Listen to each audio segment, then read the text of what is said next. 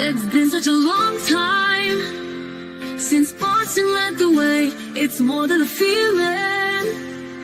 It's Mike and Tom to start the day. The heart of Massachusetts should be freedom, justice, and liberty. Freedom led pilgrims from Plymouth Bay. Salem trials had justice too late.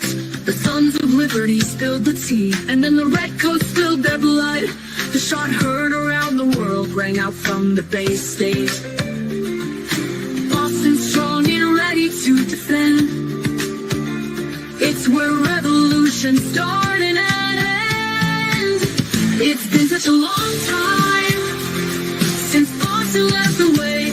It's more than a feeling. It's Mike and Tom to start the day.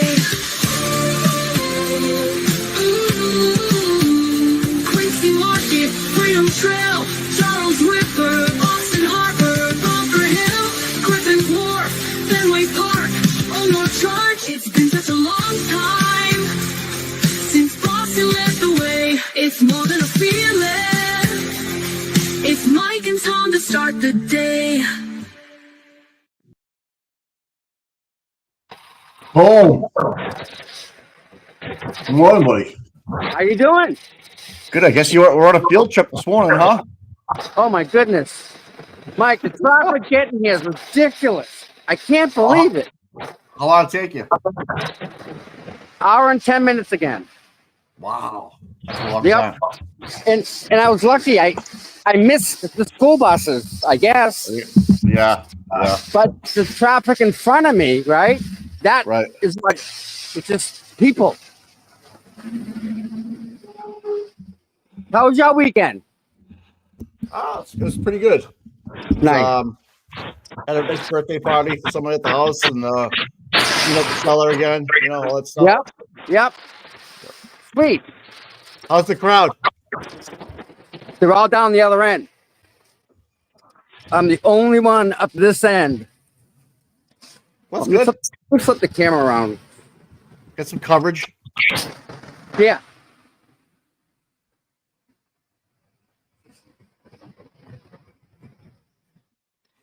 What's the weather supposed to be like? The same way all week. Is it really? We should check Yep. it out. Whatever. Well, This is it's gonna be overcast. It's gonna rain on you. Yeah. Oh shit! It is gonna be. Oh my god! What a shitty week. Yep. Wow. And I looked at it. I glanced at it Saturday. It looked decent. Sunny. But Shit! Wow! You are the only one down that side. yeah.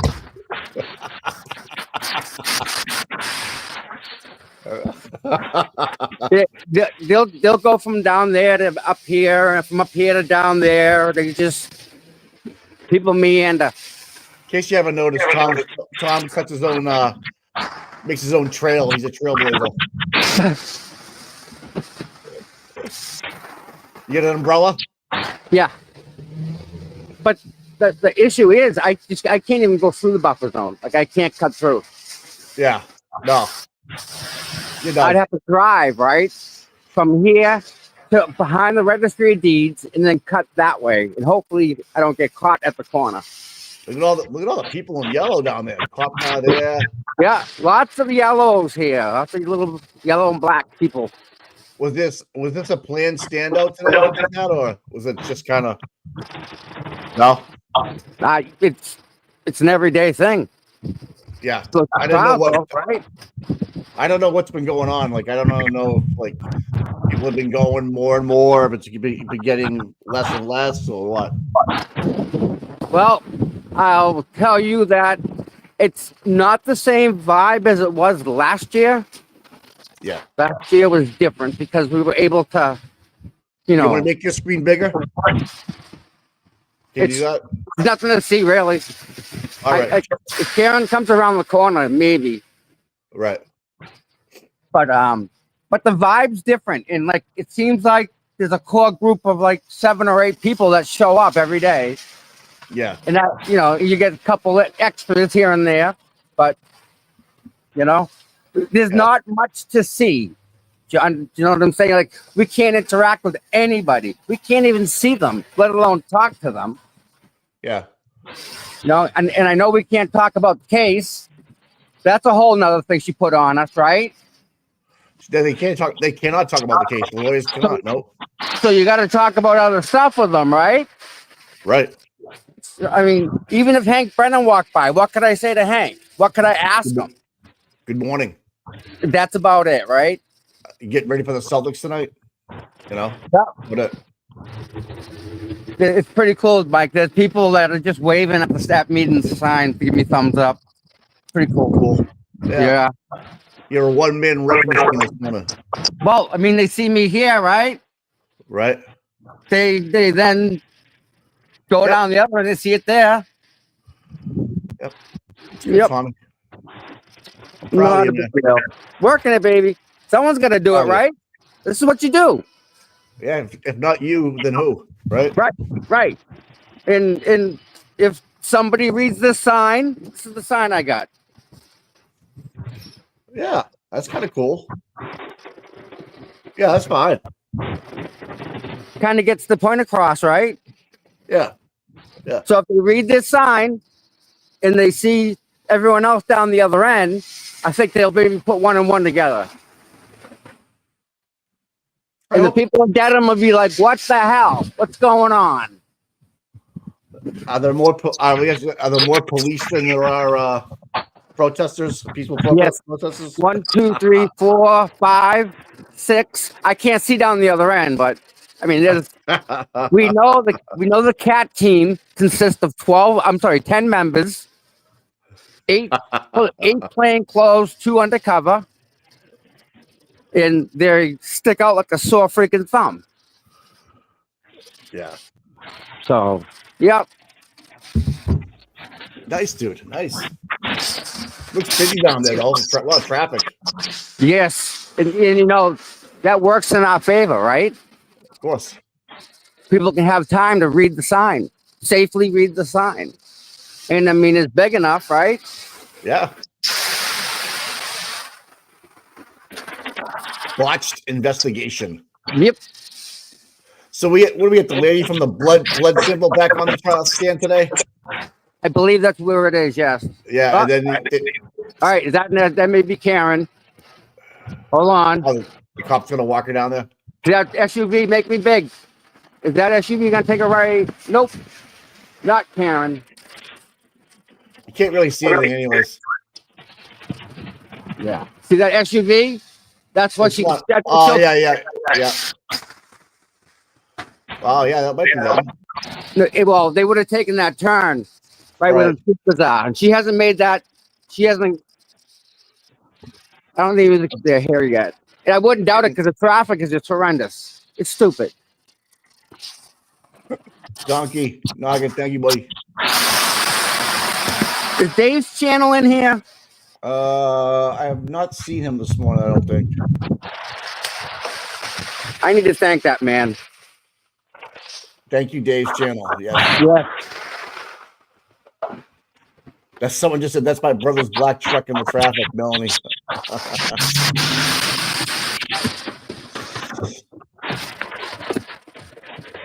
So maybe we'll get that. So anybody know what's going on with the attorney, Victor George, that was supposed to be with our team, and maybe she's just doing stuff behind the scenes? Oh, I'm sure she is.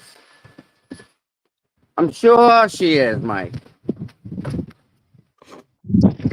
Oh, what else was there? Did you see Rendaza made a post? No, I didn't. What up? Yeah, he made a post about us, I think. I'm What's not sure going on if with somebody can pull it up, but but you know what? Ha ha ha ha. Nah. You gotta wait until 9 o'clock, and 9 o'clock I'll be able to pull it up. And at one of the breaks, I'll pull it up. I have it. I have the ability to touch my computer from here, Mikey. Oh, you'd be able to dial in? Yep. I believe so. You're a fucking nerd. I'm gonna try, baby. Because Rendaza made a great thing, a great thing. We are blessed by all blessed to have him. You know, Okay. All right. he's a fighter. That guy.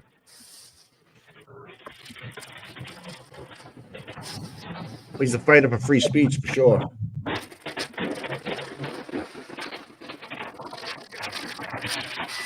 Yeah, we have court today coming on today, yeah, folks. Yep. What are you, the police scanner radio on you? Me? Yeah. No. Why you hearing a scanner? It's something, yeah.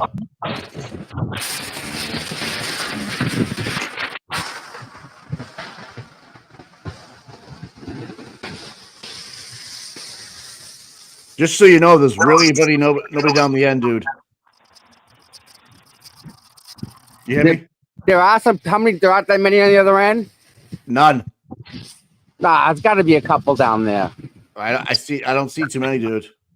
I see a couple American flags, and Scott McGinnis's truck is right there. So, Oh, all right. find Scott McGinnis, you'll find it. All right. Britt was. Yeah. You just muted yourself up, bro. There we go. Sorry. So yeah, we're pushing 1,063 people. Okay. Pretty cool. Pretty cool. Thank you, every single person that's here. Thank you. Yeah. Yeah. We appreciate everyone. Oh, by the way, if you all before anything happens, can we all just hit the like and maybe share this? If everybody shared this, we'd maybe get like 2,000 people, Mike. So Morning, Shelby. you guys can take a second and share it, like it, subscribe to it. That'll giddy up stuff. Smash it. Yeah, smash it, punch it, kick it, body slam it, whatever you want to do to it. Hi, I like your shirt. Can I see that for a second? Yeah. Mikey, that's for you. Good morning, Mikey. Yeah. What? I can't wait for her to go on the stand. If you keep walking straight, I would maybe put that sweatshirt over you. I wouldn't let. Oh shit. Turn it inside out. Turn it around or Yeah. I just don't want to see it. I don't want them to have any reason to yell at you. You get it? They And just they're like there. that. Yep. That works. Thank you. You're welcome. Hey, have a great day. He's like the mayor down there. Oh my. Oh my All god. people who walk by, right? Just for you, Mikey. Julie Nagel bagel. I love it. The bagel. I took it easy on her this weekend. I don't know. I was battling allergies, people. Oh my goodness. Who's? Allergies. My allergies are killing yeah, me. yeah. But anyways, I ain't gonna bitch. Well, Mike, this rain's gonna help, won't it? Oh yeah, big time, dude. This is all the good week this week. Yeah. Sweet. Wash it all away, baby. Oh, look at the stripe on the minivan. Oh yeah. Hey, what's up, RVA? What's up, Mickey? Looks like the A-team. Remember the A-team? Oh yes, I was wondering what that was gonna be. The A-team, baby. We're the B-team. Yes. Joey Kane, thanks for being a member for 4 months. What should I try? What the guys called? Try X Clear. All right. I will. Wow. Thank you for being a member. Whoever became a member, we really appreciate that. Yeah. Hey Shelby, good morning. Shelby. Yeah. RBA in the house. Who just did that? Kristen Fernando sent me money. Oh my God. Thank you, Kristen.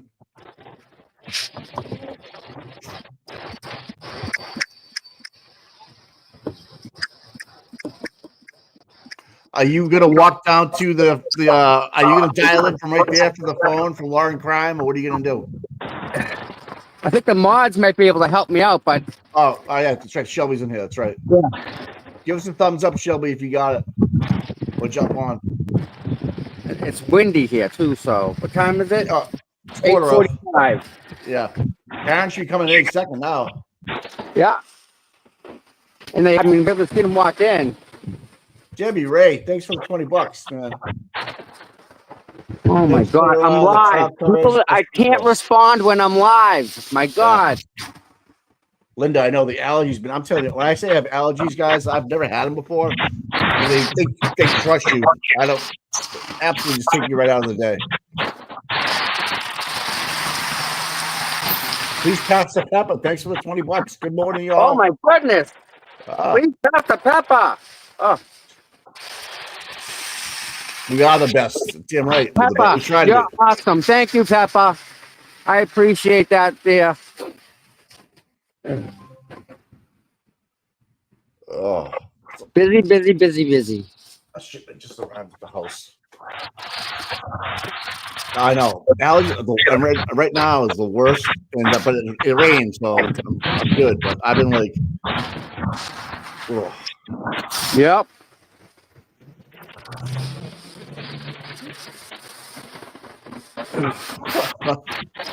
Where's Karen? Where are you, lady?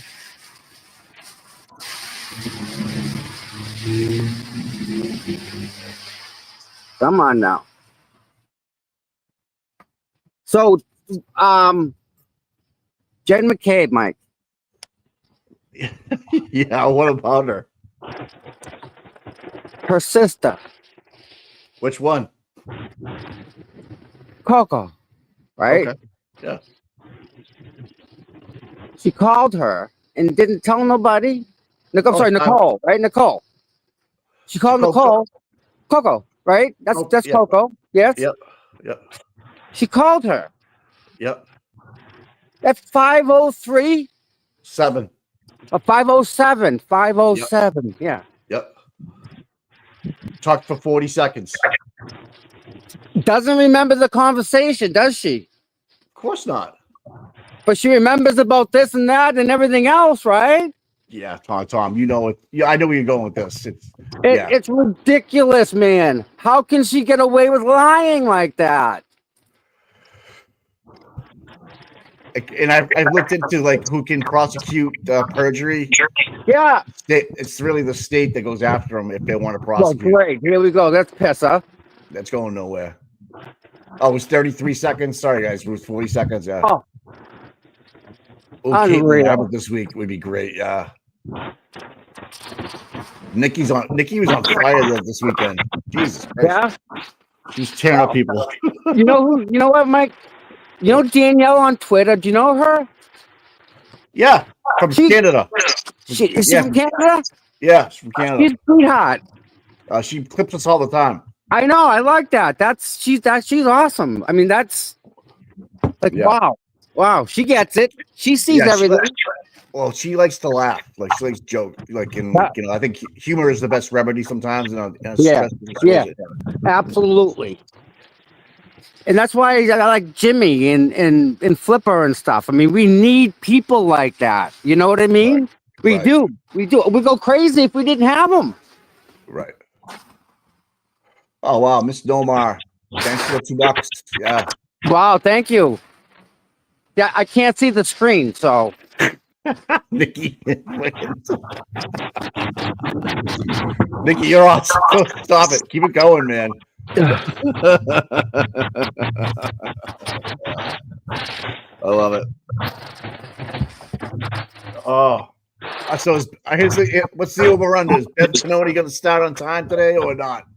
yeah. Yes or no? How about full day or not, right? Oh, she's gonna go to like 3:30, and I don't think she starts in line 15 today. Mondays are tough for her. Do we have any idea of the schedule this week for court? Is it every day again? Yeah, it is a full week. Yeah. Well, Yes, someone put together a great schedule of the month and like who's been called already and put them in their days really? and stuff. Oh, Yeah, I gotta find. send me that. I'll throw that up on the screen in a little bit. All right, I gotta find it, but I have it. Sweet. That's pretty cool. Yeah, so it has all the witnesses. Yeah. On the month, and then what day they were called. So you can almost do like a bingo card. Nice.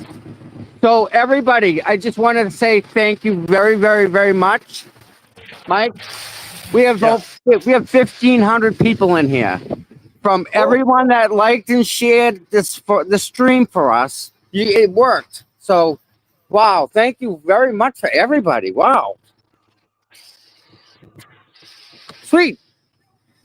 So, uh-oh. Why is he yelling at the car?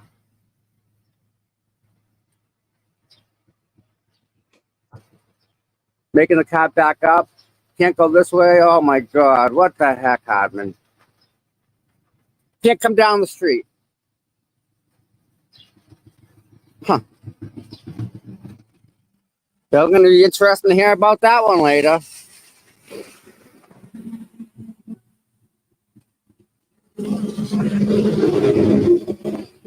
Up. There you go. There you go. There you go. There you go. What's the matter? That's her. Full screen me. I don't know who's doing it.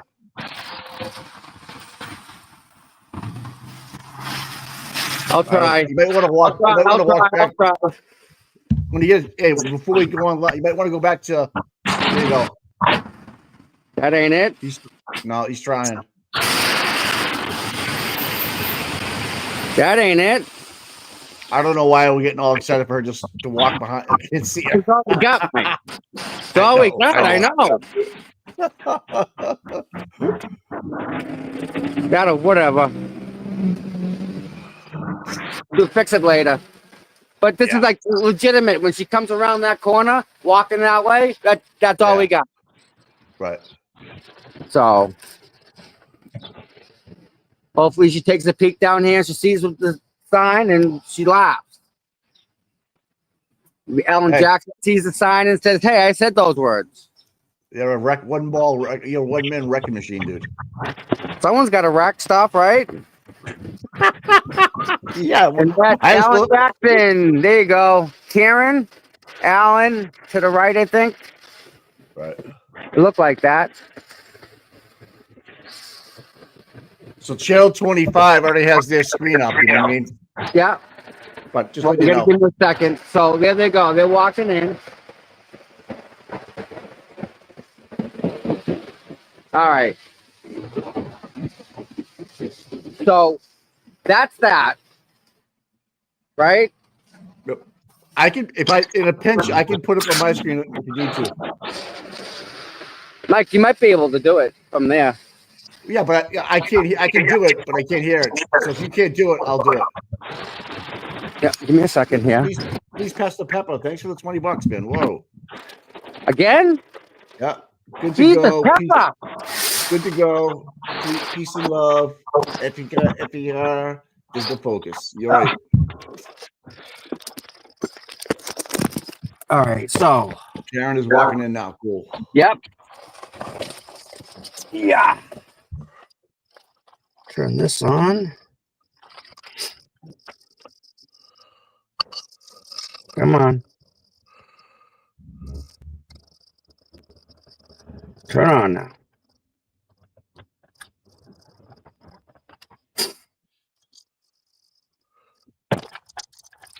Come on. Thanks, Nikki, for sharing the stream. I love it.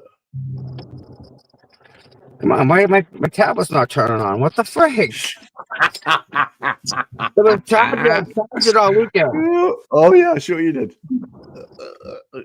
Here we go. Tommy two phones. No. Oh, I love it.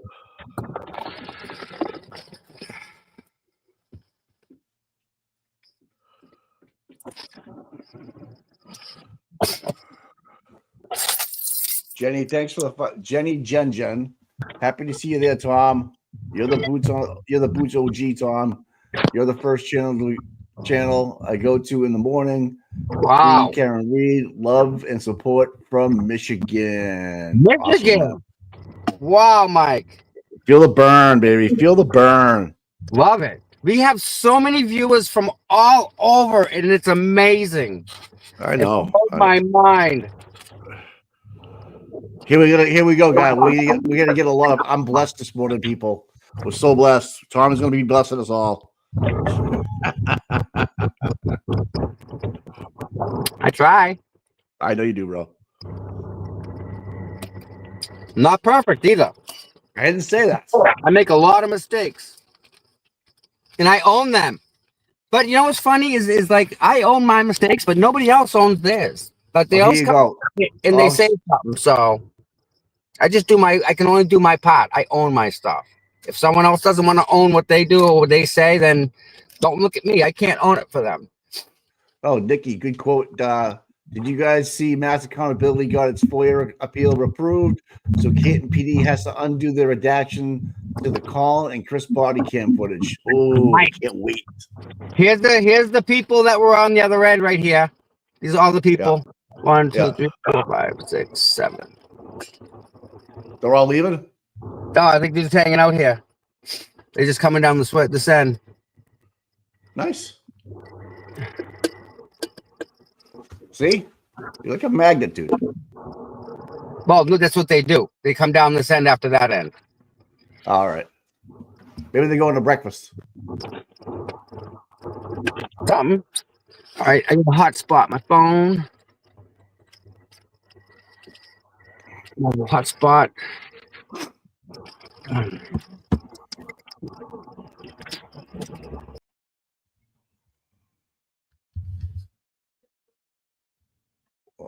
And crab.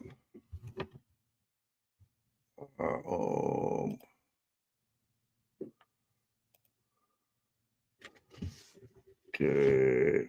Thanks. Okay. Man, leave that alone.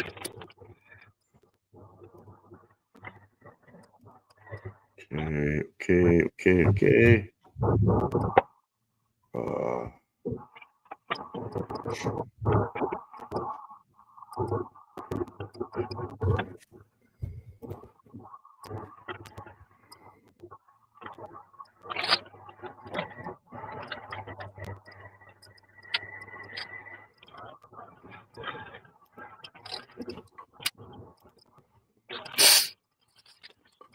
Can you see the trial? What do you mean?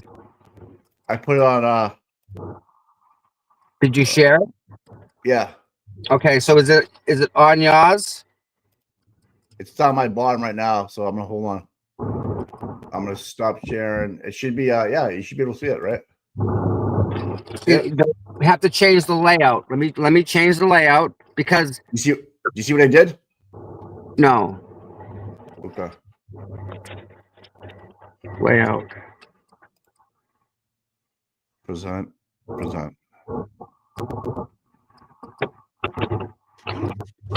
Now try and present.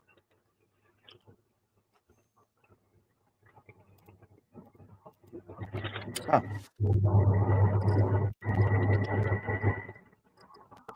Why is it doing that?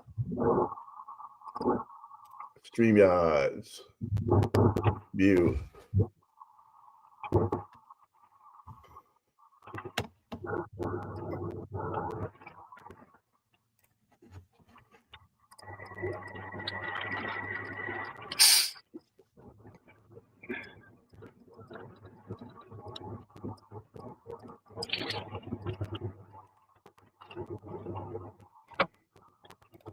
So StreamYard Studio, I'm gonna go to present. Yep. Share screen, video file, share screen. Yeah. Okay. Go to this one right here. Share on the blue. There you go. Is it up? Negative. Why? Is it on your screen? Yeah, it says sharing tab to StreamYard. Oh, okay. Why is it doing it? You're clicking on the page, so it's highlighted, right? And then you're hitting share. Present.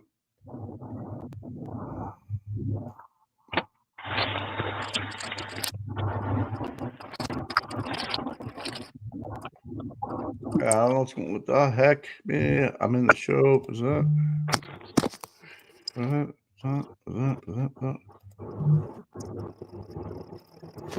Yeah, I can't highlight it. Why can't I highlight it? This one.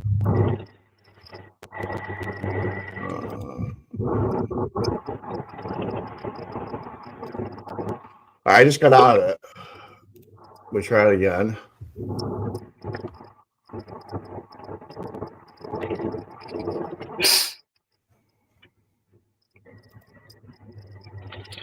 Fuck.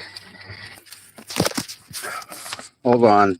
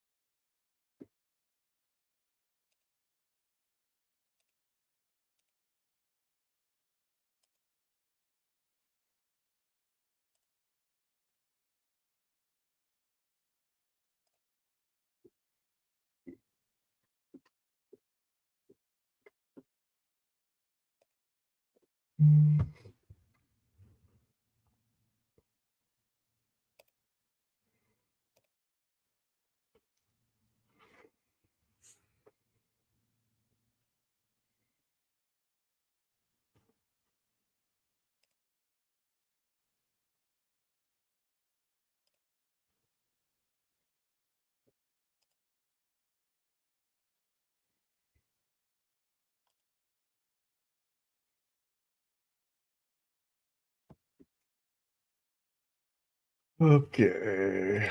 I want to present, share screen, take content view screen.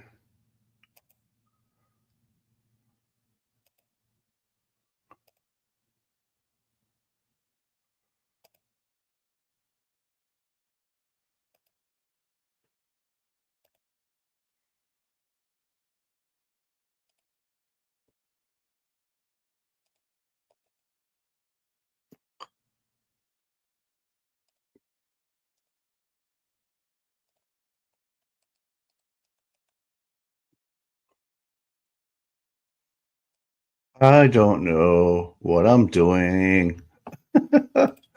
This is, it should be 2 clicks, and it really, I think the availability that I have, it just doesn't make me work. It doesn't let me work.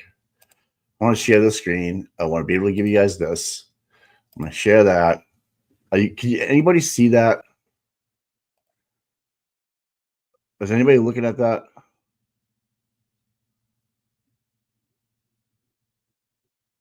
I see someone, yeah. Tom is frozen. Tom says to me every day, "Hey, I got this new way. We're gonna figure it out." I'm like, "Okay." See, this is what I'm looking at. Like, and I don't know what, I don't. Oh, here we go. Was that me or is that somebody else? Nikki, hang in there.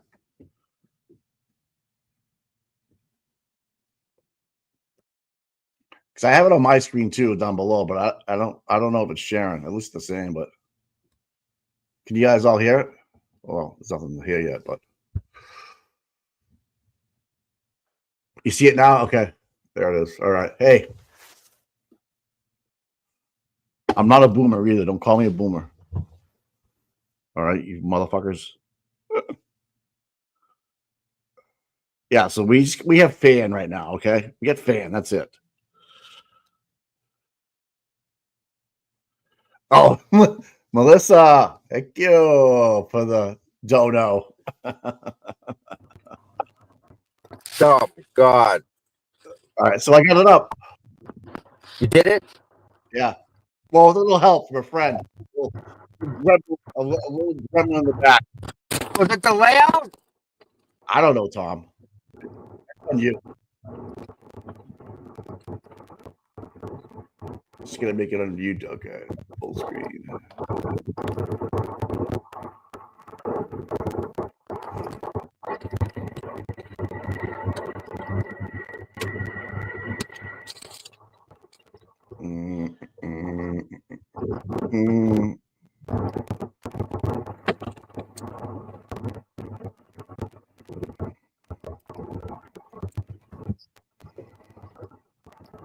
She just went to the fucking cop and said something about how I'm parked. What the fuck is her problem? Because you parked in 2 spaces, dude. Okay, so there's a cone in between us. Okay. So they can't come knock on my door. Who's they? The person who put the cone in the street to try to save a park spot. Just be a gentleman. Yes, sir. Well, I got it up on the screen. Huh? I have it up on the screen. I know that's badass, bud. That fan. Oh, someone help me though. Oh, the fan's moving. Fan. Yeah. How famous is that fan? Oh, it's pretty fan. It's got a lot of fans. All the other fans in the world are jealous.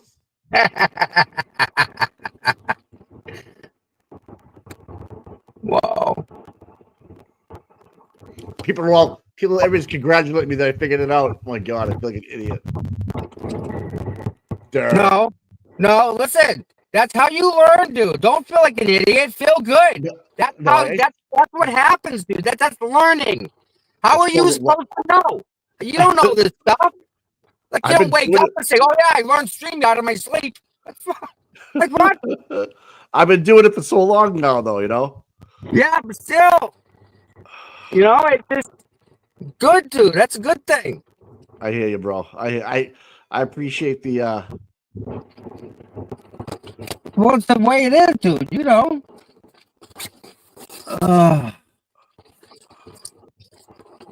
Interesting day today. Are you going to have breakfast? Are you going? What are you going to do? You going to go home? Or what are you doing? Oh, we got caught. Can you hear it? 9:07. Why don't I see Council Sidebar? Huh? Oh, 9 o'clock. 9:07. I want it. Yep. Sidebar to rip. Off the rip.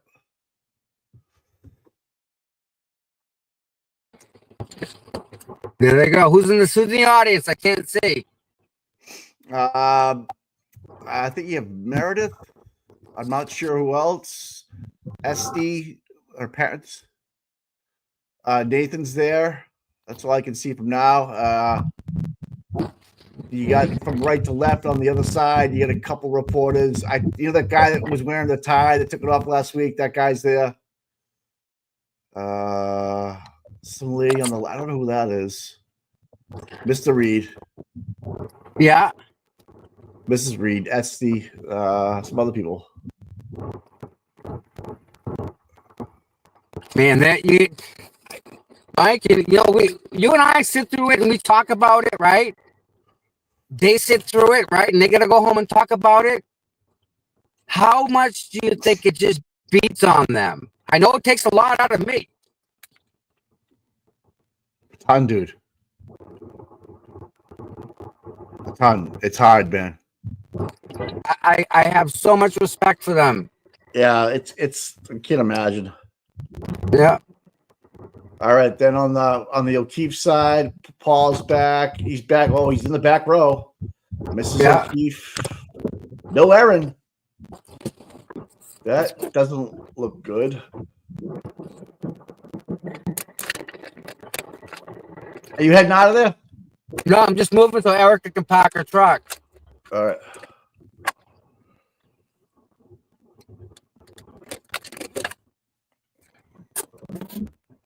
A lot of ice cream trucks in Canton yesterday. Were they? Oh, tons. Was the bell playing? Oh yeah.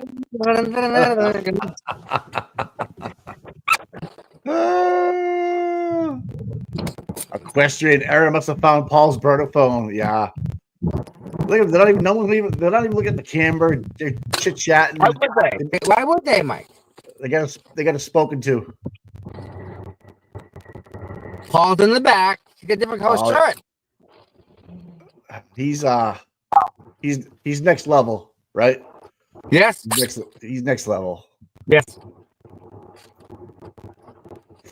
Like, I don't, people show grief in a lot of different ways. People go off the deep end. People go invert. They don't go out. Yeah. It's tough to say. It's tough to judge somebody that's going through this because I've never gone through something like this. You know what I'm saying? Mike, it's that whole grieving process. They actually have different stages. I mean, it's normal. Right. I agree with you. I just don't it's hard to know what he's actually feeling. So, I cut him some slack. I see that guy right behind you right there in the red thing there. I don't know what his name is, but he's right over Paul's shoulder there. There's nobody there there's nobody in the reporters section. It's 2 guys and 3 girls.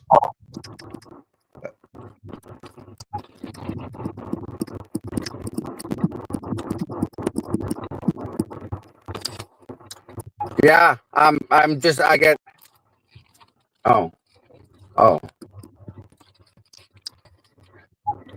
Okay. Jess Machado there? Yeah, this is Jess. Yeah, she got her hair up. Okay. Okay, that's Jess. She won a big award over the weekend for journalism. Yeah. Oh, that's Sue O'Connell in the red sweater? I thought it was a guy. Sorry. I thought it was a guy. Shit. Sorry. Is that who that was? Yeah. Couldn't tell. She had big shots. It looked like the Channel Yes. 5 guy. The reporter from Channel 5. That's what it looked like. What's it? Bieniek, whatever his name is. I'm not Buchanan. gonna. I don't like Channel 5. Channel 5 and Channel 4. Hold on. I hate mainstream media. Oh, it's Mr. Sue O'Connell. That's right. I apologize again. I get that wrong every day. I don't know what it is, but I just get it wrong. I think you're right, Tom. I think she's submitting under 3 or 4 different newspapers. And Peggy's got look at Peggy's feet. Peggy's got some goddamn flip-flops on. Oh no. Right. Can we zoom in on those toes? No. Oh, that's not Peggy. That's somebody else next to her. Okay. Even the defense team switched up seats. You got Yep. Oh, wow. I like All right, Liza at the end. I like her there. Like the anchor. Still no volume yet. Oh yeah, we should have volume. Can you guys hear it? That I hear it, but that's on their end if it's off. No, it's on. Yep. No, do you hear the court? Mm-hmm. Yep. Just make sure the volume's up on the YouTube channel itself, like on that stream itself. I have it all the way up. Yep. Right. And that's all we can do, bud. Yep. Great.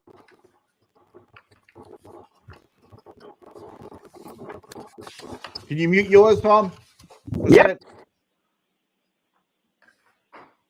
Yeah, all right, it's on. I think. No, I don't. Do you guys hear it? Fuck. It's good, bud. Bud, it's good. Really? I again, I'm just on the other end of it. I can't hear it. But I'm gonna go to. If you turn your cell phone on, can you hear? Yeah, I'll do that. Yeah, I'll do it that way. I'm Mute good. the mic. Yep. You're gonna mute yourself, bro. Yep. All right.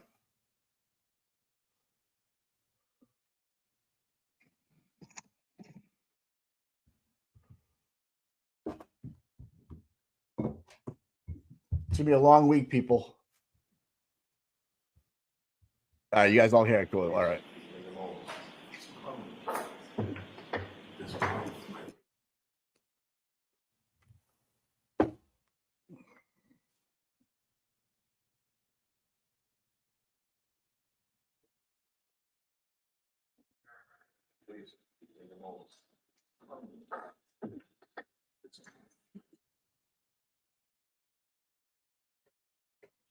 Oh, this Victoria George. Now she's doing the tiny desk. Okay.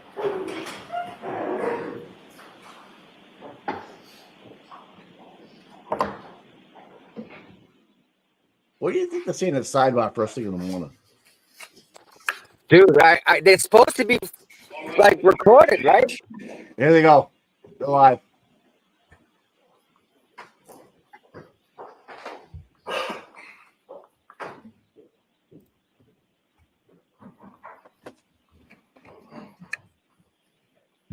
Yeah, how many closets? That's what I was thinking. How many closets you had last night? Mark Cunningham. Hear ye, hear ye, hear ye. All persons having anything to do before the Honorable Beverly Canoni, the Justice of the Superior Court, holding in Equestrian. within and far the Good county of point there. Norfolk. Draw near, give your attendance, and you shall be heard. God save the Commonwealth of Massachusetts. This court is in session. Please be seated. Hear ye, hear ye. All persons having anything to do before the honorable. Right. Good morning again, Council. Justice of the Good morning, Superior Ms. Court. Reed. Good morning, juries. I have to ask you those. Mike, do you have two of those running? Are you all able to follow my instructions and refrain from? I just discussing muted this it. Case with anyone since we left here on. Awesome. Everyone said yes or nodded affirmatively. Were you also able to follow the instruction and refrain from doing any independent research or investigation into this case? Yes. Everyone said yes or nodded affirmatively. Did anyone happen to see, hear, or read anything about this case since we left here on Friday? No. Everyone said no or shook their heads. Thank you very much. All right, Mr. Brennan, your next witness, please. I understood that the defense informed they were still on cross-examination. I'm sorry. I got nervous. Okay. I thought that we were done with that witness. No, I had said to cut me off so that we could end early, but no, I have more. Okay, I didn't know that. I'm glad Mr. Brennan knew that. All right, come back in, Ms. Knowles, please.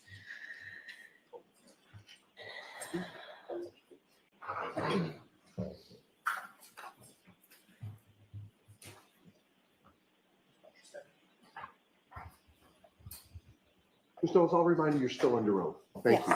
Thank you. All right, Ms. Giannetti.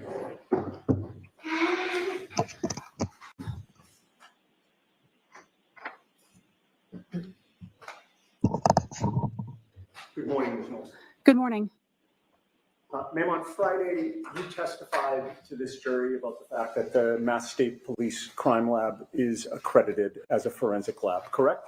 Yes, I did. And you discussed the fact that as a forensic chemist 4, you help to ensure compliance with the lab's administrative policies, quality assurance and control requirements, and making sure that you're complying with accreditation standards, correct? Yes, that's one of my job duties and responsibilities. You also acknowledge that in contrast to the accreditation standards of your forensic lab, the standards of a hospital lab may be different, correct? I have no direct knowledge of what the standards at a hospital are, and so I can't say whether they're the same or if they're different. I'm just unfamiliar with them. And you're unfamiliar with the standards at Good Samaritan Hospital, correct?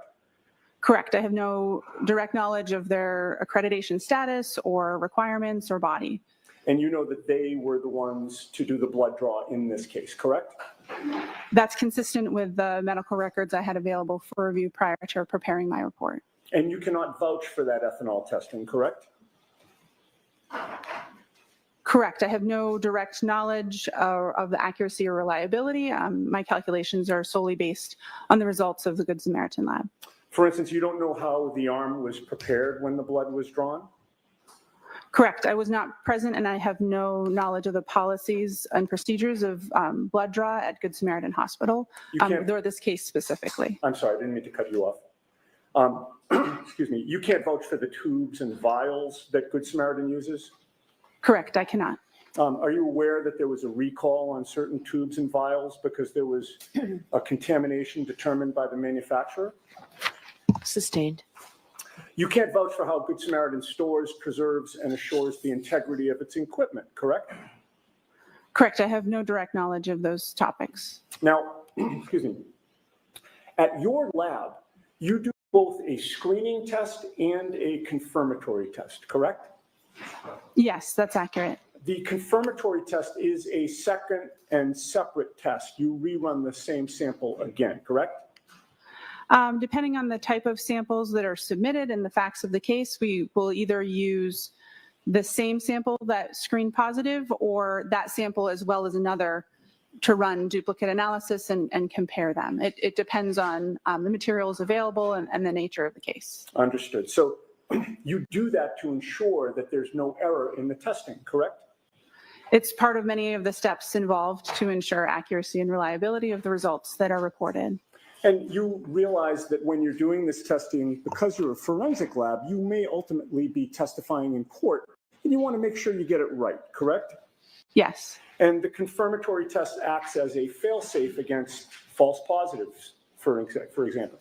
Correct. The screening and the confirmatory test are typically using different methodologies or different techniques to ensure that a false positive under one technique would not have similar issues with the confirmatory technique. Okay. In this case, your lab did not do any confirmatory testing, correct? My lab did not have samples submitted for this individual to perform testing on. You know of no confirmatory testing that was done by Good Samaritan, correct? I don't know what their policies and procedures are, and if the results on the report were the results of confirmatory testing or otherwise. You just had to assume the accuracy of the testing that they did do, correct? I used the results that were reported on the medical records provided to perform calculations. And you cannot testify that the testing done at Good Samaritan meets your accreditation standards, correct? Correct. Now, your lab does whole blood testing, does it not? If whole blood is submitted for a case, then we will test whole blood. If serum or plasma is the only available sample appropriate for testing, then we will proceed with testing on serum or plasma. Whole blood testing leads to more accurate readings of the percentage of alcohol in somebody's blood, correct? Correct. If you would like to know the percentage of alcohol in someone's blood, the best sample to test would be their blood.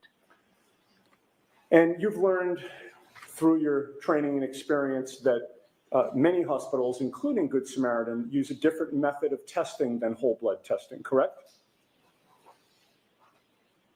Yes. Good Samaritan uses serum or plasma testing as opposed to whole blood testing. I'm not familiar with their specific technique or methodology. I haven't undergone training for their methods, but it is my understanding that this type of sample used for their method is serum or plasma. Now, whole blood includes plasma, but it also includes white blood cells, platelets, and red blood cells, correct? Correct. Typically, we describe serum or plasma as the liquid portion of blood, and the other cellular components that you described typically are removed or separated before testing. Plasma has a higher water content than red blood cells, white blood cells, or platelets, right? Yes, it is. Alcohol is highly soluble in water, is it not? Yes. So alcohol has a better affinity with water. Is that fair to say? Yes. That means that alcohol prefers to distribute into the more watery components of blood, correct? Yes, that's accurate. And that also means that alcohol is found in higher concentrations in serum and plasma testing than in whole blood testing, correct? That's correct. That difference in water content is the basis of the serum conversion that I described on Friday. Okay. So a lab like Good Samaritans, that in this case did serum or plasma testing, will therefore provide results of blood alcohol concentration that are higher than what the true blood alcohol concentrations are, correct? The serum alcohol or plasma alcohol concentrations that they report on their medical records would be higher than the corresponding blood alcohol concentration. That's correct. So to translate the Good Samaritan results into a more accurate reading of blood alcohol content, you need to convert the serum and plasma results to what those results would be in whole blood testing, correct? I'll allow it. Can you answer it as stated? Yes. The accuracy of the value isn't changed by the reading. It's a different value. It's a serum or plasma alcohol concentration versus an estimated blood alcohol concentration. So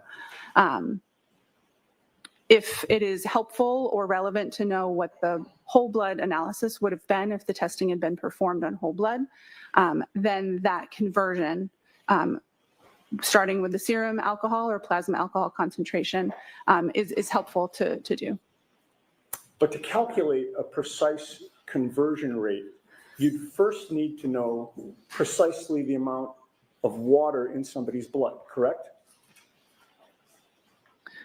The range of serum factors or serum conversion factors that are used in the preparation of my report and the calculations that I performed accounts for total body water variation from individual to individual.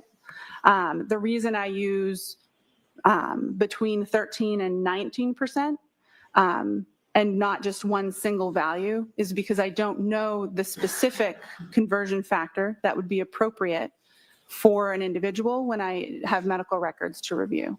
I think that was a long way of saying yes to my question, right? My question was to calculate a precise conversion rate for somebody, you'd first need to precisely know the amount of water in that person's blood, correct? Sustained. Ask it differently, Mr. Unity. Is it scientifically possible to predict with accuracy a precise conversion rate for one individual person? Yes. Everybody has a different amount of water in his or her blood, correct? There is a normal variation between individuals. I'm sorry, I'm going to do my best to ask yes or no questions, and then if there's an explanation, Mr. Lally can stand up afterward and have you explain, but So this will go no- more quickly. No comments, just go ahead and ask a question. Mr. Sure. Unity. Everybody has a different amount of water in his or her blood, correct? Yes. And there are a number of factors that influence the amount of water in somebody's blood, correct? Yes. What is hematocrit? I don't know. Hematocrit is the percentage of red blood cells in whole blood cells. Do you know that? Sustained. Are you aware that individual hematocrit can vary and that it affects the water content in blood? Sustained. Would somebody's age be a factor in determining the amount of water in their blood? Sustained. I don't know. Could somebody's gender affect the amount of water in their blood? Yes. Could when somebody had eaten and what somebody had eaten Gennady, before the belt blood to was ass. drawn Let's affect go. the amount of water in their blood?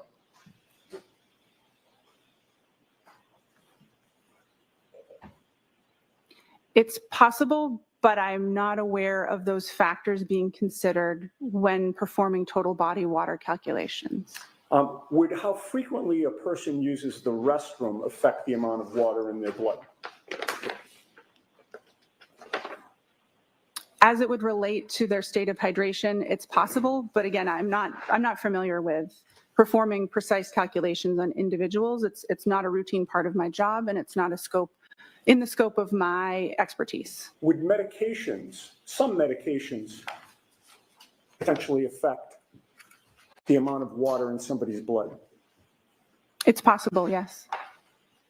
And conversion factors vary significantly between individuals, but they can also vary within the same individual over time, can they not? I believe so, yes. And all of the factors that we've discussed that you've adopted can impact the conversion factor that is used, correct? Yes. And there is no one universally agreed upon conversion factor, correct? Correct. There is a range that is agreed upon, but not a singular conversion factor. Right, and the range that you used was 1.13 to 1.19, correct? Yes. You recognize, however, that with all the factors affecting the amount of water in somebody's blood from person to person, and even within one person over time, some people can fall outside the range that you used, correct? Yes. And you recognize that some studies have shown a conversion rate from serum to whole blood can be higher than 1.19, correct? Yes. Are you aware of a study by Rainey, R-A-I-N-E-Y, reporting conversion rates as high as 1.59? Yes.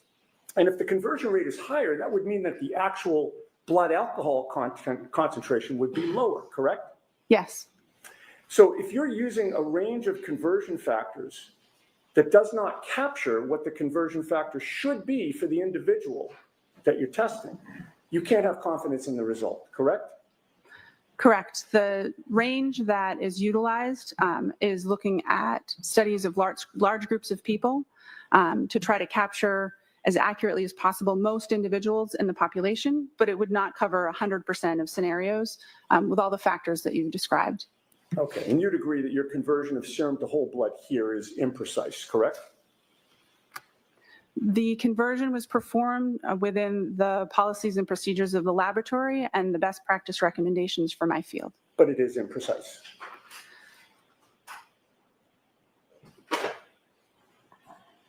Can you repeat the question?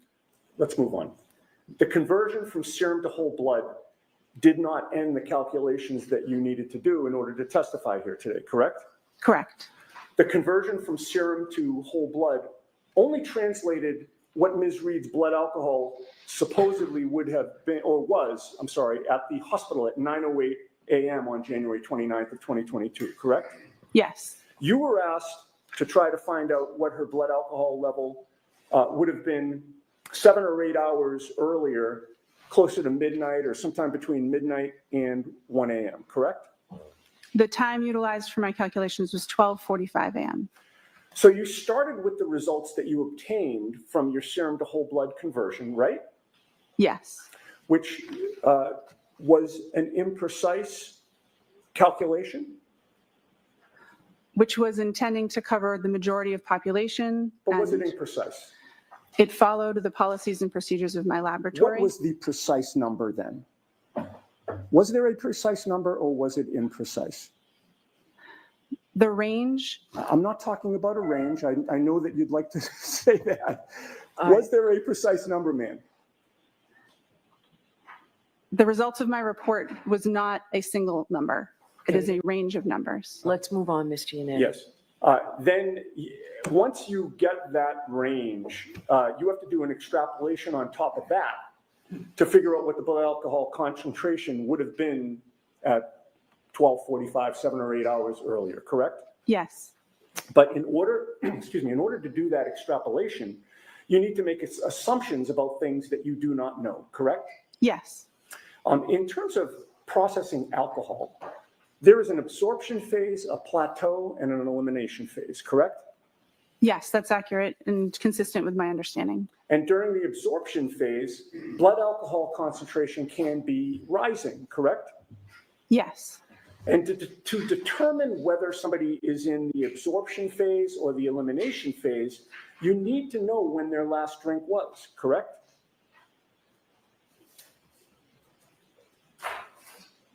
Yes, if you're performing that type of calculation, or if you're trying to determine if they've reached their maximum, that would be helpful information to have.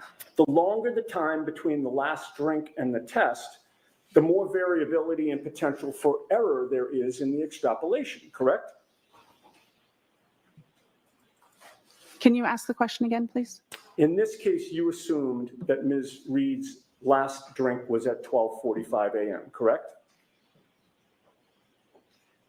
No, the calculation assumes for the maximum calculation that no alcohol had been consumed between 1.5 and 2 hours prior to that time interval start at 12:45 a.m. Okay, and the test wasn't until 9:08 a.m.? Yes, The range that you came up with was 0.14 to 0.28%, correct? yes, 0.14 to 0.28 grams percent. And that was a very wide range, was it not? It certainly is. 0.28 is double 0.14? Yep. And that range is so wide because there are a lot of unknowns about the way each person individually processes alcohol, correct? There's a lot of interpersonal differences. That's correct. There are a lot of different factors that would impact somebody's blood alcohol content, correct? Yes. What somebody had to eat can impact their blood alcohol concentration, correct? The contents of their stomach or what they had eaten recently does not impact the rates of elimination that I use for my calculation, but it can factor into the absorption part of the curve and can impact that maximum amount that's reached. Okay. Their body weight can impact their blood alcohol concentration, correct?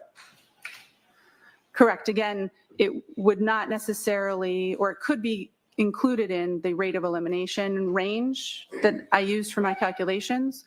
The person's body weight has more to do with, again, the absorption, the maximum concentration, the first parts of the curve, and not the elimination portion that we're discussing when we're doing retrograde extrapolation. And the first word of your answer was correct, right? Yes, A person's metabolic rate can impact their blood alcohol concentration because different people metabolize alcohol at different rates, correct? yes. In addition, regarding the timing of the last drink, you were not with Ms. Reed on the late evening of January 28th or the early morning of January 29th of 2022, correct? Correct. I I was think not. there's some reasonable doubt going on here. Personal For sure. knowledge of when Ms. Reed had her last drink, correct?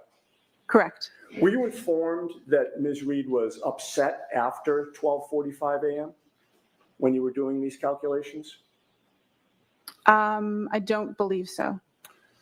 Did you know, were you informed that she went to John O'Keefe's house in Canton and was the only adult in the house at that time after 12:45? Sustained. Are you aware of what type of alcohol John O'Keefe had available in his house at that time? Sustained. Were you aware that she was waiting for John O'Keefe to come home, but he never did? Sustained. Do you have any personal knowledge of whether Ms. Reed poured herself a drink during the hours of 12:45 a.m. and 6 a.m. on January 29th of 2022? No, I do not. And do you know whether she had more than one drink during those hours? No, I do not. Assume that Ms. Reed did have something alcoholic to drink after 12:45 a.m. Would that affect your assumptions about whether she was in the absorption or the... All he needed to prove right there, folks. Honestly. Yes, it would. And if she did have something to drink after 12:45 a.m., what would that do to your calculations? The foundation of my calculations would be incorrect. I would need to perform different calculations or factor in the information as it would become available and issue a different report. Okay. So if your assumption of when she had her last drink was incorrect, you would not have confidence that your conclusions about which you testified Friday and today are accurate, correct? Correct. There is some parts of the calculation that are intended to accommodate for unknown drinking history, but with a over 8 hour time span between... Confidence that your conclusions about which you testified Friday and today are accurate, correct? Correct. There is some parts of the calculation that are intended to accommodate for unknown drinking history, but with a over 8 hour time span between the time of interest and the time that the blood sample was collected, that adjustment in the calculation intending to avoid overshooting the blood alcohol concentration may or may not be enough. And if new, more accurate information was available, then I would need to incorporate that in the discussion and calculations. Right. So in answer to my question, if your assumption about when the last drink was consumed was incorrect, you would not have confidence that your conclusions are accurate today. Correct. Now, were you ever asked to determine the blood alcohol level of Brian Albert? No. Were you ever asked to determine the blood alcohol level of Brian Higgins? Sustained. Were you asked to determine the blood alcohol level of anyone except for Karen Reed in this case? I'll allow that. To the best of my knowledge, my only involvement with this case in my unit was the request to perform these calculations on this individual. Thank you. All right, Mr. Lally.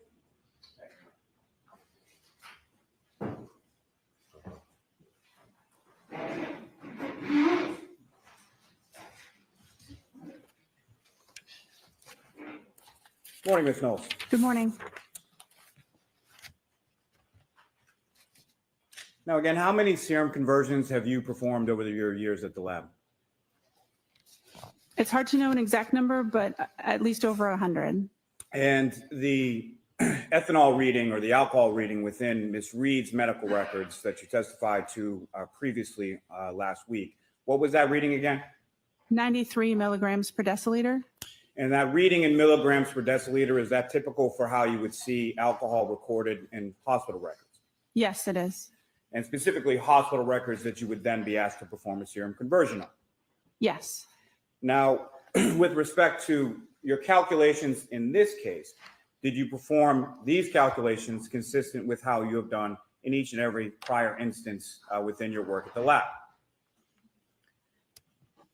Yes, the serum conversion factors have been adjusted since I first started doing these, but the same type of math, the approved conversion factors that are published in our protocols with each one that I did. Now, what is the difference between whole blood and serum? Whole blood is blood as we think of it, with both the liquid and the cellular components as it exists in our bodies. Serum is the liquid portion of blood after those cellular components have been removed. And how does the difference between them impact your testing or your calculations? Because of the different water content in whole blood versus serum, that means that if we would like to compare a serum alcohol concentration and a whole blood alcohol concentration, that we have to apply a conversion factor to be able to compare those two. The serum alcohol concentration is always higher than the whole blood alcohol concentration. And that difference, is that accounted for within the calculations or the conversion factors that you utilize? Yes. And how so? The conversion factors, by dividing by 1.13 and 1.19, can adjust for the difference between the water content and therefore the serum and whole blood ratio that's observed in studies. And that change in conversion factors, does that benefit the defendant in this case? Objection. I'll allow it, or ask it differently, Mr. Sure. Malone. The change in conversion factors recently implemented in your lab and your protocols, who does that benefit?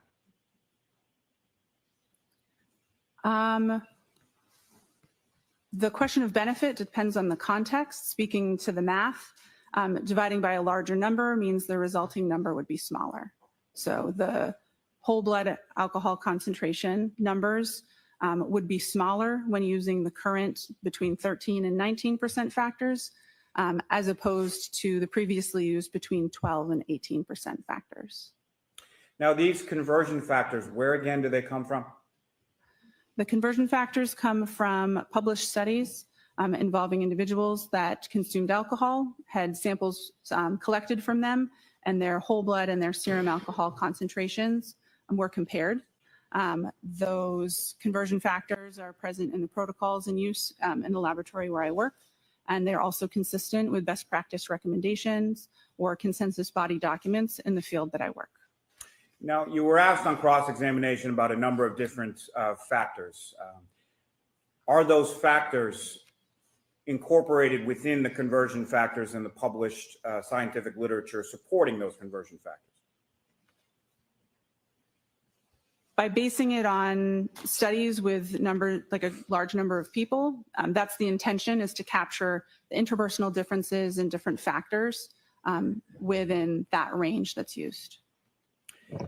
Now, if you know, how much in the elimination phase, as far as bladders are concerned, how much loss of alcohol is concerned in the elimination phase with reference to bladder loss?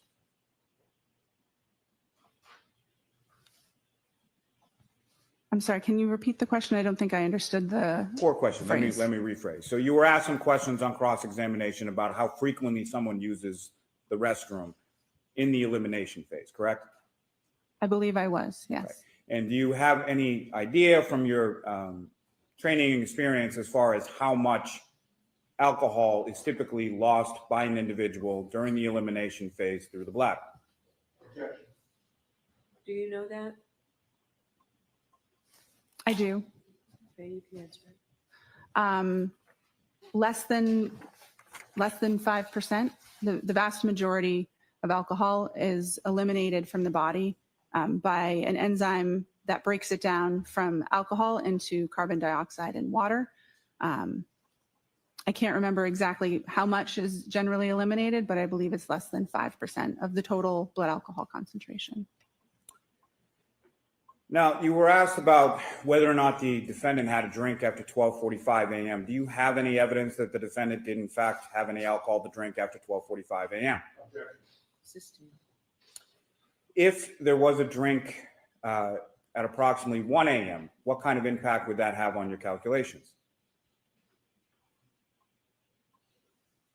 It would depend on how much had been consumed. If any alcohol had been consumed, then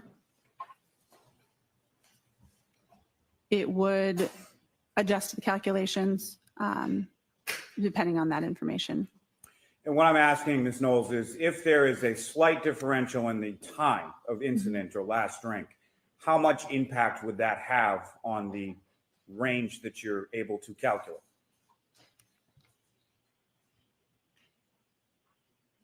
I'm not sure. Now, you testified as far as the range being on the retrograde analysis being between a 0.14 and a 0.28. Even Lally's confused. Aware what the legal limit is in Massachusetts? I'm going to sustain that, actually. Why is there such a varying range? Because there's such variation between individuals with their rates of elimination, the calculation used both a sort of extreme low and extreme high rate of elimination. Because we don't know the individual's rate of elimination, that range is intentionally wide to ensure that the actual blood alcohol concentration lies somewhere between it. It's intending to account for a lot of the factors that we've been discussing. It's intentionally a wide range because there are so many unknown factors, and it was so much time that had elapsed between the time of interest and the time of collection. And based on your calculations, as far as the 93 milligrams per deciliter, what does that convert to as far as the blood alcohol concentration for the defendant at 9:08 a.m. on January 29th?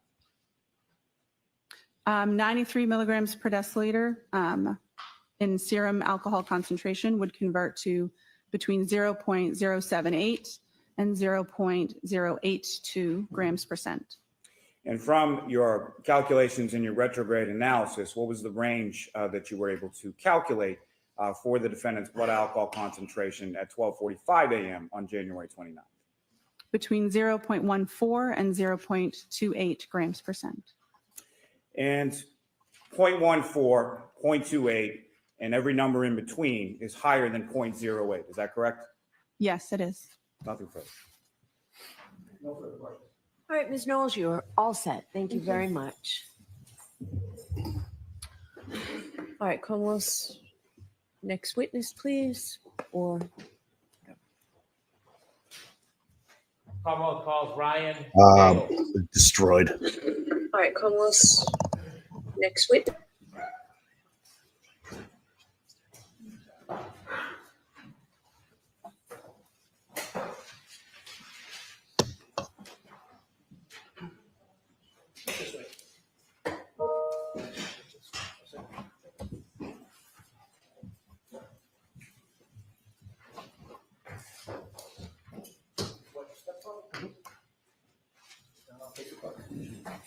You raise your right hand. Do you solemnly swear the evidence given to the court and jury in the case now and hearing the truth, the whole truth, and nothing but the truth, so help you God? Thank you for this thing. Speaking of drinking, a Nagel has entered the chat Please post. introduce yourself to the jury. My name is Ryan Nagel. How old are you? I'm 32 years old. What area of the city or the state do you live in? I live in Canton, Massachusetts. How long have you lived in Canton for? 32 years, my whole life. You still live in Canton? Yes, I do. Do you work in the area? I work in the city. What do you do generally? I do HVAC. Do you have any sisters? I do. I have one. What's her name? Juliana. Is she older or younger than you? She is younger. I want you to take us back to January 29th, 2022. That evening on the 28th, leading into the 29th, do you remember where you were? Yes, I do. Where were you? I was in a vehicle. Okay. Before you were in the vehicle, were you out earlier that night on the 28th? Yes, sir. I was at CF McCarthy's. What's CF McCarthy's? It is a local restaurant / pub in the Who- center of Canton. Who were you at CF McCarthy's with? My sister at the time, and then my friend Ricky and my ex-girlfriend Heather. What were you doing at CF McCarthy's? Just enjoying a night, having a few drinks. When you said have a few drinks, did you have a few drinks? I did, yes. Do you remember how many drinks you had? Not off the top of my head. Do you remember whether the drinks you had, the alcohol drinks that you had, it affected your ability at all? Were you impaired in any way? I wouldn't say impaired, but I only drank beer. Okay. Do you feel like you had any type of effect from the alcohol? I may have. Were you driving? No, I was not, sir. Do you remember the times that you were at McCarthy? Probably 8, 9 o'clock. What time did you leave? Probably right before midnight. When you left McCarthy's right before midnight, did you have a plan that you were going to do something? No, I did not. Tell us, after you leave McCarthy's, where do you go? I was going to go home, but my sister Julie texted me to be picked up. When you were going to go home, tell us, when you leave McCarthy's, what kind of vehicle were you in? I was in my friend Ricky's Ford pickup truck. Who was driving? Ricky. Was anybody else with you too? My ex-girlfriend Heather. Heather. You know Heather's last name? Maxon. Was she in the front or the back of the truck? She was in the back seat.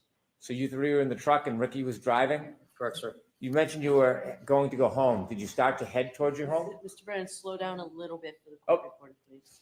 Pardon me. You mentioned you were going to go home. Did you start heading towards your house? Yes. Do you remember what time you got the text from your sister? Around midnight. I can't remember that far back. You don't have a firm memory of it? No, I do not, sir. After you received the text from your sister, did your plan change? Yes. And what was the plan after you received the text from your sister? To go pick her up. Did you know where she was? Yes, I did. Where was she? She was at her friend Brian's house. Did you know the address? Not off the top of my head, but I knew the street. Did you know the house? Yes. Did you know her friend Brian? Yes, I did. What is his last name? Albert. Is he a senior or a junior? He's a junior. About how old is he? I think 27, 28 years old. Were you friends with Brian Albert Jr.? Just through my sister. Had you ever been to that house before inside the house? No, I have not, sir. Do you have any other purpose of going to that address other than to pick up your sister? No, sir. How long did it take you after you left to redirect and get to that address? Probably roughly 5 to 7 minutes. Do you know what time specifically you arrived at that address? Probably a little before 12:30. Is that a general guess? Yes. Did you look at your watch and note the time, or is this an No. estimate? Just an estimate, sir. The estimate is you arrived around 12:30? Correct. When you approach the house, before you approach the house, is there a road that intersects Fairview? Yes. And what's the name of that road? Can you actually, give me a second. I can't think of the name. Okay. Are you right now? Are you familiar with any roads in that area? Yes, sir. Are you familiar with the road Cedar Crest? Yes, sir. Had you driven on Cedar Crest before? Yes, I have. If you're driving on Cedar Crest, can you loop around like a circle on that road? Yes. At some point, do the two parts of that circle intersect with another road? I believe so. Is Fairview, from your knowledge, attached to Cedar Crest Road? Yes. As you were traveling, did you travel on Cedar Crest before you got to Fairview? Yes. Okay, I want to ask you some questions about right before you turn on, or Ricky turns on to Fairview. As you're driving down Cedar Crest, before you turn on to Fairview, did you see anything? I saw a vehicle coming at us. Not directly at us, but obviously traveling on the other side of the road. And where was that vehicle traveling towards? Us, and then they put their blinker on to take a right. For And them to take a right.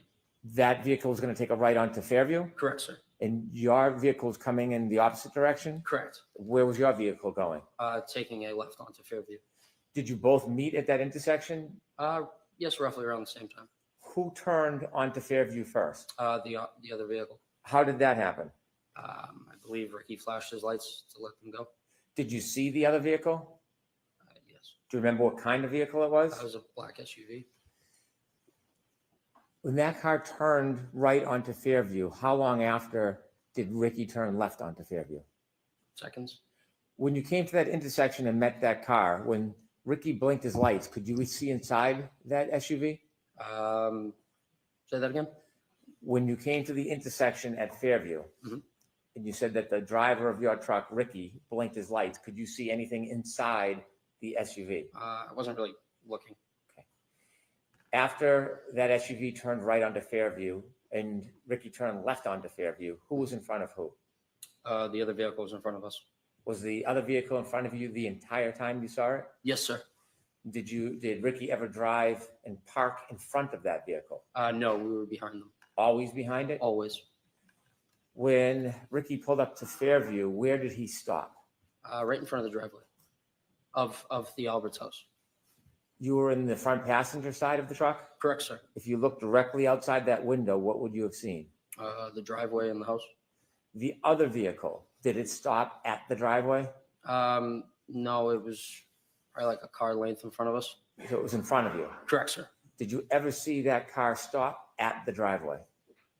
At the driveway, I don't recall. Did you wait before you got to Fairview, or did Ricky drive directly to Fairview after he took the left? Well, he turned the left onto Fairview. Okay. Did he wait, or did he drive directly to Fairview? He drove directly there. The car in front of you, did you ever see it move behind you in front of the driveway? It was in front of me the whole time. And so I'll ask the question again. Did you ever see that SUV stop at the foot of the driveway? No, but I did see the brake lights. It looked like it moved, but it wasn't. So the brake lights were on. They released them and then stopped again. So probably moved another car length up. How many times did you see the brake lights on? Just once, sir. After you stopped at the foot of the driveway, did you keep your attention on that SUV? Not really. No, I was more concerned about my sister. So you weren't studying it? No. Were you making any notes or trying to mark its direction of travel? No. But you do know, or do you have any doubt that it was in front of you the entire time? Yes, it was. When you pulled to the driveway, did you go in to see your sister? No. What did you do? I texted her saying we're here, and she came out, opened up the door. She looks at me and Rick and said, "Hey, do you guys want to come in? For a drink or whatever." And I looked at him, looked in the back seat, asked Heather. We said, "No, we're all set. We're going to go home." And so she decided to stay. So the idea was to give her a ride home. You did not give her a ride home? Correct, we did not. Let me ask you some questions. Before your sister came out of the house, do you remember how long you waited for her? Roughly 2 minutes. In its entirety, how long was that truck parked at the foot of the driveway in front of Fairview? Probably closer to 5 minutes, sir. Is that an estimate? Yes, I'm just guessing from what I can remember. Did you mark the time in any way? Look at your watch in any way? No, sir. That's your general memory? You're just roughly trying to remember. When you looked up at the house, did you see there were more than one door? Yes, there were Do you two remember? doors. Yes. Do you remember what door your sister came out of? She came out of the side door, which is to the left of the garage. Did you watch her? Yes. Where did she walk? From where to where? She walked out of that door down the driveway towards us. When she reached you, how did you have a conversation with her if you were in the truck? I opened the door, my passenger door.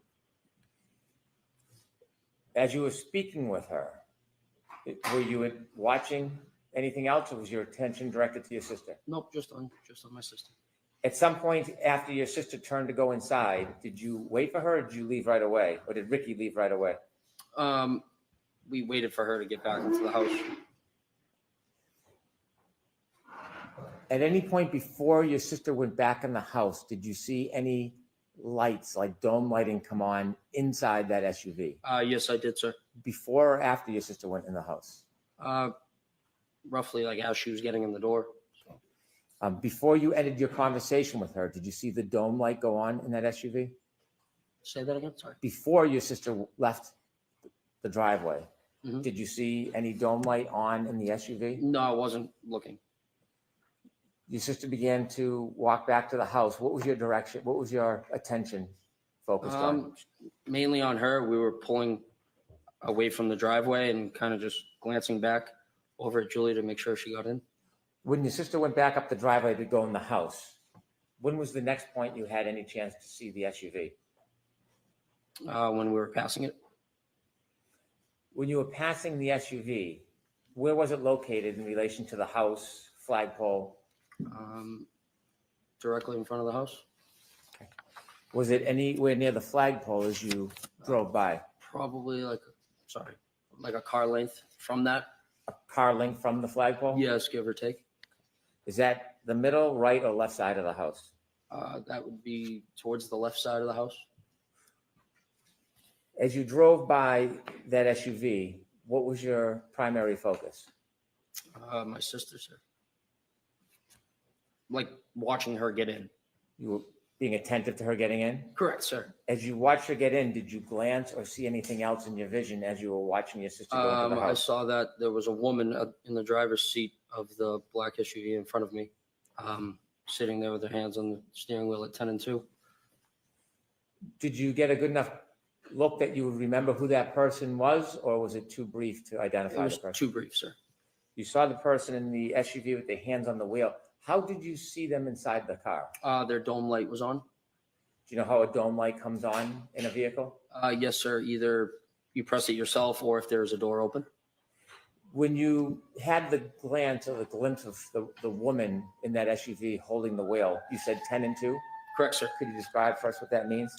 Just like a clock, just the hands on the clock, like 10 and 2.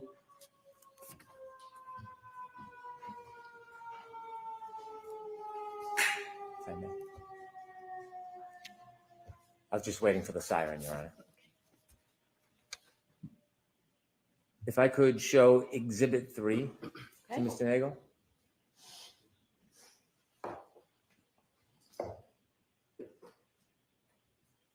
Sir, do you recognize that address? Yes, sir. And what is that address? That is 34 Fairview Road. Do you recognize the flagpole? Yes, I do, sir. Thank you. When you drove by and you said you saw a woman sitting in the front and the dome light was on, did you see anybody else in the car? No, sir. Were you looking for anybody? No, sir. Could there have been somebody else in the vehicle at that time? It could have been, yes. Could there have been someone standing outside the door? Yes, it could have been. When you saw the person, were you studying the person? No. How long of a time did you have to take a glimpse of that person?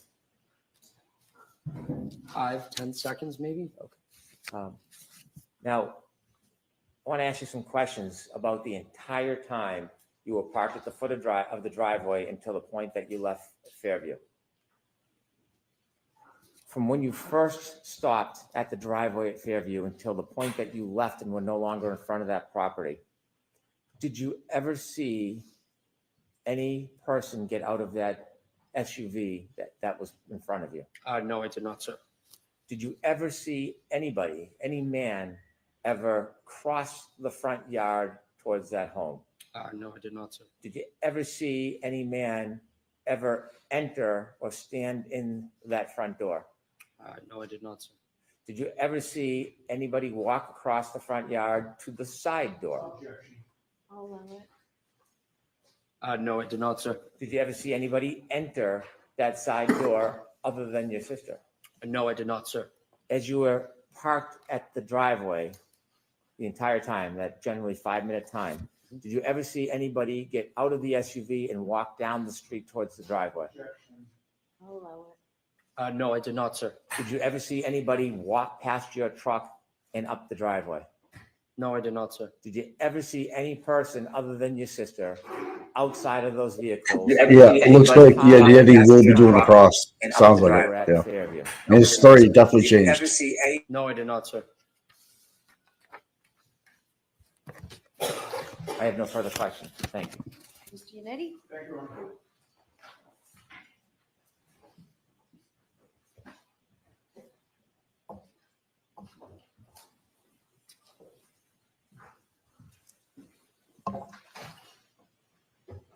Good morning. Go sir. time. Good morning. You testified about having seen a black SUV before the vehicle that you were in entered Fairview Road at around midnight on January 29th of 2022, correct? Correct, sir. Objection, that's not facts and evidence. That's okay. The witness's answer is what matters. Is that right? Yes. You first saw that black SUV when it was coming toward your vehicle when you were on Cedar Crest, correct? I'm sorry. Let me repeat that because of the siren. You first saw that black SUV when it was coming toward the vehicle that you were in on Cedar Crest, correct? Correct, sir. Your friend Ricky D'Antona was driving at that D'Antano. time? D'Antano, sorry. D'Antano? Yes. He was driving at the Hold time? on. Correct, sir. Ms. Giannetti, thank you. Yes.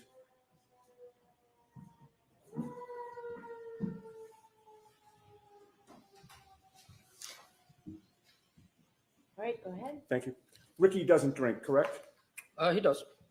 He wasn't drinking that night, I may have had one or two. but he appeared to be driving safely. Yes, sir. And you also had a chance to observe the black SUV at that time as it was facing you, correct? Yes. When you saw it on Cedar Crest, you didn't know who was driving it at that time, correct? No, I couldn't see. But your observations of the black SUV at that time were that whoever was driving it, that person appeared to be driving safely as well, correct? Yeah, I would assume so, yes. One of the first things you noticed about the black SUV was that it was in front of you on Cedar Crest, and both Ricky's F-150 and the black SUV were basically converging on Fairview at about the same time. Yes, sir. The black SUV appeared to be going at a safe speed. Yes. It appeared to be properly staying within its lane. Yes, I would say, yeah. And when it was time for Ricky to take a left onto Fairview, he actually put on his left blinker, or not left blinker, but both his blinker, flashed his lights to signal that it was okay for the black SUV to cut in front of it, correct? Yes, sir. And he actually did have his left blinker on at that time, correct? Prior Yes, to sir. doing that? And the black SUV had its right directional on, correct? Yes, sir. And when both cars have their directionals on, indicating they're going down the same street, the black SUV did not suddenly cut in front of Ricky's vehicle until the flashing of the lights, correct? Correct, sir. Both cars appeared to be operating safely, correct? Correct, sir. And once the lights were flashed, there was nothing about the operation of that black SUV that told you that the driver appeared to be confused about what the flashing meant, correct? Correct, sir. The black SUV didn't hesitate at that time. It just proceeded onto Fairview in front of you, correct? Correct, sir. And it did so in a safe manner. Correct, sir.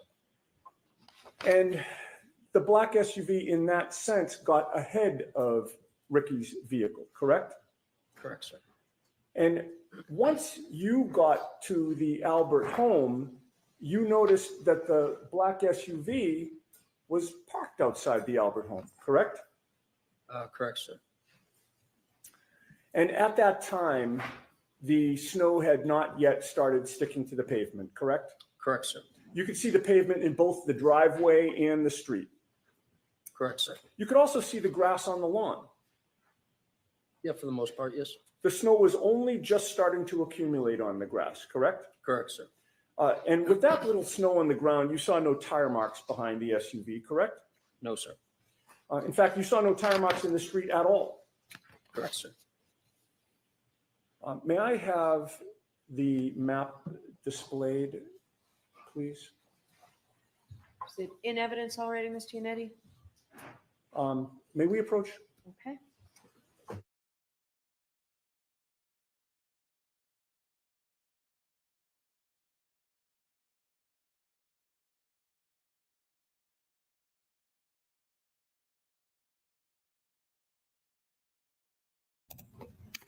You guys think his story's changing or what? I don't remember the door being open either.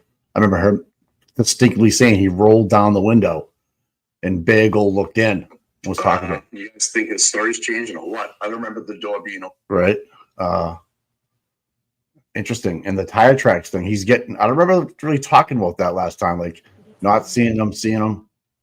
Interesting. Eddie with the nice cross. So, Ooh, thank you. cross up.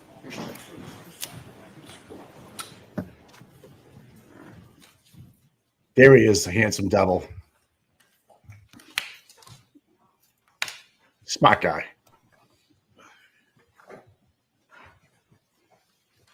Okay. Can you Mr. enlarge that, please? Yeah, actually, yeah, you know what? If we could enlarge it, so you don't have to show Chapman, just show Cedar Crest and Fairview and maybe pull it in a little bit to the right now, the other way. See if that works. Okay, that's much better. I don't know how your eyes are, sir, but are you able to read the street names on? To be honest, no, I can't see that far. Okay, if I suggested to you that the top street horizontal going down from right to left was Cedar Crest, and that the street where the red arrow is Fairview Road, would that orient you? Yes, sir. And would it be fair to say that before you actually were coming down Cedar Crest Road as you look at this map from right to left, correct? Correct, sir. And in that sense, you were traveling west on Cedar Crest, correct? Yes. You turned south onto Fairview, correct? Correct, sir.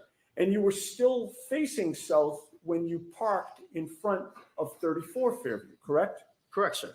And that means that when you're sitting in that vehicle on Fairview Road, if you were going to walk to the house or look to the house, you would be walking or looking in a westerly direction, correct? From where I was in the vehicle? Yes. Yes. So to my right, yes. Okay, and so when you were looking for Julie to come out, you were looking to the west? Correct, sir. All right, Your Honor, I would offer that into evidence. We're going to have a hard copy printed out for the jury after this examination. Okay, so we need something for the court reporter to. Sure. All right, we will take care of that. Thank you. Right, so- And you can put the lights back on and you can take that down.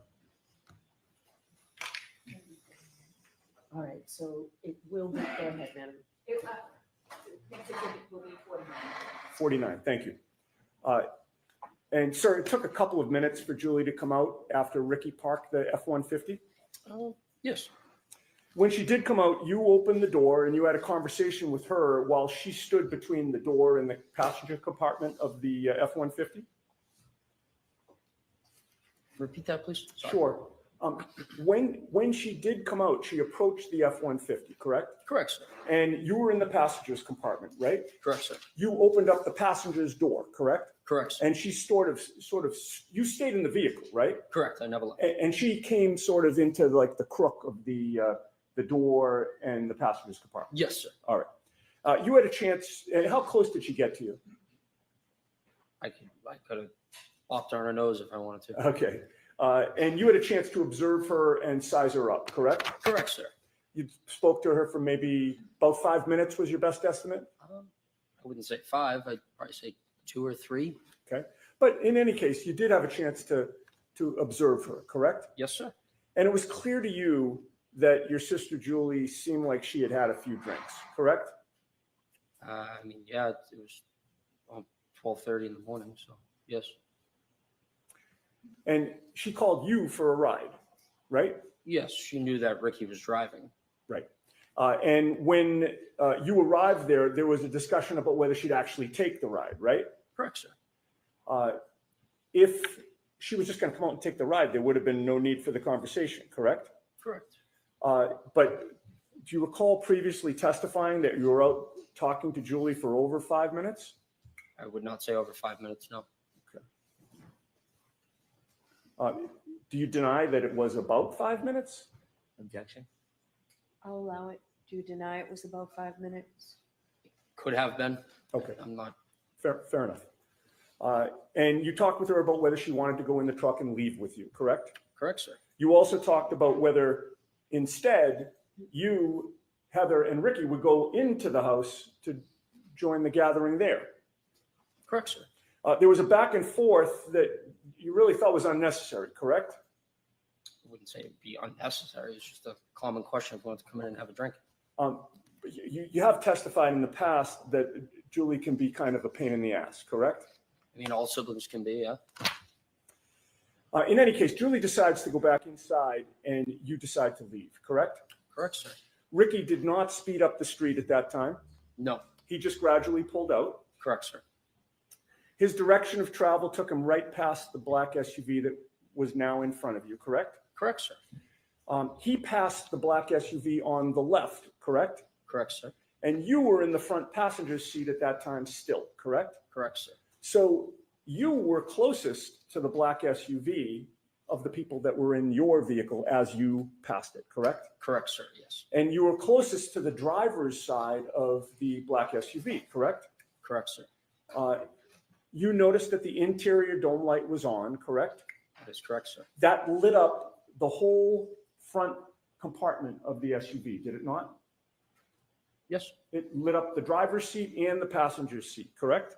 All I could see was the driver at the time, sir. Understood. But the light wasn't just shining just on the driver. It wasn't pointed at the driver. I would say they were both lights that go down at both seats, correct? They were on. Yes. Okay. Yes. So you could see both seats in the front driver's I compartment. couldn't correct? see past the woman. Well, you only saw one. I only person. saw a woman. Sorry to interrupt you. Yes. No problem. It allowed you to see into that front compartment. Yes. All right. And you saw one person inside the car at that time. Correct, sir. It was a woman with long hair in the driver's seat, correct? Correct, sir. And she looked like she was alone. Yes. You didn't see anybody else in the SUV. No, I did not, sir.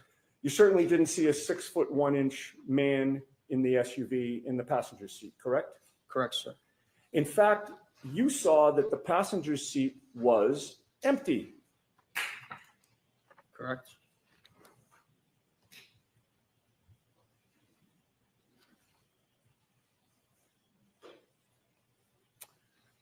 The woman in the passenger seat was staring straight ahead, correct? Not in the passenger seat. She I'm was sorry, in the driver's seat. thank you for catching that. The woman in the driver's seat was staring straight ahead. That is correct, sir. You didn't see her lips moving as if she were talking, correct? Wasn't looking for that. But Just you happened to did- see a woman figure with her hands like this. Okay. Facing straight. Correct, sir. You had no music on in Ricky's truck at that time, correct? No, sir. Ricky had turned the music down when Julie came out so that you could actually speak to her, correct? That is correct, sir. And when you got close to that SUV while you were passing it, you didn't hear any arguing there, correct? Correct. You didn't hear any yelling, correct? No, I did not. You didn't hear any screaming? No, I did not. You heard no noises within that SUV at all? No, I did not, sir.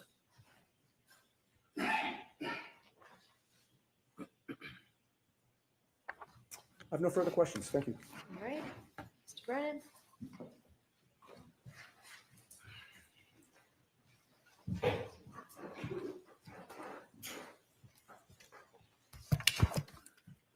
Sir, you mentioned you were at that address around 12:30, That is correct, sir.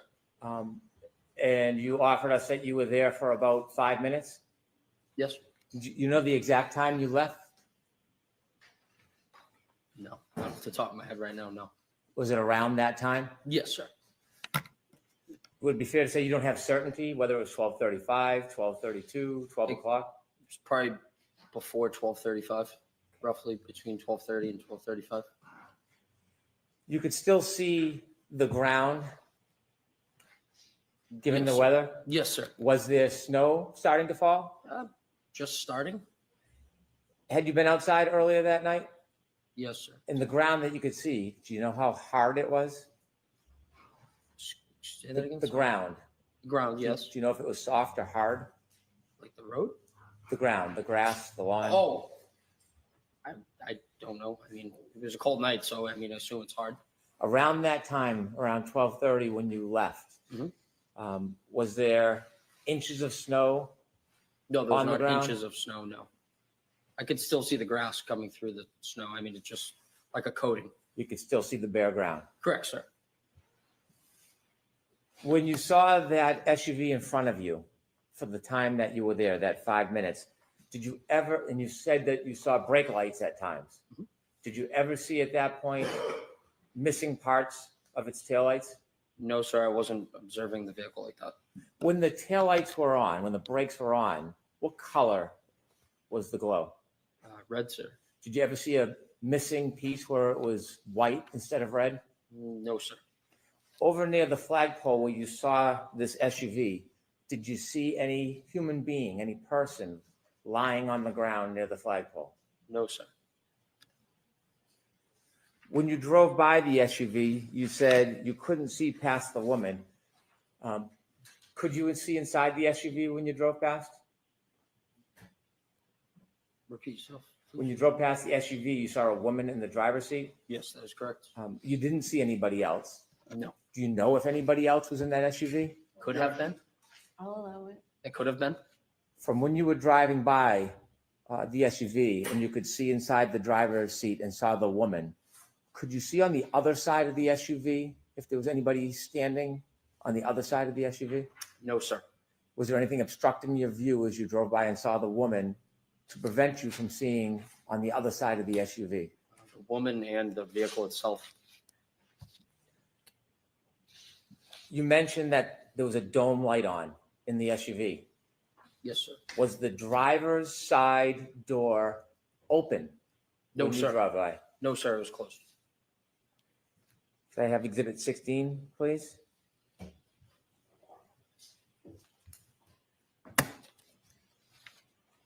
Did you ever see this man at any point No, sir. I've never walking seen- Oh, sorry. walking across the yard, going to a door, or entering the house the entire time you were there? Objection. Sustain. No, sir, I've never seen That that. means you don't. Oh, I'm sorry. Sorry about that. That's okay. Sorry. Could you That's take that down, please? And after you left, you never went back that night, did you? No, sir. Thank you. Just briefly,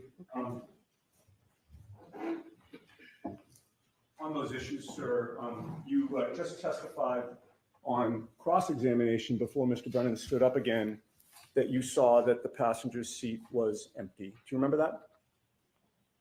Yes. All right. You're not changing that testimony? No, sir? I'm not changing that. No. Thank you. Thank you.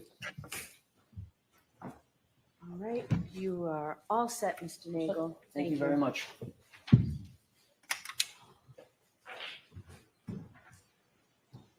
Your next witness, Mr. Brennan. Thank you, Your Honor. Commonwealth calls Heather Mason.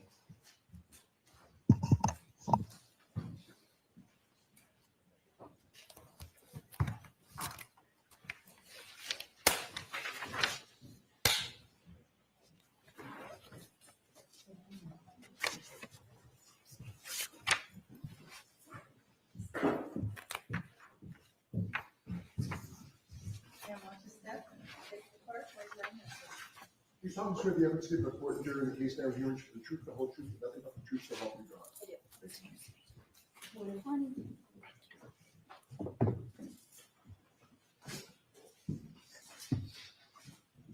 Whenever you're ready.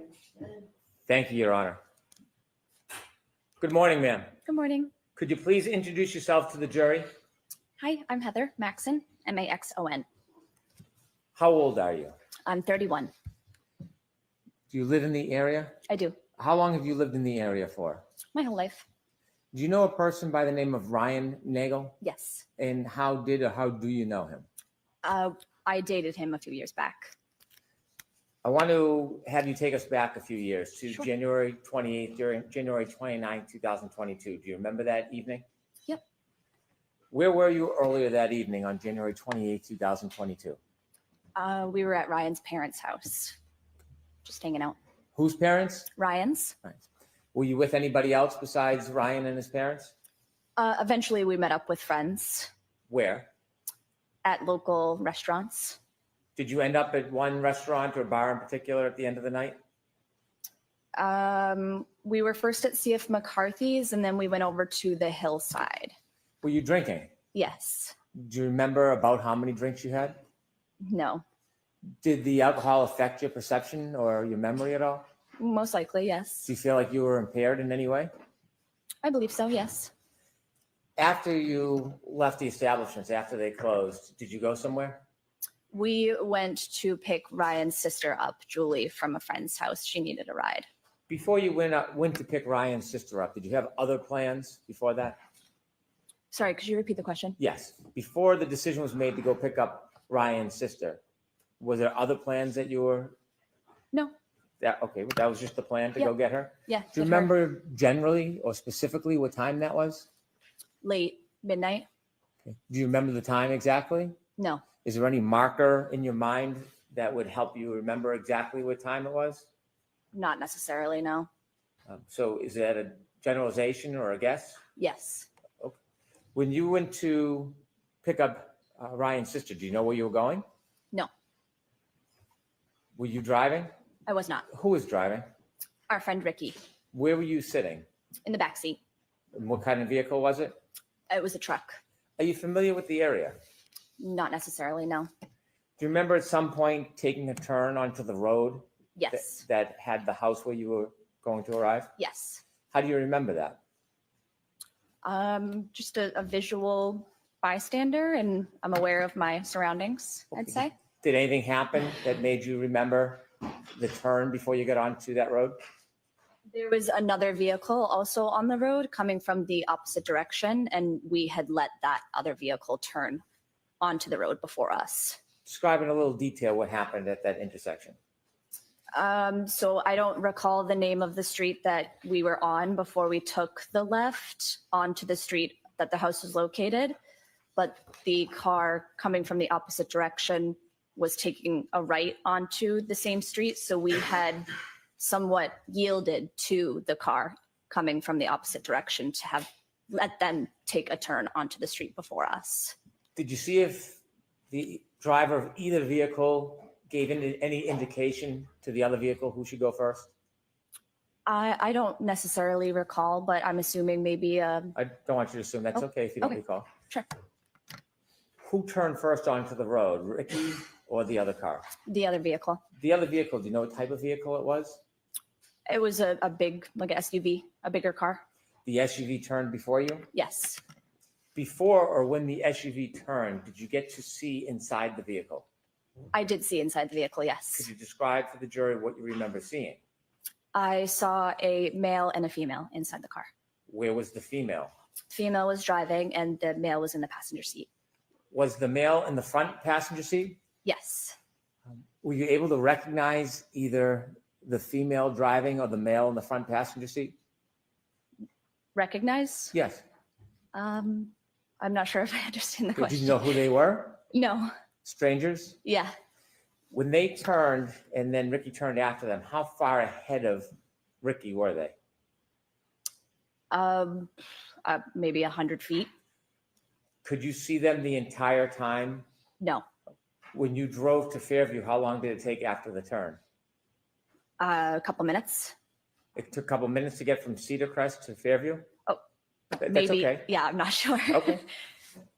When you arrived at Fairview, where did Ricky stop? Outside the house on the street. Do you remember where on the street in relation to the driveway? No.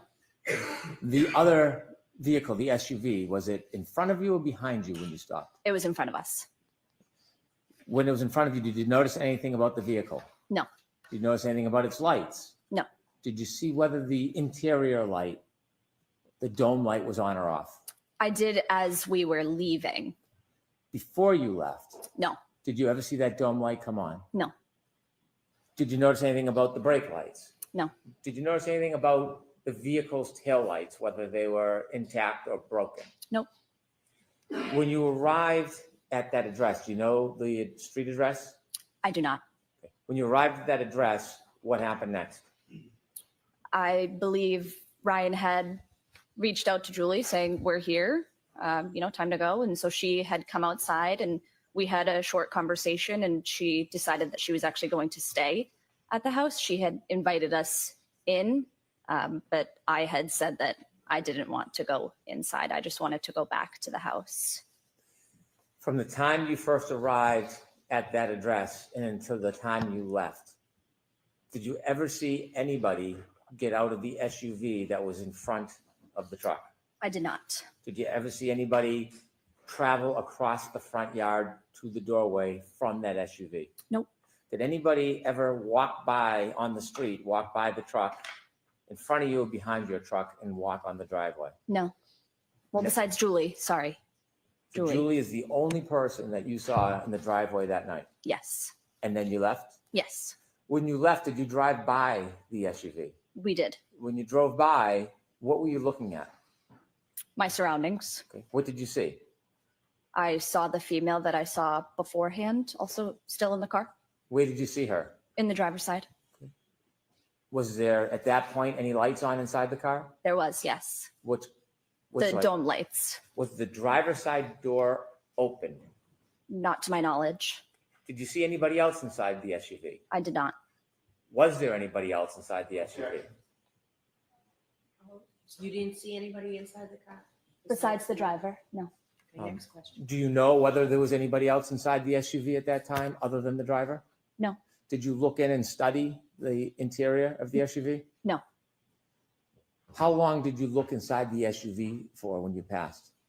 It was just passing, so I don't know, a couple seconds. Did you see if there was anybody or a man standing outside the door of the SUV? I did not. Outside the door? No, Did you see anybody lying on the front lawn? no. Thank you. I have no further questions.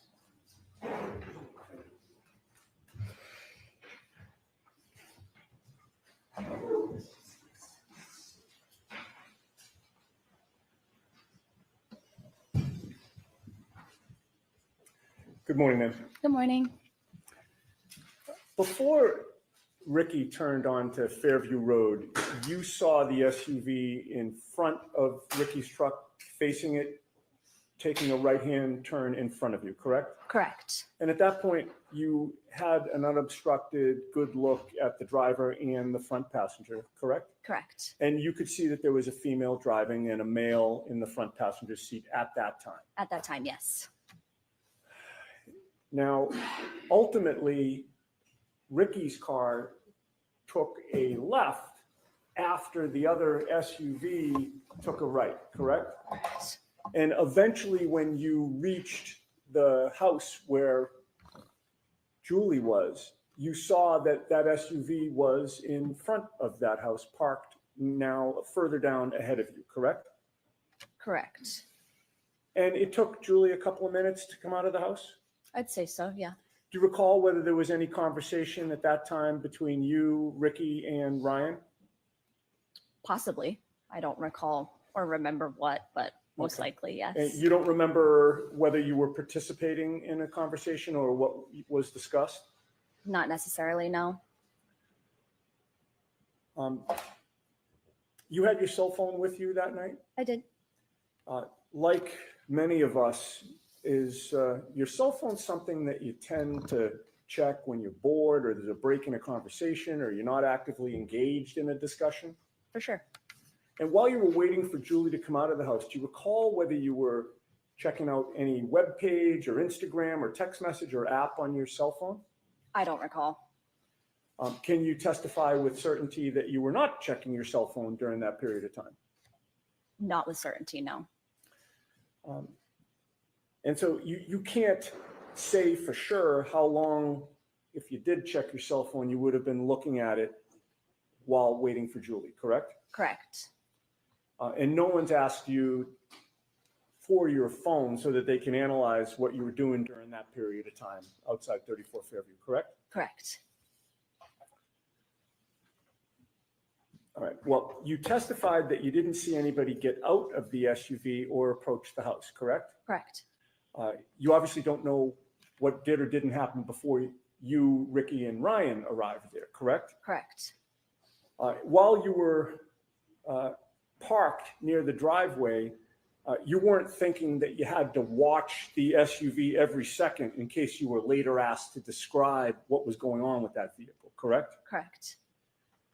And that SUV was the same vehicle that you recognize as previously having a female driving and a male in the passenger seat, correct? Correct. And as far as you know, you didn't know either of them at that time? No. Fair to say that what they were doing was their business and you weren't particularly interested in what they were doing?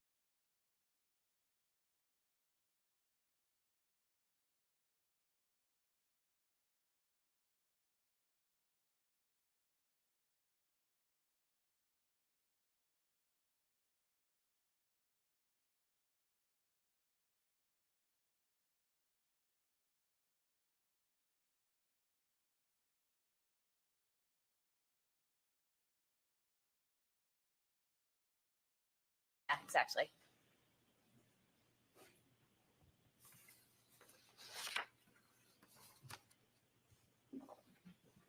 Then Julie came out, and it wasn't as simple as her just jumping in the vehicle and leaving, correct? Correct. There had to be a discussion, Right. right?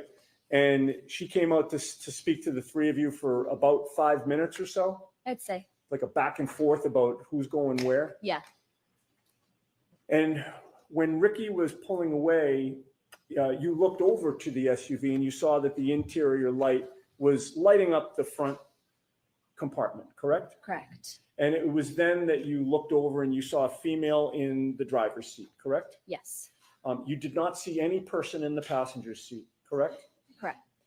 And you certainly did not see a 6-foot-tall off-duty police officer in the SUV at any point on Fairview Road.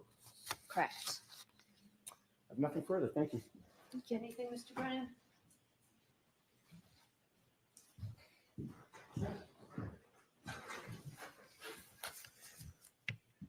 When Ricky was speaking to Julie and you were in the back cabin of the truck, what direction were you facing? I don't recall. Were you paying attention to the conversation with Julie? I was probably in and out of the conversation. Yes. Were you facing the direction of the house in the SUV, or were you facing the opposite direction?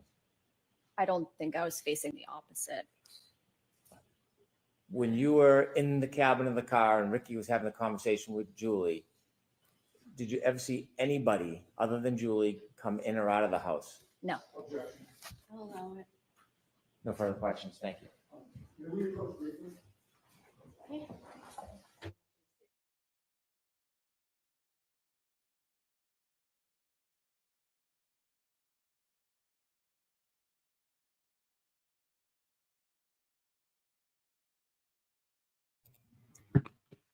That looked pretty harmless. What was it like? So the big takeaway for me was basically the whole door opening with when Ryan was testifying. That would actually, if Ricky's door is open, it would swing open towards the Albert's house, blocking Brennan, your next the witness. view to the right of Karen's SUV, which would be the front lawn area. That's the only discrepancy that I remember off the top of my head. Because I do remember her saying that they rolled the window down and talked. Am I wrong on that, people? Right? Okay. Yeah, I just wanted to get that out there. Make sure you guys heard that. Okay.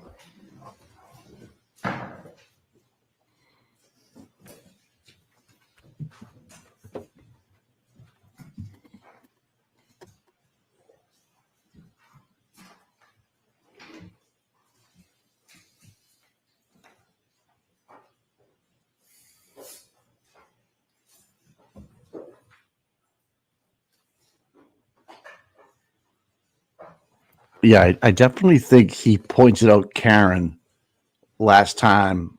Yeah, do you see that person in the courtroom today? Can you please point her out? Yeah.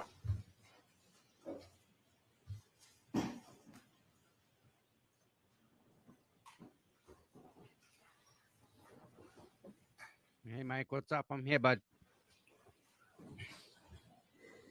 What's that, Tommy? Why don't we take our morning recess, James? Here's the 20 plan. minutes. All rise, please. Jared, close your notebook. Yeah, can you switch this up so that I can hear the through it? Yeah. Yeah, we'll Yes. fix everything. Yeah. I definitely think he pointed out Karen. Do you recognize that person in the courtroom today? I don't want to be 100%, but if anybody knows in the chat, maybe. Boom. There's that. How's the ride home? I can hear everything, but I just can't see the screen. All right. Are you good now, though? Yeah, I can hear you perfectly. Yep. All right, cool. So, I'm next out of my screen, so you have Law and Order. I mean, Law and Crime going up, right? yep, you can get rid of it. All right, it's gone. Nice. Sweet. That wasn't a bad ride home, huh? No, it wasn't. How I missed some of it. I was doing business. Yannetti did an Yannetti did an unbelievable job on Cross on the blood technician. Okay. I mean, you remember how we talked about if you're drunk driving and you get in an accident, the best thing to do really is to get out of the car, grab the bottle of booze that you have, and sit in the grass and have a drink. That Yes, kind of thing. We're not condoning that, but Yeah, but if it throws off when you start drinking, right? When you start doing the breathalyzer because you just had to drink it right now, right? So to your point, to your point, Giannetti asked the blood technician, how do you know Karen didn't have a drink when she was home from the time she got home till the time she left? She was like, I couldn't. So he kind of disabled the whole testing window of the blood because it could have been off by 5 or 6 hours when she had the last drink. Yeah, he just completely disassembled her. Yeah, it was awesome. Nice. I mean, she did not sound confident in her answers. She didn't know some of the basic questions. So yeah, reasonable doubt was all over the place. Yep. No kidding, huh? Swear to God. So it was all about like, how can you tell this courtroom that you know for certainty that when she got home, she did not have another drink before she went to sleep? She's like, can't. So he went from there to break down. Well, then if you don't know that answer, how could this equation be right? Because you use 1245 as a timeline when we don't know the actual time, or you don't know the actual time. So yeah, it was good. Wow. So yeah, it was awesome, dude. He broke that down, made her feel really uncomfortable.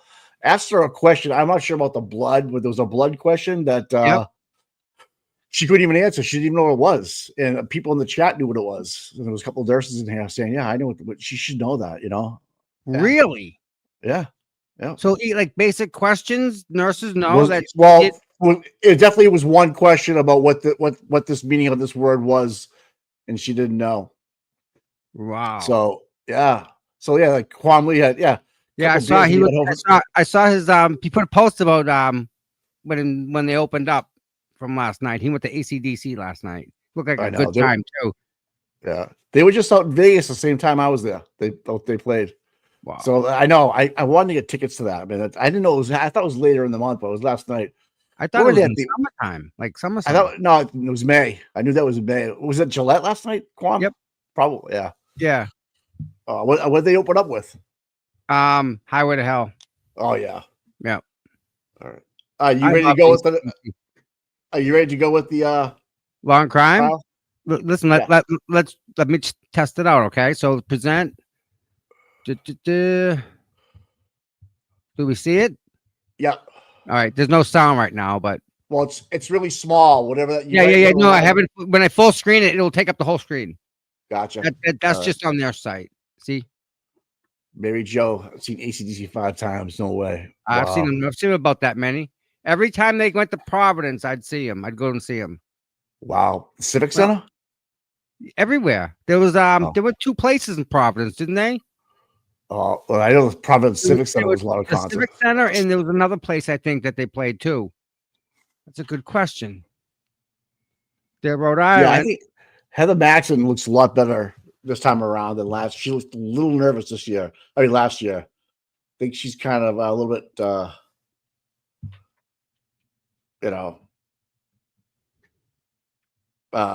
together.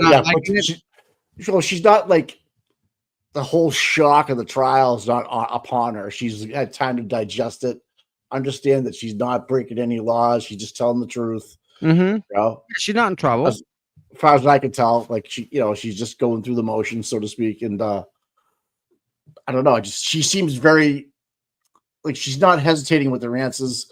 She's straightforward. She doesn't know. She doesn't know. Ryan, on the other hand, I think he was asked, he's being a little different than he was last year.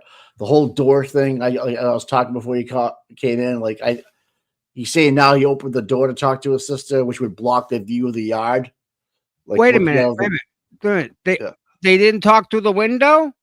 No, that's what was told last year, right? So you're agreeing with me. They said they talked through the window, right? Yes. So now he's saying this time that he opened his passenger door, so that would actually block the front lawn, so to speak. Right. Julie, yes. Yeah. Yeah. Well, Julie was talking to him. So, boy, that's slick. Who thought of that one? Oh, come on, He's making his money, isn't he? Can you enlarge that, please? He's making his money. Oh, you think he's getting a duffel bag? Oh, I thought I just heard the court. Oh, that was me. That was me, dude. Scare me. I'm like, oh my God, they're back. I'll let you know. Nice. How's Twitter? How's the Twitter world? Are they still banging Jen McCabe up or what? I haven't been. I've been watching the trial through my Twitter because I didn't have the sound on my side, so I had to be. I have been watching. Like, I'm talking just in general, Mike. Like the overall, like over the weekend. Jen got absolutely annihilated. Mike Dots annihilated her. Woo! Microdots is. I love microdots. Need more. And the other most important thing too, dude, is that they didn't talk about the white Jeep. What Jeep? Exactly. Karen, again, remember, Karen would have to pull around it to get to where she was. That's right. Instead of pulling forward. That's right. It's not pulling forward, it's going around. And that would explain Matt's 3-point turn. Listen, what was the time that Jen called again? Because I'm going to put that on the board. I think that's a significant thing. 507. 507.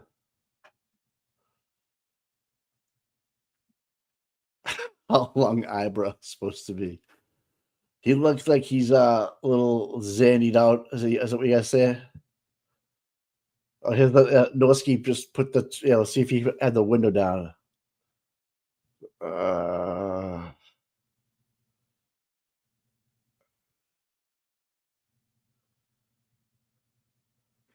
Do we know if she told the grand jury about that 507 phone call? She didn't.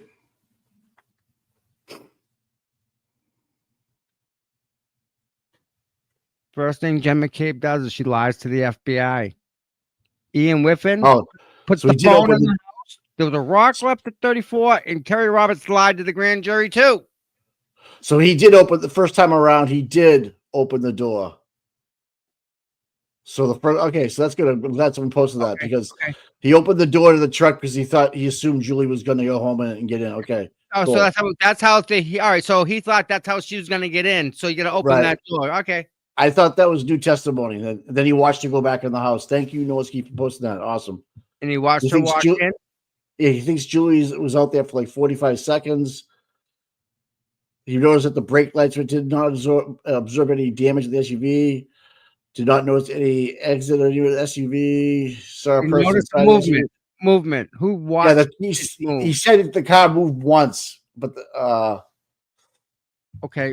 When once was that? Do you know if that was to move from in front of the driveway where she dropped him forward? Yes.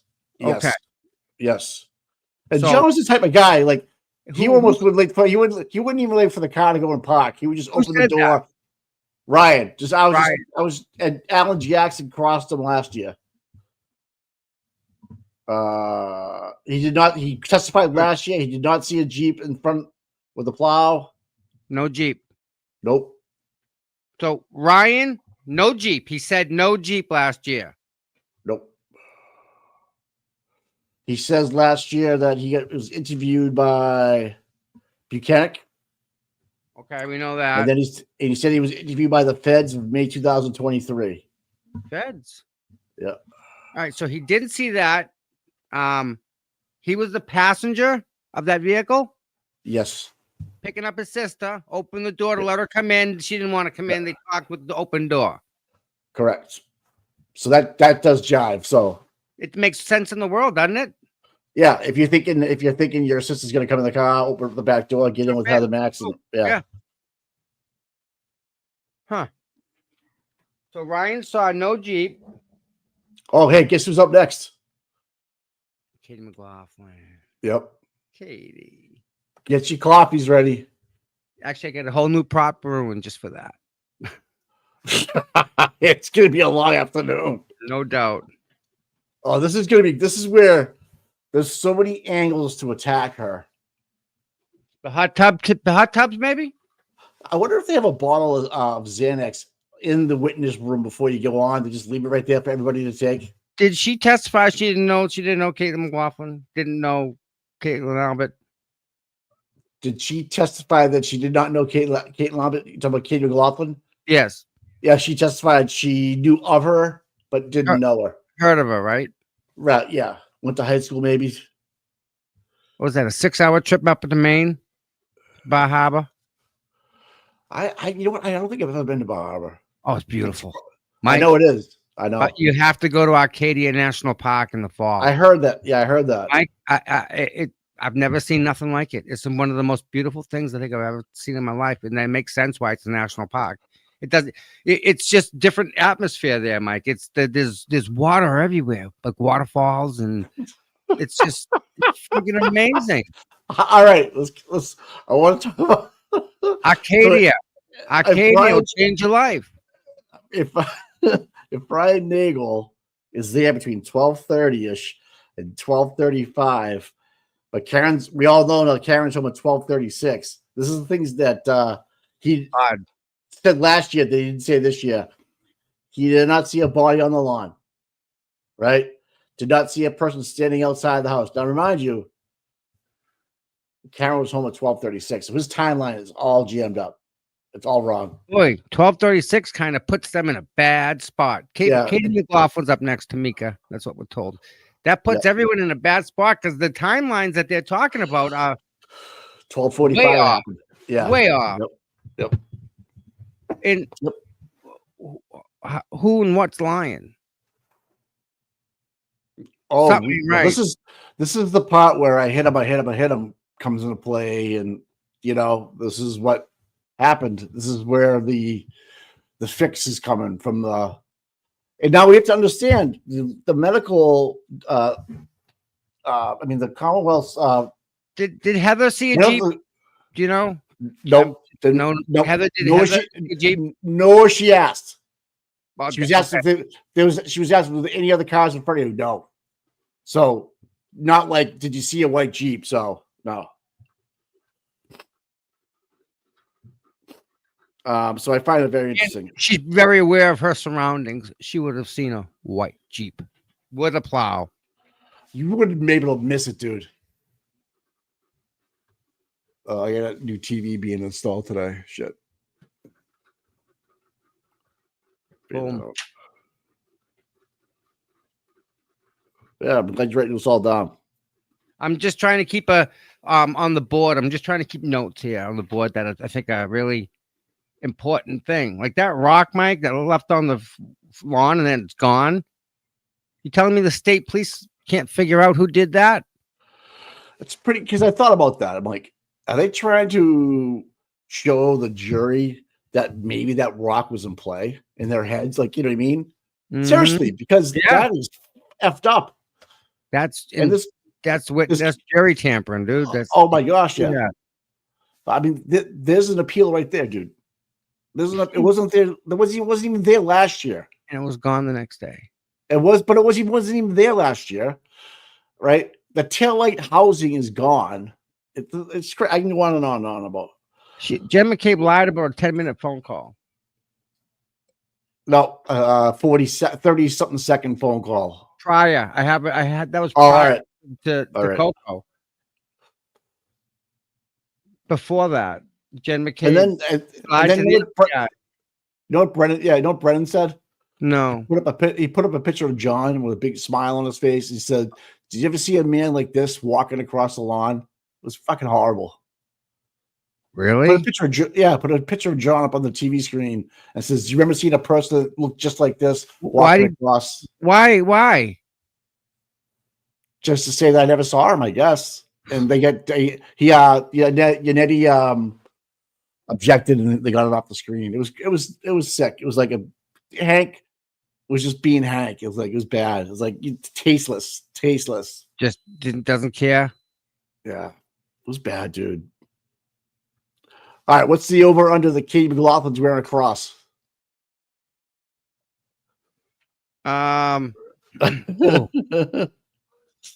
Mike, there's people. Yeah. There's people out there that are amazing people. RG Larry Legend on Twitter. Yeah, I know he is. Yeah.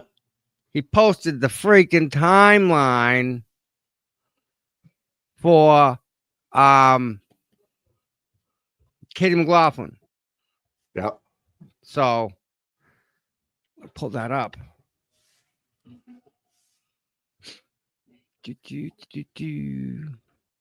Larry Bird. Mikhail Parrish. Couldn't beat him. I'll go. I like that 3, but I like MJ, Pippen. Yep. Remember I him? do. Yeah. MJ and Pippen were phenomenal, dude. Bird, Mikhail Parrish. Yeah, I know. They played. They could just chuck the ball and they would be there. Yeah, Like, the chemistry. And they were all like that, Mike. Hey, out of 3, you have chemistry with 3 people. You beat anybody. You know that. Just that it don't matter who they are going against. Yeah, like all the great ones. You had Shaq and had Oh yeah, that's what I was just reading, dude. This is awesome, dude. What an awesome freaking wow. This is Katie McLaughlin. Yeah. Oh, goodness. All right. I just read Ryan Nagels, whatever it was, or Heather Maxims, or whatever it was. All right. This is what Adam Lally said direct. Paramedic for 7 years. Worked 8 to 8, January 28th. I'm going to be fast, people. Sorry. Was engine on for the shift for Walsh and Woodbury. Dispatch time came at 6 a.m. for unresponsive man in the snow. Arrival on scene. Got out of engine, went back to ambulance to get stretcher. Brought stretcher as close as we could to the patient. Nuttall and Flametti seemed to already have O'Keefe on the backboard and were ready to move him. Flametti was head of the stretcher and was standing on the side with the woman next to her. Flametti asked her to try and figure out what happened, gathering info.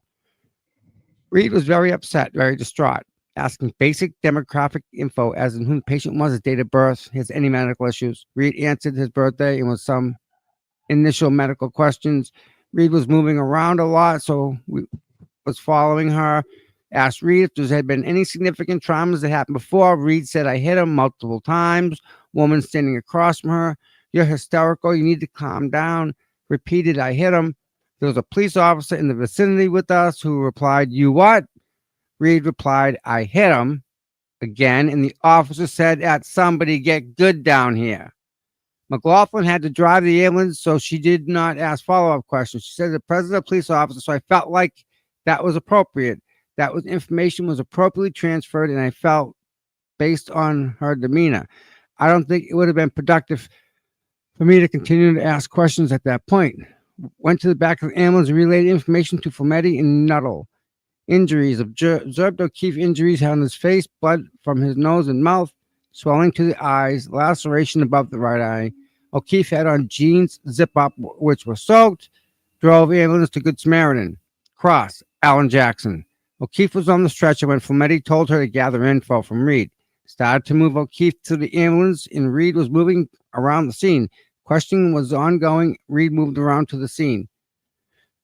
At one point, Reed came to stop. She was at McLaughlin's right as a civilian woman to the right to McLaughlin's left. There was a police officer diagonal from her.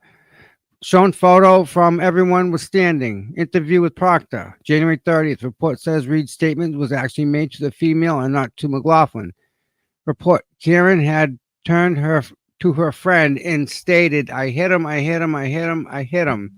Was not aware McCabe, the woman to her left, had reported the exact same statement as, could I have hit him? Went to the back of the ambulance and told Flametti and Nuttall what his names and date of birth was, and Reed doesn't have any medical history. Then I said, she's saying I hit him. Then Nuttall made a motion on his face and said nothing. Not her job to write report. Jackson says her testimony on direct was different than what she told Proctor. Testimony was that she asked Reed and Reed answered directly to her, but Proctor report read it to the other woman, Caitlin Albert. I went to high school with somebody named Caitlin Albert. More acquaintances, not close friends. Have mutual friends, so they see each other occasionally. Shown photographs, but unable to say when they were taken. Doesn't know when she learned this was home of Caitlin Albert. Topic came up a lot at the fire station. She doesn't engage. Facebook friends with Caitlin Albert. Redirect. More friendly with Caitlin Albert in high school than now. Has over 500 friends on Facebook. Whew. Man. There's that. That was a lot. Larry, still got the fan going. Larry, thank you so much, Larry, for posting that. Again, we have the freaking best people. You guys out there, we have the best. We have the best. You guys, I love each and every one of you guys. Wow. And again, this is something. This is something, right?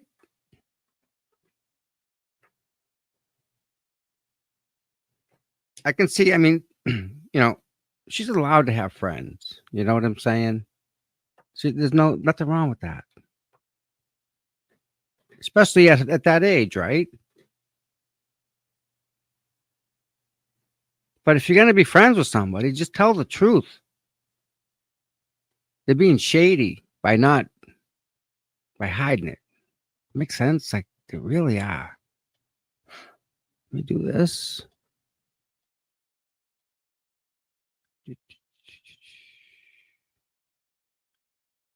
Five.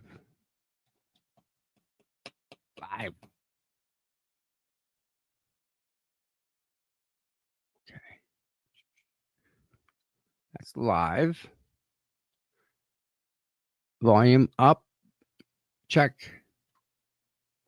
So, Larry Legend.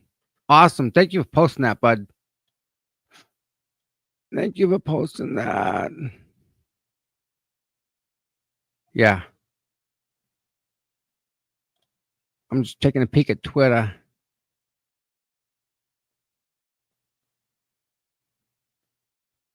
Oh my God. Oh.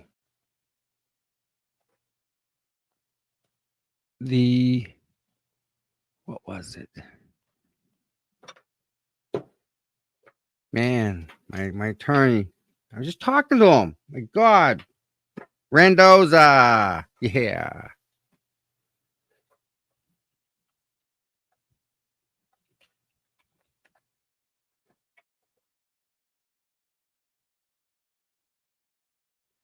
So, if I can share this one, I can't.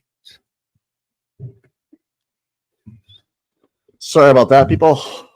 We're good. We're good. We're good. We're good. I hate my dogs. You might hear them bark off. That's what happens. Get people going in and out. Yeah, so I was reading. So you got through the testimony of McLaughlin. You read all what she said last year. Yeah, I read it all. Yeah, who crossed the last year? Ellen Jackson. Okay. Yep. Right. I'm trying to look and see. Mark Mendoza did he did a write-up and he put something about us in our actually I can't find it though. He highlighted us. Yeah, Dave's channel's in the house. Dave's channel, there he is. Hey, listen, bud, thank you for being you, my friend. Can't ask for more than that. I much appreciated. You're a really stand-up guy. Love you. Ryan Nail's getting slammed on Twitter. Really? Yep. Uh-oh. It was so because just his hands and his body language, you could tell he was bending the truth. Like he wasn't giving everything he was asked of. He was very. And really? I think in the big scheme of things, last year he mentioned the feds and he opened the door, but we couldn't go down that. He wasn't going to do it this year.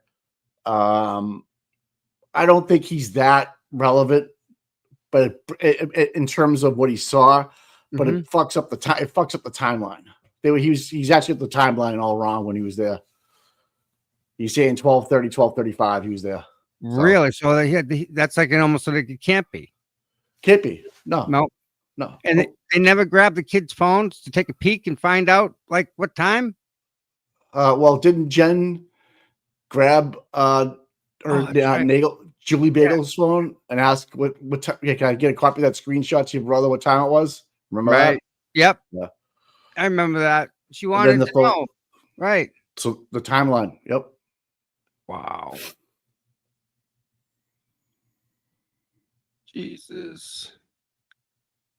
Boy, Mark Randazza is actually like he's really involved, my friend. I'm looking at all the filings. Wow, man.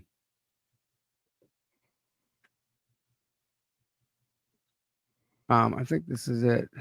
So Kay's gonna take us right into the it's past 11 o'clock. Okay. Yeah.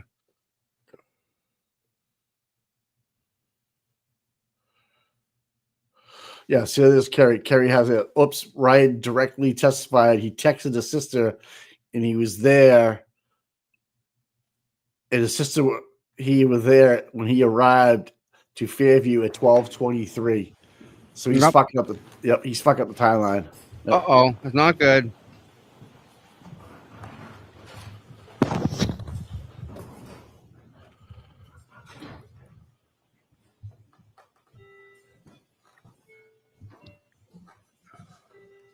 Court is back in session. You may be seated. You have your next witness. I do. I'm also going to call Sarah Levinson. Oh, okay. Oh, Sarah. Sarah. Sarah. Nosy Run. Yeah, I know. I think he changed the story.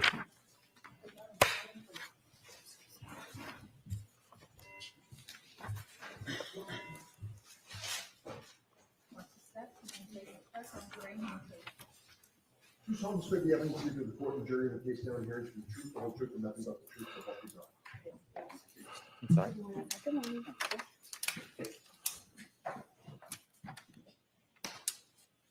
All right, Mr. Brennan, whenever you're ready. Thank you, Your Honor.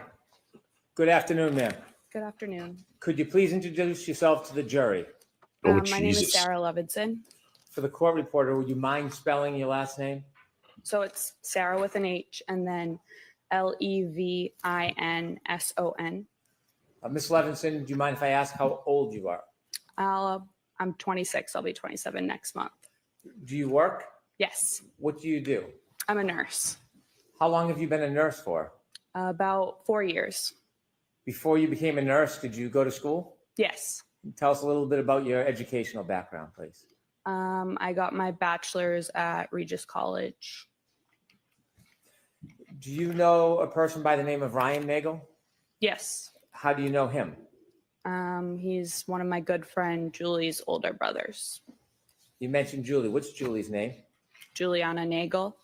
Are you friends with Julie Nagel Yes. to this day? Yes. Were you with Miss Nagel back on January 28, 2022? Yes. I want you to take us back to that day, the earlier evening hours of January 28, 2022, maybe around 5 or 6 p.m. Did you have a plan that day? Yes, we as in myself and Julie were going to Brian Albert Jr.'s house to celebrate his birthday, which was the next day. Who was Brian Albert Jr. to you at that time? One of my good friends. How long had you known Brian Albert Jr. for? At that point, probably 8 or 9 years, I would say. Did you attend school with him? Yes, high school. Is that when you met Brian Albert Jr. in high school? Yes. Who was going to Brian Albert Jr.'s house with you? Just myself and Julie. Did you have a general plan for that evening other than to visit your friend and celebrate his birthday? It was kind of up in the air if we were going to stay there or go somewhere.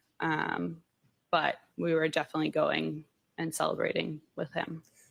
Do you know the address where Brian Albert Jr. lived? Yes. Could you share that with us? 34 Fairview Road, I believe. Road. Had you been to 34 Fairview Road before? Yes. Did you know Brian Albert Jr.'s family? Yes. Had you met them in the past? Yes. How often had you met with them before? Well, I was friends with him for, like I said, about 8 years. So I knew his older sister, Caitlin, pretty well. We went to high school together, but the younger siblings, I don't believe we overlapped in school. And then his mother, I had met, a good amount of times. And then his father, too, I would say. How many times would you estimate you had been over 34 Fairview prior to the night of January 28, 2022? Over the years, maybe like 20. I don't know. Do you remember what time you arrived at 34 Fairview Road on that evening? It was between 7 and 8 o'clock at night. Who did you go with? Myself and Julie Nagel. Could you tell us how both you and Julie Nagel got from where you were living, your home, to 34 Fairview? Yes, Julie's dad drove us. When you first get to 34 Fairview Road, before you walk in the front door, what's the weather like outside? It was cold, but it wasn't raining or snowing or anything. No snow on the ground? No, When you walked in the door, did you go in the side door or the front door? the side door. Take us through walking into the house. What do you see? So we walked through the side door, and then it's their like family room, they call it, with like the TV and everything. And then at the back of the family room is like a sliding glass door out into their porch. And then if you turn left, it's like the kitchen / dining room. And then there's a back door. There's like a small bathroom over like near the back door. And then if you walk straight through, it's the front door, the stairs, the door to the basement. And then they called it like the library is like their formal living room. If you walked in the front door, would the stairs leading to the next floor upstairs be right in front of you? Yes. If you were going to go downstairs, would you walk around that staircase to the back side of it? I don't believe the back, but the side. Okay. You mentioned you walked in the side door near the garage. When you walk in the side door, you're in a living room, did you say? Yeah, their family room, they call it. Yeah. Can you walk into the garage from the family room, or do you need to go back outside to get into the garage? No, you would have to go back outside. So there's no door in that family room that leads directly to the garage? No. After you walked into the family room, did you stay there or did you go somewhere? We stayed there for a little bit, like 10, 15 minutes probably. Tell me who's in the house when you get there. It's Brian Jr., his mother, Nicole, his sister, Caitlin, and then his aunt, Julie. What do you do? I think we were just sitting on the couch, hanging out, waiting to see what the plan was, to see like when other people were going to show up. Did other people arrive or did people leave before other people arrived? Brian's mom, sister, and aunt left before anyone else arrived. Do you know generally around what time his aunt and mother and sister left? We got there, like I said, between 7 and 8, and they probably left within 20 minutes of us getting there. Okay. So I can't say for sure. When his sister and mother and aunt left, was there just a time when it was you, Julie, and Brian Albert Jr. alone? Yes. Were you doing anything other than watching TV? Were you eating, drinking? I don't think we were eating yet because we ordered later on food, but we might have been drinking. Tell us what happens over the course of the next couple hours. So at some point, probably between like 8 and 9, 4 other girls showed up. So Courtney Alba came by herself, and then Catherine Duty, Emily Fabiano, and Mary Kent all came together. Are those friends of Brian Jr.'s? Yes. Did you know who all of them were? Yes. Were you friendly with them? Some of them, yes. We were all friendly, but not friends. That makes sense. So what's the atmosphere like when the visitors come? Celebratory, light, joyful. It was fine. Were people drinking alcohol? Yes. Okay, and at some point, did you order food? Yes. And did anybody else come at that point? Any other friends or family? No. Did one of Brian Jr.'s cousins come at some point? Yes. Is that later? Yes. So over the course of the next couple hours, eating and drinking, anything significant happen? No. Any arguments, any tension, any problems? No. Was it a positive night? Yes. At some point, did anybody else come to the house? Later on, yes. Okay, about what time? Around midnight. So before midnight, it's a group of young people having a party? Yes. Any trouble? No. Did the friends of Brian Albert Jr., the 4 women, did they leave before midnight? Yes. What time did they leave? Between, I would say, 11 and 11:30. Did they arrive and leave as a group, or did they arrive and leave separately? The 3 girls that I mentioned that came together, Catherine, Emily, and Mary, all left together. And then Courtney left, I believe, before them separately. I want you to tell us generally where were you spending most of your time that night, the eating and the drinking and the party? In the kitchen/dining room area. Is there a table in the kitchen? Yes. Were you sitting at a seat at that table? At that point, we were more around the island, but later on, yes, I had a seat at the kitchen table. If you're in the kitchen seated at the table, can you see outside? Not really. If I looked through the windows above the sink of the kitchen, I guess I could if it was light out. And then the windows to the front of the house had a little half curtain, I don't know what it's called, thing on it. So I could see above that, but not. If you were to walk to the windows in the living room area, what area was it, did you say, the half windows were? The dining room. If you were to walk to those windows, could you see outside? Yes. Would you be able to see the driveway? Yes. Flagpole? Yes. Street? Yes. The door, do you remember the front door, if it was solid or glass? They have a storm door that's glass and then a solid regular door. If you opened up the solid door and looked, could you see through the glass door to the front yard? Yes. At any point, did you have a chance to look outside that night? No. If you're in the living room, the kitchen, can you see where the basement access is? Yes. Can you see the backyard door? Yes. You mentioned that the visitors, the young woman that came to see Brian Jr. left. After they left, did somebody else come to or arrive at Fairview? After they left, yes. And who was that?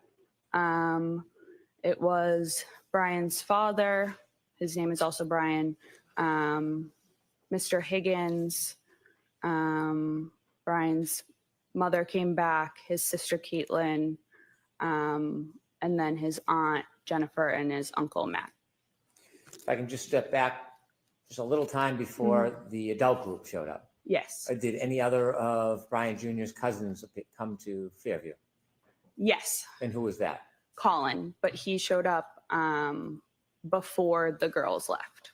He showed up before the group of young women left. Yes. How long did you see him stay for? Probably half an hour, 45 minutes. Did you get a chance to speak to him? Yes. Did the mood change at all in the house? No. When the adults came to the house, do you know about what time that was?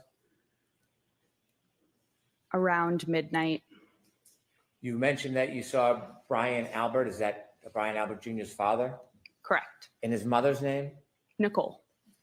You also mentioned a person by the name of Brian Higgins. Did you know him from before that night? No. Did you meet him that night? Yes. Are you now familiar with who he is and what he looks like from that night? Yes. There was somebody else you said, Brian Jr.'s aunt and uncle?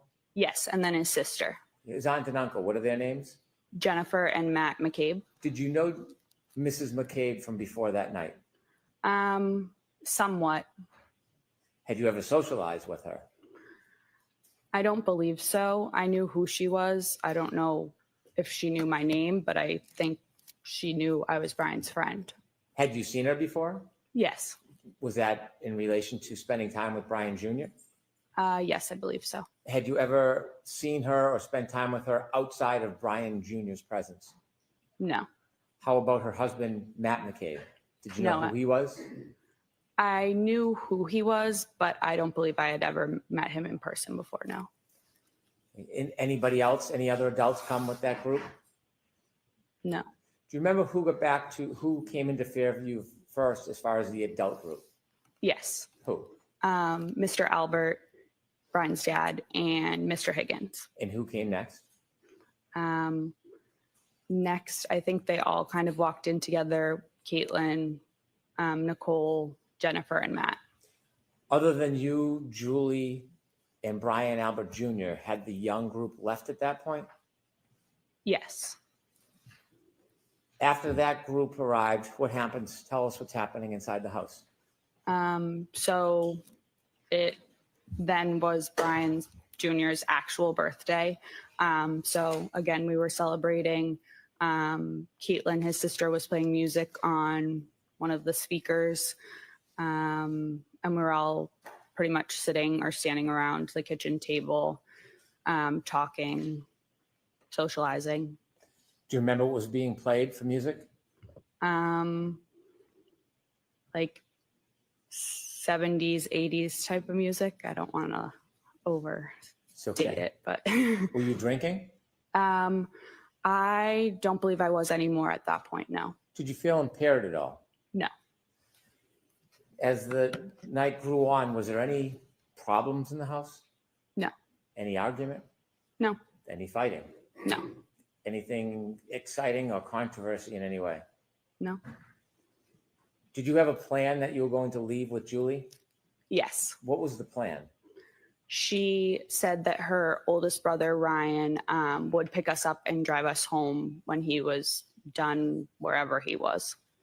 Did you see at any point before you ultimately left Fairview, did you see your sister leave the house? Did you see Julie Nagel leave the house? Yes. Did you actually see her go and leave? Yes. About how long did she leave for? 5 minutes or less. Did you see her come back? Yes. After she went out of the house and came back in, did the plan change about a ride home with her brother? Yes. What was the new plan? So a little bit before she went out to talk to Ryan, we were talking, myself, her, and then Jen, we're talking about how we were leaving and Julie's older brother was going to come pick us up. And we were the only ones that weren't like related to the Alberts there. So like Brian's friends left. So Jen was like, oh, like, don't leave just yet, because like we were celebrating Brian's birthday. If you want, myself and Matt can drive you home a little bit later. So we agreed to that. And then Jen said, feel free to invite Ryan inside because he was already on his way. So Julie went out to tell Ryan, like, hey, we're not coming with you. But You weren't outside for the conversation, so you just heard this secondhand from Julie. Yeah. So from what you saw, Julie went in and out? Yes. For about 5 minutes? Yes.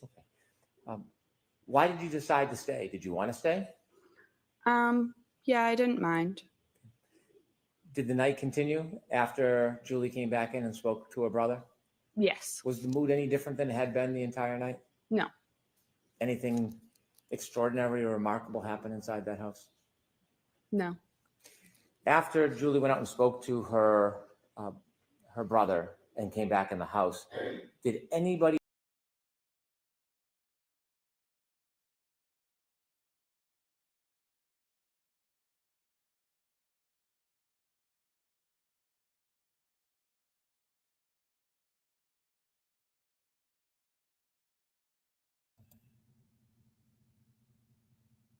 You got it? No volume.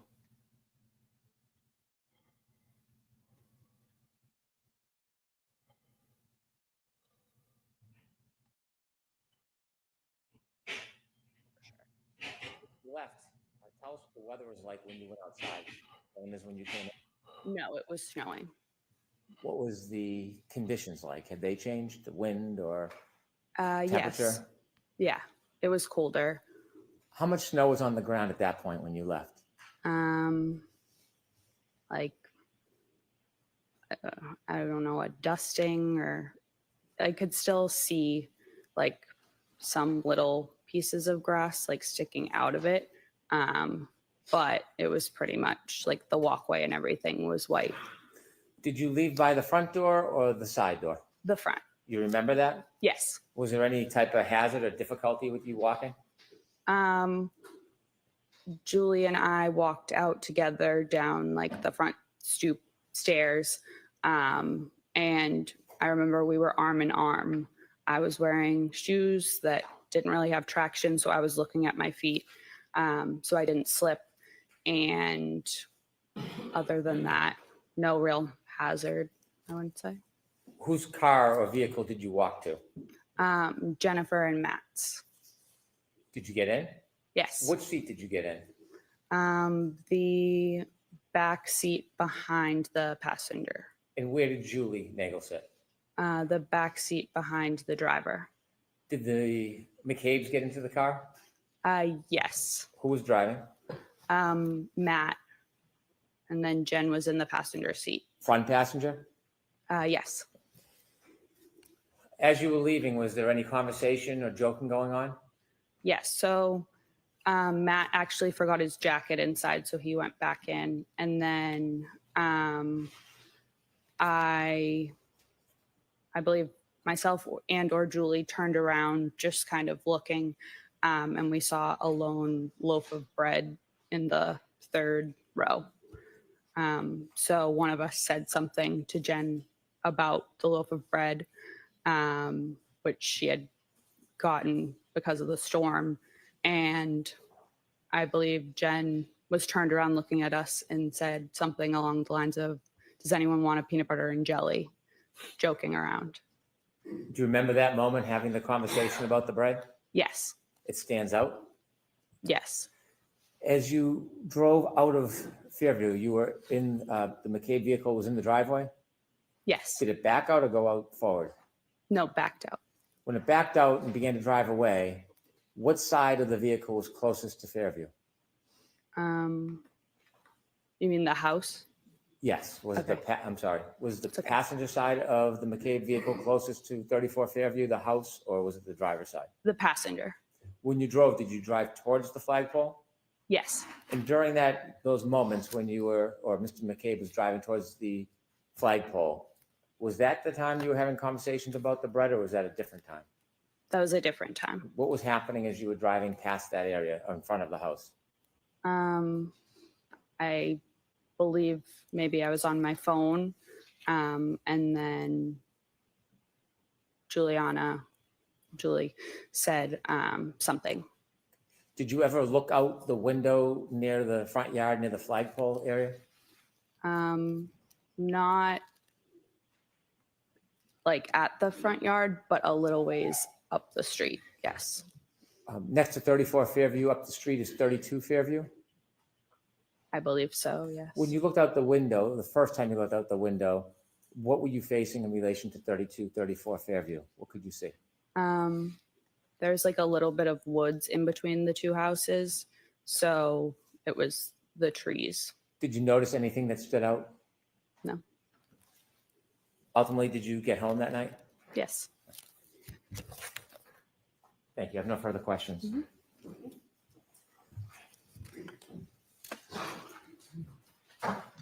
Here we go.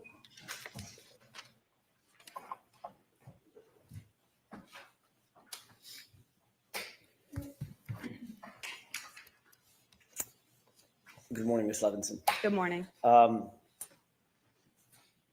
You've been longtime friends, as you've described, with Brian Albert Jr., going all the way back to high school.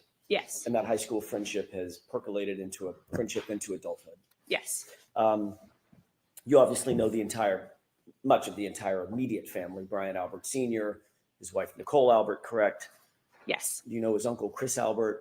Yes. You're familiar with his wife, Julie Albert. Yes.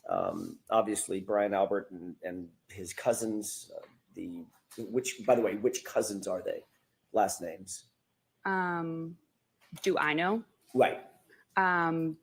There's the Alberts, and then there's the Galvins, the Reardons, and the McCabe's. Okay. You indicated that you've been to the Albert home, probably at 34 Fairview. That's the home I'm talking about. Yes. Probably you estimated at least 20 times, correct? Over the years, yes. Over the years. And you've known Brian Albert for, well, since high school. I mean, in the last 8, 10, 12 years, you've been to the house to and from. Yes. You've never met, or you had never met, going into January 29th, 2022. You had never met their dog, had you? Their dog? Their dog. I'm not completely sure. Didn't you testify about a year ago in another proceeding that although you had been to the Albert home many times, you had never actually met the dog? If that's what it says I said, then yes. Is that because the dog was not really good with strangers? Objection. Sustained. Do you know why you hadn't met Chloe? By the way, did you know the dog's name was Chloe? Yes. Okay. Do you know why you hadn't met Chloe in all those trips to 34 Fairview? No. Just wasn't out and about among the folks that were in the house when you were there. Yes.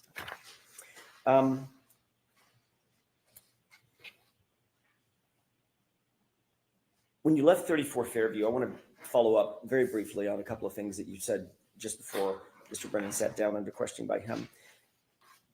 When you left 34 Fairview to join Jen McCabe at her invitation to take you home, you left through the front door, correct? Yes. As opposed to the side door. It's a little confusing. The front door has the brick stoop and the stairs, correct? Yes. Okay. Is that the door that you normally would leave through, or did you normally leave through the side door, come and go through the side door? What was your more ready habit and practice? Probably the side door. Okay.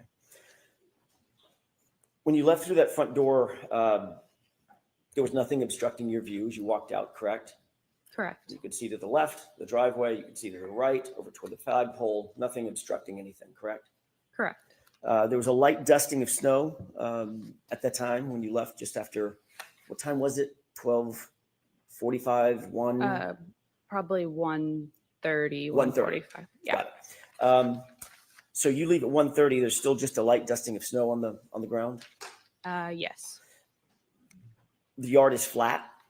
Yes. You could see all the way out to the flagpole. Yes. You didn't notice anything unusual at that time when you looked out toward the flagpole walking out of that front door? I didn't notice anything. I wasn't looking out at the flagpole, but yes. You were looking in that direction when you walk out of the door. Obviously, you're standing, walking out of the door toward the front yard, correct? Correct. But as I stated, I was looking down at my shoes in front of me. Okay. Obviously, then you have to, at some point, you have to look up to see where you're going. You have to turn left to go to the driveway. Is that right? Yes. Okay. Then you walk over and walk parallel to the yard again to walk over to the car. Correct? Yes. And as soon as you walked out of the stoop, you had to figure out where the stairs were, so make sure you don't fall down the stairs, right? Yes. But you're still looking up like normal, correct? At some point. Most likely. My question is, you didn't see anything unusual in the yard, did you? No.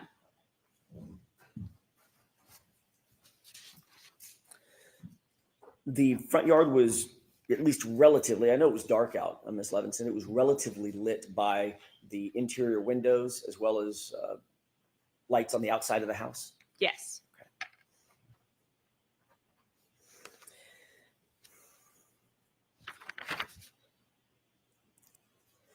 You indicated that you did, in fact, get the ride home with Jen McCabe and Matt McCabe.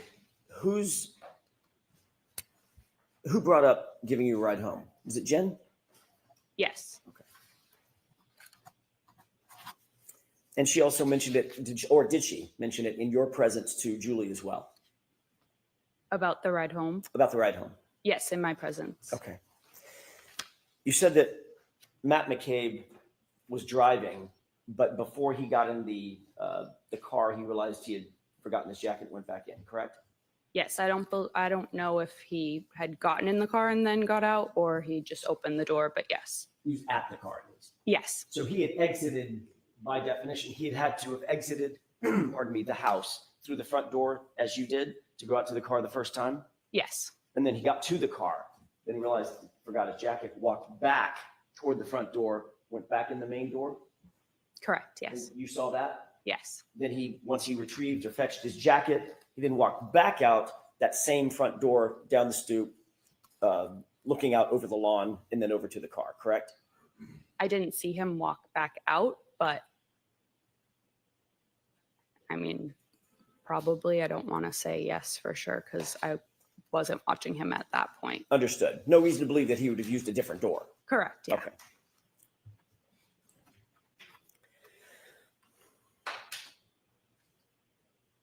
Your Honor, may I have just a moment? Okay.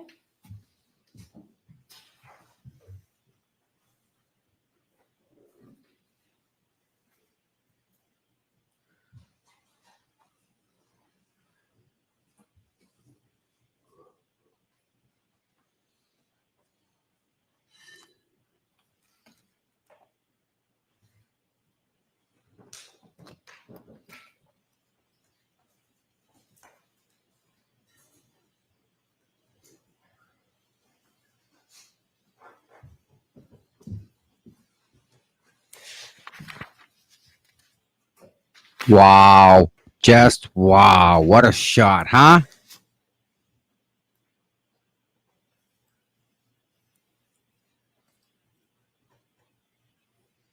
You were contacted ultimately by law enforcement to provide an interview, correct? Yes. That was not until October of 2022. Is that right? Yes. A couple of quick questions about that.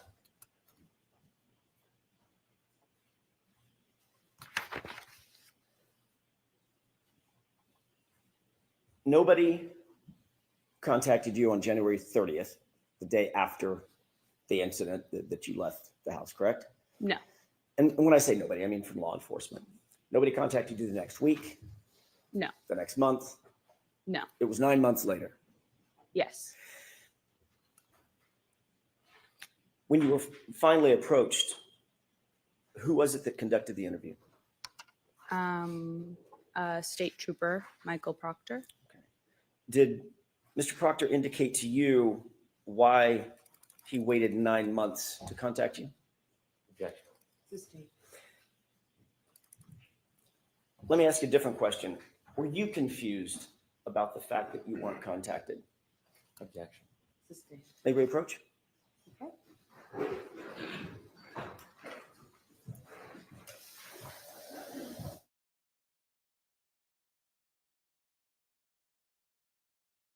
Looks like Miss Reed is in charge, Mike. Wow. I love that. Yeah, she's definitely in charge of what's going on right now. She's she's like the dom. They're Like, all yes. listening to her. All She goes, right. yeah, yeah. And now they're going Let's to keep- Imagine that. Let's keep going. Let's keep Yeah. going. This is Equestrian had a nice post there about the dog. yeah. That was interesting. That was interesting. What's part of that's wrong? No, nothing. Then I just, Right? yeah, Dog's doing what it's supposed to do, right? Yeah. John was never there. He was a stranger, and you add on an altercation with somebody that the dog relates to, that the dog knows. It's Right. 100 out of 100. That's exactly the reason to have a dog. Like, So, yep. you can't blame the dog for being a dog, right? And then then it doesn't bark when Jen storms through the door at 6 something in the morning. Dog was gone. They Yeah. had to get rid of that dog right after that. Yeah, That was well, it went- that was yeah. on top of the priority list. I went with Caitlin and Tristan. Isn't it funny? They actually have a German Shepherd too. Allegedly, they actually they own one. Yep. Or was that just Chloe? Good How's it morning, going? Nan. Nan's up. Nan's in the chat. Probably on a break in between cases. My goodness, that lady's always working. Attorney Nan Gallagher in the Good to house. see her. And I mean, we're talking about being blessed with Randazza, Mike Oh, Randazza. we stop with the Mark blessed, Randazza. the blessed. Yeah, he's the guy. They're all the guys. Yeah, Nothing better than a strong woman. Though. I I'll tell you know. that right now. I'm different about that. Yeah. I'm all for that. I love seeing it. Guy thing, I think That's all the way- guys yeah. really like to see it. They don't want to admit it, but they kind of like it's impressive, you know. Well, it all depends how you like. Was your mother a strong woman like yours was, Tom? I mean, she was Had a to leader, be. you know, She, right? she put her And through then- the paces, man. She So you're naturally attracted to a person that's actually got, you know, the Mike, room. I'm the reason that people beat their kids. Like we all were bad behaving kids. We all got the belt, right? So Oh yeah, I mean, no doubt. it's just part of that, right? My mother My mother's said, "Stop." tasty with I'm the like, story. I ain't stopping. Dad's coming. Oh, maybe I'll not stop. It's fun, you know. There's so much that's changed from now until then. So we kind of got to put ourselves in the now situations that we're not really familiar with, right? I mean, who knows? But- Peanut butter and Listen, jelly inside of an SUV is normal. Who knows that? I didn't know that was normal. Right Yeah, goes I bad. never- I thought. I'm just I never checking. had Mike. that. Yeah. I never had sandwich. I never eat sandwiches in between games. I don't No? remember, anyways. Is Levinson helping the Commonwealth? I haven't listened yet. Yeah, I don't they think all it's are. just trying to. They're not doing anything for the Commonwealth. Right. Here comes Yeah, the surgeon. Yes. Thank you. When you were finally interviewed, let me ask you a different question. When you were ultimately interviewed in October of 2022, was that telephonically or was that in person? In person. Were you alone or was there anybody else with you? I was alone. You mean like besides the troopers? Besides the troopers? Yeah, I was alone. And had you prepared for that interview with any person or persons before that interview? No. Had you spoken to anybody, Julie or anybody else, about the potential for being interviewed? I believe Julie called me to tell me. If I may, don't tell me what was said. Did you speak with Julie before the interview? Yes or no? Yes. Okay. And one more question, without telling me any of the words that were used, was the subject matter the interview? In other words, I'm not asking if you talked to Julie about going and getting the dry cleaning picked up or something like that. Did you talk about the subject of the interview with Julie before you were interviewed? Somewhat. Okay, that's all I have. Thank you. Anything, Mr. Brennan? Conspiring the stories, even them put the stories together. Can I have exhibit 3, please? Exactly. Where's your timeline, right?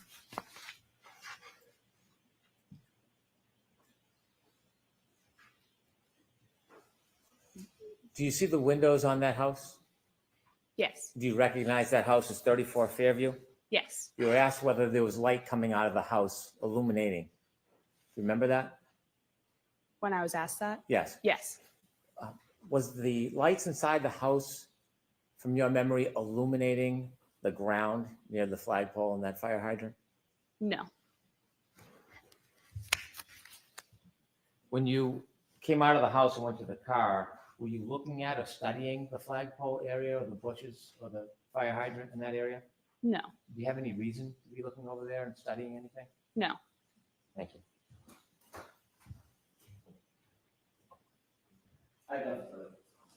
All right, Ms. Levinson, you are all set. Thank you. And your next witness, please, Mr. Brennan. Thank you, Your Honor. The Commonwealth will call Katie McLaughlin.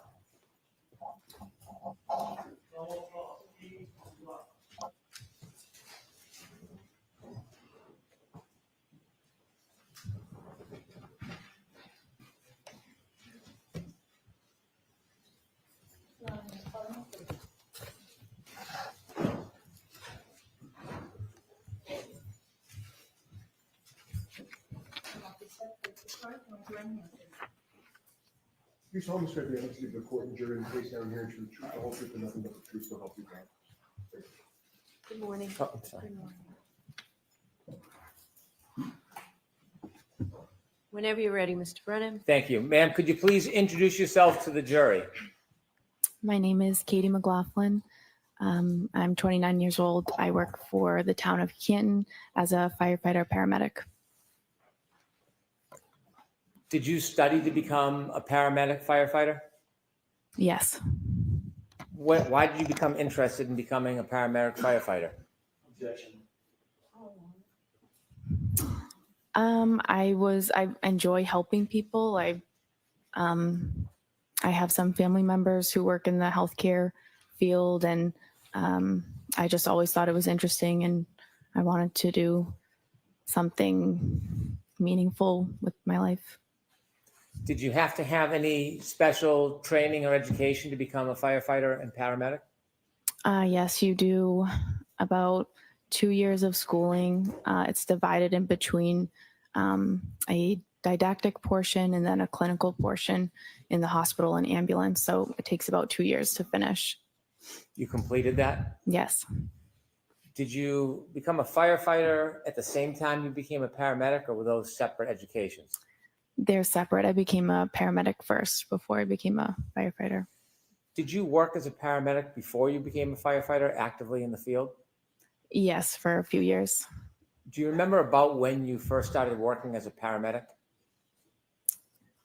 2016 or 17. And when did you first become a firefighter? 2017. Do you remember when you first began working for the Canton Fire Department?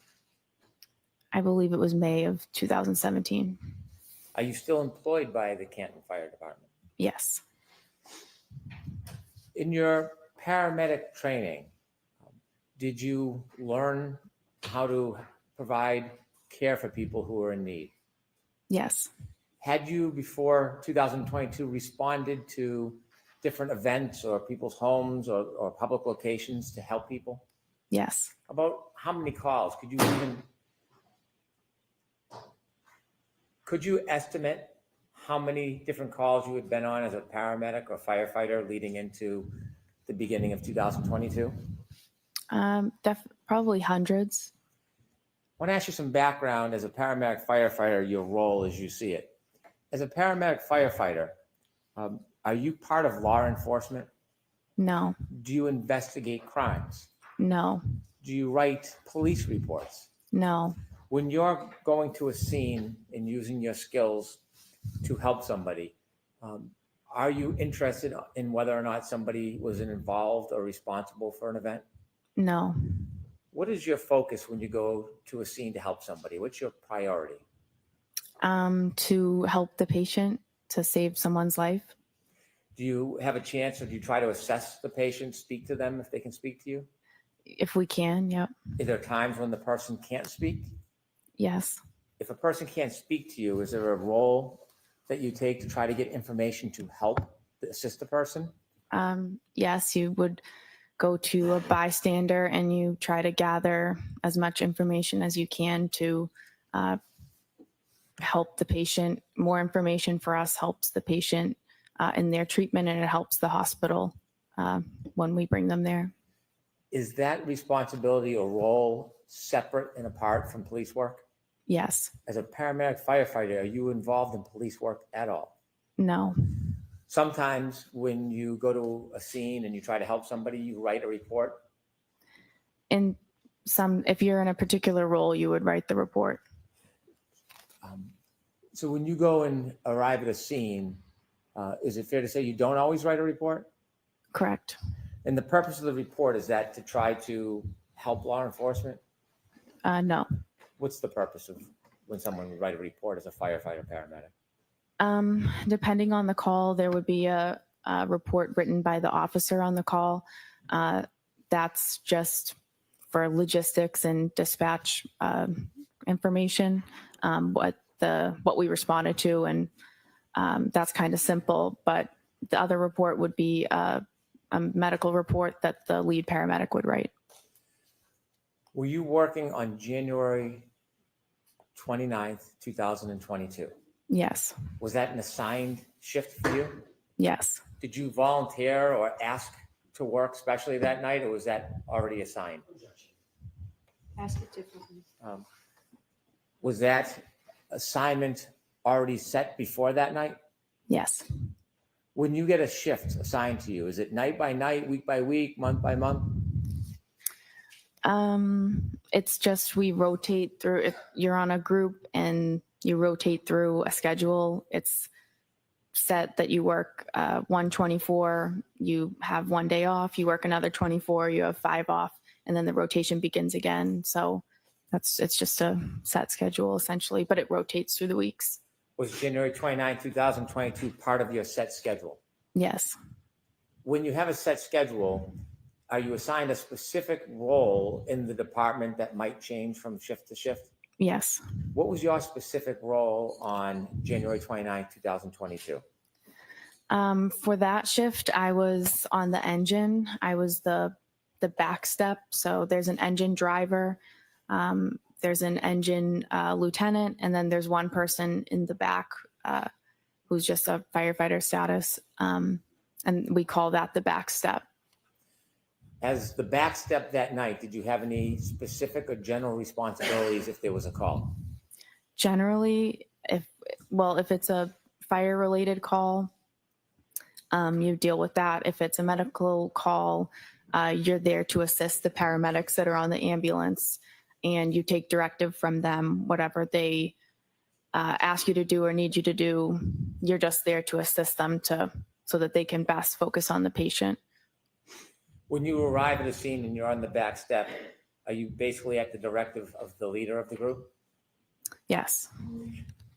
That morning, around a little after 6 in the morning on January 29, 2022, do you remember a call or a tone coming in? Yes. Do you remember what it was for? It was for a man down in the snow or a man unresponsive in the snow. Do you remember leaving the fire department that night? I do. Tell us as you're leaving what's happening. So I'm in the engine, the command car with the captain who runs the shift started to 34 Fairview Road first. The ambulance was in front of us, and then we were behind the ambulance. Did you know the address you were going to was 34 Fairview Road? Yes.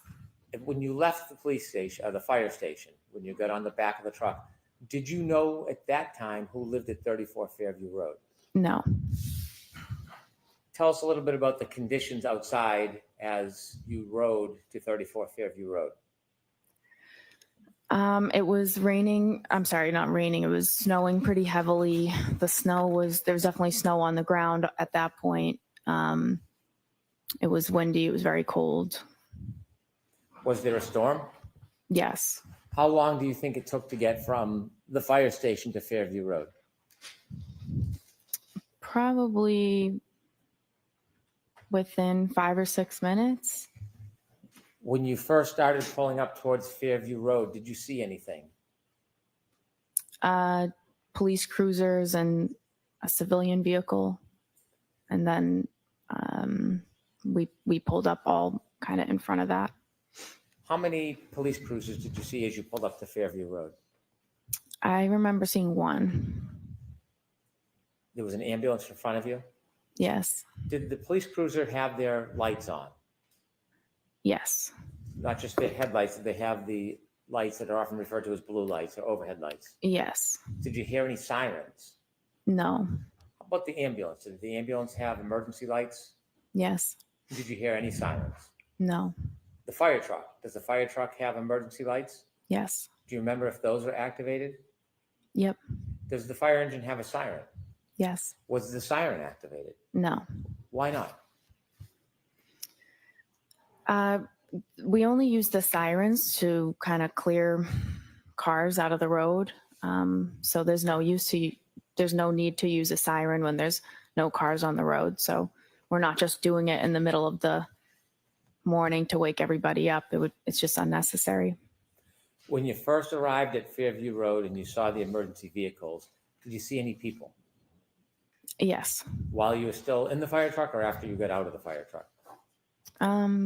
Probably after I got out. After you got out of the fire truck, where do you go? So I knew that they were working on a patient. So I knew they're going to need the stretcher. So myself and firefighter Walsh went right to the ambulance and retrieved the stretcher and brought it as close to the patient as we could. At some point, did you see the patient? Yes. Was it a he or she? It was a man. Where was he when you first saw him? He was lying supine on the side of the road off the curb, like into a lawn. How close to him were you when you first saw him? Well, I only made it to the curb where where I brought the stretcher. He was maybe from here to that table, maybe. When you stood on the curb and you saw that man lying, was his feet closest to you, his head, or his side? His head would be closer to me. Did you lift the man from the ground? No. Did some of your colleagues? Yes. After you brought the stretcher or the bed to the side of the road, did you remain there on the side of the road? They lifted him on the backboard, they put him on the stretcher, and then they pretty much immediately started moving to bring him in the back of the ambulance. Around the area where you first saw this man lying supine on the ground, was there anything other than ground? Were there any objects in that I'm area? sorry? Was there any objects near him? I remember seeing a fire hydrant. And that's all I can really remember. When you mentioned that he was lying about as close to that table as you, would 8 to 10 feet be a fair estimate? I don't know that I could say. Okay. At some point, did you receive further directions from anybody on the team asking you to do something? Yes. Firefighter Flamati I was at the head of the stretcher with firefighter Flamati, and he asked me to try to gather more information and kind of see what happened and what's going on. Did you have someone that you wanted to gather information from? Yes. There was a woman who seemed to be really concerned and involved with the patient's status. And so I just kind of assumed that this would be the person that I could try to get more information from. Did you take a guess? Yeah, The person that you try to get more information from, do you see that person in the courtroom today? I do. Could you point that person out and describe an article of clothing Black they suit. wear? Black suit. And do you see where that person's sitting in between? I do. Her attorneys. Did you approach that person? I did. Now, you mentioned you're not a police officer or a criminal investigator. What type of information are you hoping to get generally in these circumstances? Some basic demographic info. You can answer a lot of questions by just asking a few very simple ones. So obviously you're trying to get his name and his date of birth. And then you ask questions if the patient has a medical history, if the patient takes daily medications, if the patient has any allergies. And that's all things that can help to sort of maybe explain why this person is in the position that he's in. For example, if someone says, reported that he had a heart condition or a seizure disorder or he was a diabetic, that would help us sort of, that's relevant information for us for his treatment and to pass on to the hospital. Did you have a chance to speak with the person that you had pointed out? I did. When you spoke to that person, did you get a chance to ask any of those questions you would typically ask? I did. When you spoke to the person, what did they tell you? She gave me his name, his date of birth. She denied him having any medical history or daily medications or allergies. I was kind of moving around. She was moving around the scene. So I was kind of moving around, trying to gather the information with her. Did she say anything to you in addition to the typical background information that you would try to obtain from somebody? Yes. What did she say? Well, I asked another question. Once we had come to a stop, I asked if there had been any significant trauma that happened that preceded this. And she answered with a series of statements that she repeated. I hit him. I hit him. There was a woman next to us who told her to calm down, stop talking, calm down, you're hysterical. So she repeated, I hit him. And a police officer asked her, said, you what? And she repeated it again, I hit him. And the officer then signaled for his sergeant to come down to the scene or down to where he was. When she first told you that she had hit him, you said there was another woman next to her. Did you know who that woman was? Not at the time. Do you now know who that woman was? I do. And who was that? Miss Jen McCabe. Did you know Miss McCabe at that time? No, Do you know her personally now? no, Are you friendly or friends with her in any way? no. You mentioned that when the defendant said, I hit him. Miss McCabe was trying to intervene. Yes, it appeared that way. What did it appear she was trying to do? Trying to get her to calm down, to stop talking. It appeared that she was, Sustained. Jurors disregard that comment.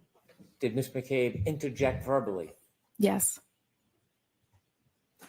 After Miss McCabe interjected and the defendant made those statements about hitting him, did you persist in getting more information, asking to clarify what she meant by I hit him? no, I did not. Why not? A few reasons.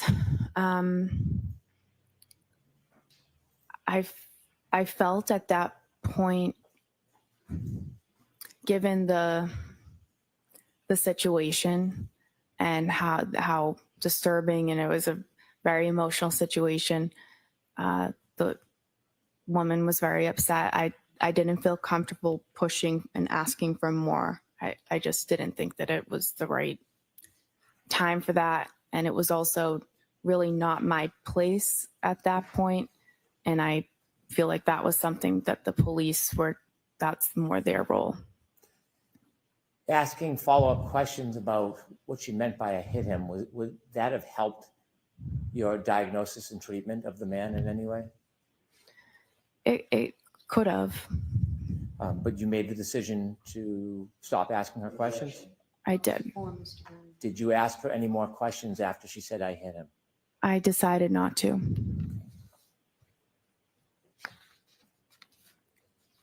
At some point after you spoke to the defendant, did you go back to the ambulance and tell anybody, any of your colleagues? I did. And why would you do that? That's the whole point of me trying to get more information, is that I get the information and I bring it back to the people who are treating the patient. So Did you go back to the ambulance and repeat that information to your colleagues? I did. Did you have any other further role at the scene as far as helping the man or doing anything else No, other than I drove the ambulance to the hospital. with the gentleman in the ambulance? Yes. Did you learn who that person was? Yes. Did you know at the time who it was? No. When you got to 34 Fairview, did you recognize the home when you got there? No. Did you later learn who lived at that home? Yes. Did you know somebody who had lived at that home? Yes. Did you know that person lived there prior to that night? I learned that she lived there. Okay. And that person that you knew lived there, what is their name? Caitlin Albert. How did you know Caitlin Albert? We went to high school together. We're in the same grade. We have mutual friends, and growing up, we had different friend groups, but those groups would often get together in bigger groups and hang out. I see her in group settings. I socialize with her occasionally. I don't have a personal relationship with her. I wouldn't consider her to be a friend of mine, but I do see her occasionally because of social events. I don't have a one-on-one. I don't have a close personal relationship with her. Was she a friend on social media back at the time? Yeah. Since this event, have you been on any outings or trips with friends of hers or in a group setting where she was present? I don't remember ever seeing her since then. Had you ever talked to her about your role that night? Never. Did the fact that somebody you knew lived in that house that have anything to do with your treatment and care that morning? Not at all. When you saw the man in the back of the ambulance, did you make note whether he was missing any clothing items? He was missing a shoe, a sneaker. I'd like, with the court's permission, to play Exhibit 4, part of it. Okay. Ms. Gilman, if you can start at 6:13:45.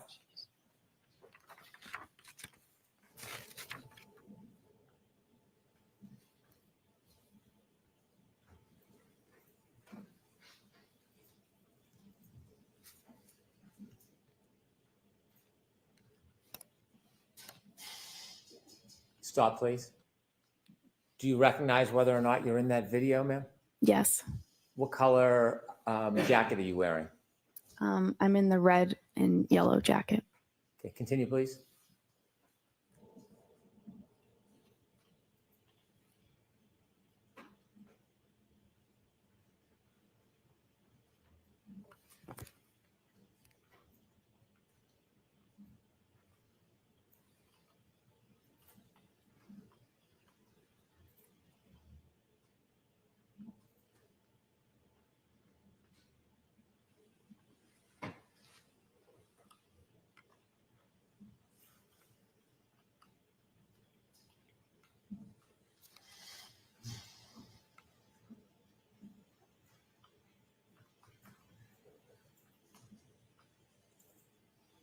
Stop, please.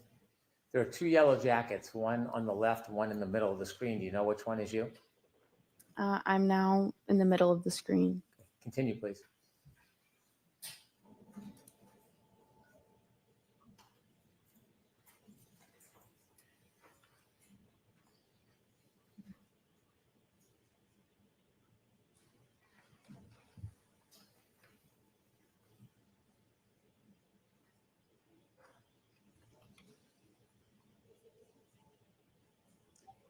Stop, please. Do you know who that is on the left of the screen at the flagpole?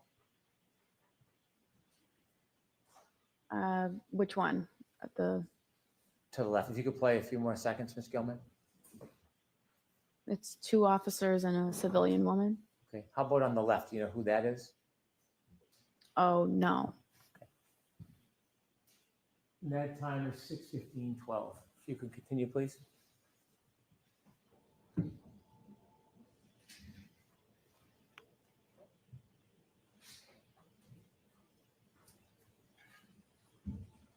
Stop, please. Is that you, ma'am, in the yellow? Yes. Okay, continue, please.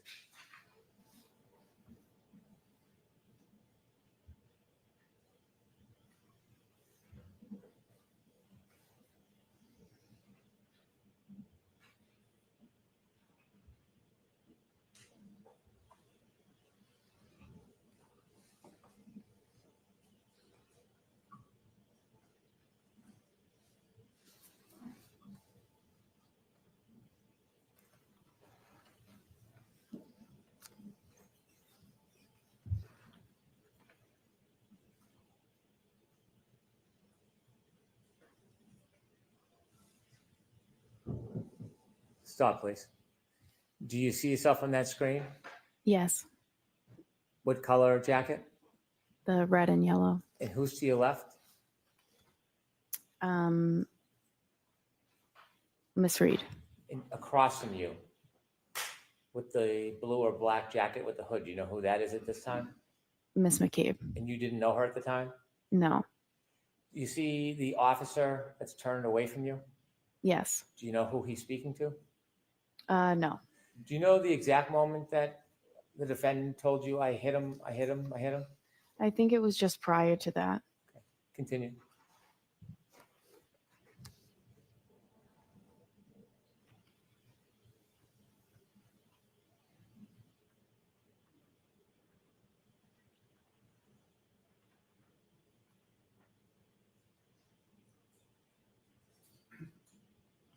Stop, please. Okay, thank you. I have no further questions. Okay, Mr. Jackson?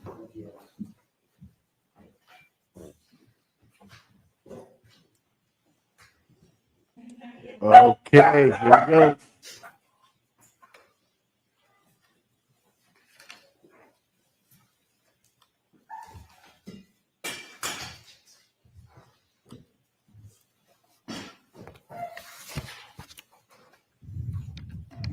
Good morning, Ms. McLaughlin. Good morning. You indicated that one of the things that is paramount to the life-saving effort or the medical assistance that you and your colleagues provide is to determine what the cause is of the injury, correct? To determine, just to gather as much information as we can about his history and like recent events that could have precipitated how we found the patient. What you said on direct examination was, quote, what happened and what's going on, end quote, correct? Yes. So for instance, the what happened, you want to find out and differentiate what happened. Is it a gunshot? Sure. When you're asking what happened or trying to determine what happened, for instance, one of the things you're trying to do is differentiate between a gunshot and a knife wound, correct? Yes. Or poison or ingestion of a poisonous substance or a heart attack. Yeah, in this particular, I'm this not asking about scenario, this it's, instance. Next question. Thank you. I'm asking about in general, when you're taking on information, trying to download information at a scene, you're trying to determine, as you said, quote, what happened, correct? yeah, That's important to determine, correct? yeah, You want to get the person's age, you want to get the person's date of birth, you want to get the person's allergies, for instance. Yep. But you also, paramount among those, you want to find out what happened? Why are we here?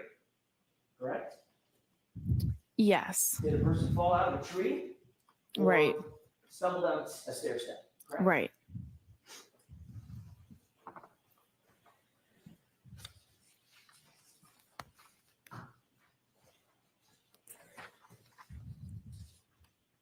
In doing so, it's important to relay that information to others as well.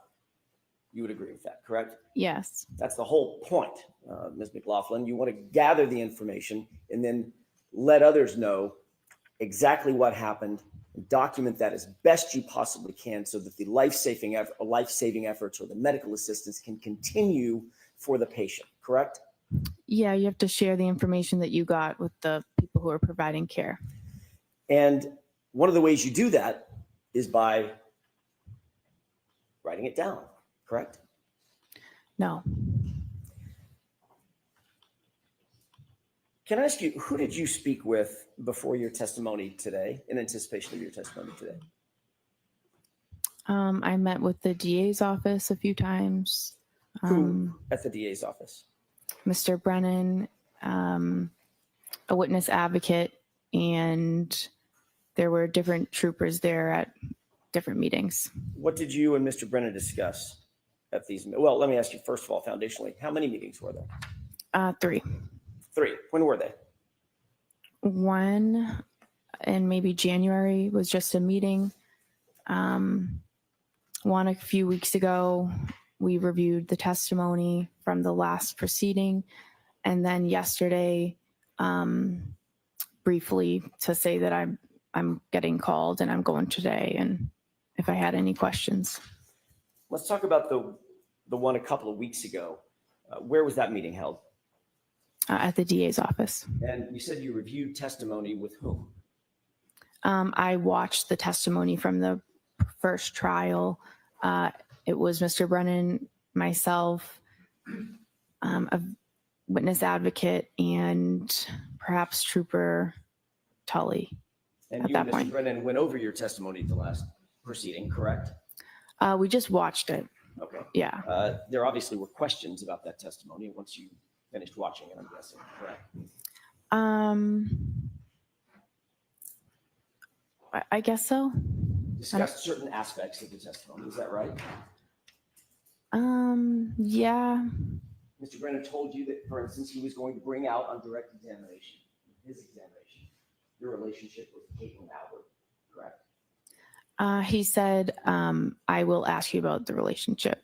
And that was in anticipation of me asking about that relationship, correct? Objection. Sustained. Did Mr. Brennan tell you that he wanted to make sure that he brought out that information so that it wasn't brought out on cross-examination by me? Objection. Sustained. What did Mr. Brennan say about the reason he wanted to bring out the relationship with Caitlin Albert on the examination? There was no reason that he gave. But he did tell you that he wanted to make sure that y'all covered that on direct examination during his examination, correct? Objection. Sustained. Did he say something like that? No.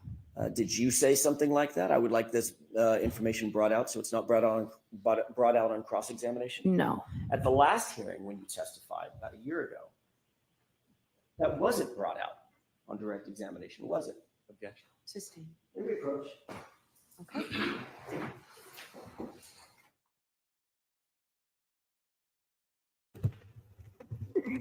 Goodness gracious, man. Talk about rehearsed. Jackson's going to get it flustered. Yeah, Nan, Attorney Nan Gallagher. So none of these questions are objectionable? All right. Ain't that something? I didn't realize that. Oh, wow. Because I think they go to her that she's already testified to them, right? Is that why? Yeah. I'm not sure the reason why Brennan's objecting, but I don't, I'm glad Dan said that. Those aren't questions that are objectable. See, that's a lot of the stuff we don't even know. At absolute, AJ is allowed to impeach her with her prior statements from 1.0. Nice. So this is just get ready for the fireworks type of stuff. Buckle up. It's gonna get bumpy. I think so. That's what this one is. Hold on, guys. We're going here. We are gonna go here, right? I think so. Yeah, I think it's gonna get. I think Alan's ready to go again. Really?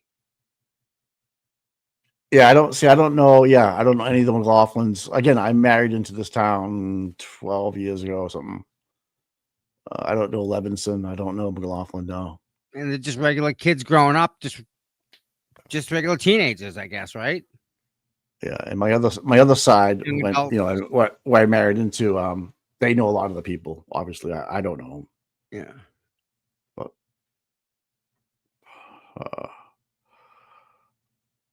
yeah, even Give me a Bev second. Rose said, I'm "What gonna go play Superman. I'll be right back. you know, play Superman." Yeah, I'm gonna change. All right, go ahead, man. Phone booth over there. Oh, here we go. Put yourself on mute. I love how Karen's involved. That's just like the best thing. May I continue, Your Honor? Yes. Thank you. Ms. McLaughlin, we were talking about very briefly your testimony about a year ago. In your testimony a year ago, you did not disclose in your initial conversation the fact of your relationship with Ms. Albert, did you? I object. I move for an instruction. So the objection sustained. Next question. Who was it that asked the question about Ms. Albert a year ago? Objection. Sustained. Did you tell anyone, Trooper Proctor, any investigator, anybody from the DA's office last year about your relationship with Caitlin Albert? Objection. I'll allow that. No, only when there started to be a lot of harassment and things that insinuations and stuff that started coming out online. I had said maybe once to them that I was concerned I was being harassed. My question, Ms. McLaughlin, was before the information was disclosed, which was during the first proceeding. Objection. Let's hear the question. Before that information was disclosed during the first proceeding, in any of your interviews, Michael Proctor or anybody else from the DA's office, did you disclose, from the Massachusetts State Police or anybody from the DA's office, did you disclose, did you volunteer that you had a relationship with Caitlin Albert? before the first proceeding. Yeah, I'm saying I told the DA about the harassment and the insinuations. That was before the first trial when I met with them. How was there harassment and insinuations if it hadn't been disclosed at the first proceeding? Because it's out there everywhere on the internet and has been. Before the first proceeding, Ms. McLaughlin, It's- before you ever testified. That's my question. Do you understand my question? It's been going on since before the first proceeding. If you hadn't testified at the first proceeding, at which point it was revealed, how could you have ever suffered any harassment for it? It wasn't disclosed yet, Ms. McLaughlin. Do you understand? I don't think you understand what I'm saying. Who did you tell at the DA's office? The relationship that I had with Caitlin Albert had been out there. It had been published and proliferated on the internet. And so that was before the first proceeding. And who did you tell at the DA's office about this before the first proceeding? I don't remember who it was or the meeting, but Was it Mr. Lally? it could have been. Do you have a memory of that? Not specifically. I don't remember who it was. Was it Mr. McLaughlin? Like I said, I don't No, remember not you, specifically. obviously, Miss Laura McLaughlin, no relationship. Like I said, not specifically.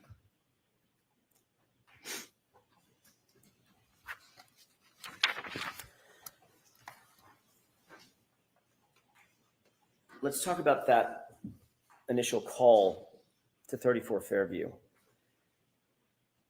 You responded to the call of an unresponsive male in the snow. That was early morning hours of January 29th, correct? Yes. Once you were there, Mr. O'Keefe had been placed on a gurney and moved to the ambulance. You were instructed to go get information about the victim. Yes.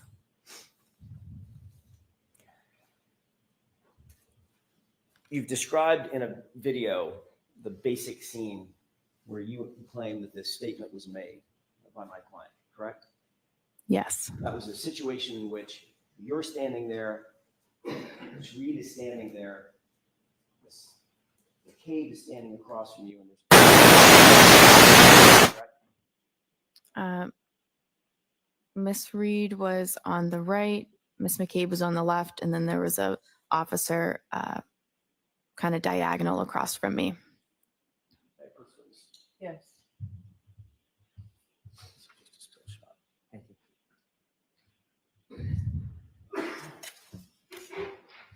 Ms. McLaughlin, can you tell me if you recognize the still shot depicted in that photograph? I recognize me in it, yes. And when is that approximately, does that approximate what you're describing? Is that time in which you're standing there, I'm guessing in the yellow jacket, Ms. Reed's to your right, Ms. McCabe's to your left, and there's an officer standing directly across from you? Yes. Is this the time that you indicate that that statement was made? Around this time. I'd like to have that marked as next in order, Your Honor. Any objections to Brennan? None, thank you. May I retrieve? 50?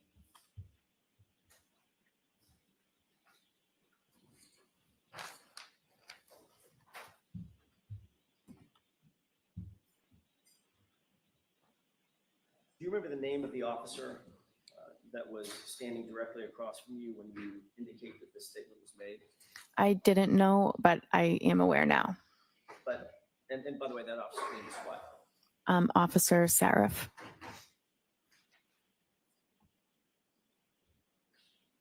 You're describing a situation in which you're standing there, Miss Reed is next to you, within earshot is a uniformed police officer, and she said, I hit him, correct? Correct. Then he said, what? Is that right? So it's I hit him.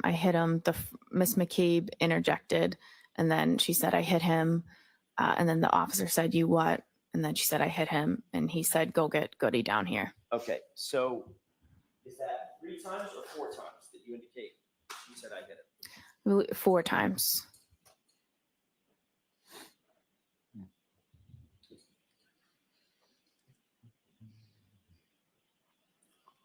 And you, according to you, you indicate that at the time that Ms. Reed made these statements, she was hysterical and somewhat out of control. Is that right? She was upset. I would say hysterical. Yeah. Did you describe her last year as obviously upset, overly frantic, and almost hysterical? Yeah, I believe it. I remember that. Okay. If we could play Exhibit 4. Okay. Starting at 9, Court Commission, starting at 9:15, about 9:46.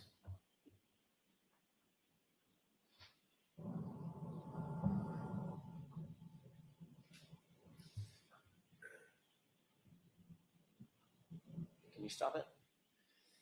Did you see the two people enter from screen right? Yes. Who is that? That would be myself and Miss Reed. Okay, this is the first point at which you and Miss Reed begin to converge with the other two individuals, Miss McCabe and the officer, correct? I had started trying to gather the information prior to this, and then she was moving around, so I had kind of was following her, asking the questions, and then we eventually came, here to this point and came to a stop. So my answer, your answer is yes. This is the point at which you converged with Miss McCabe and the Yes. officer. Yes. Okay, thank you. Let's go ahead and play it.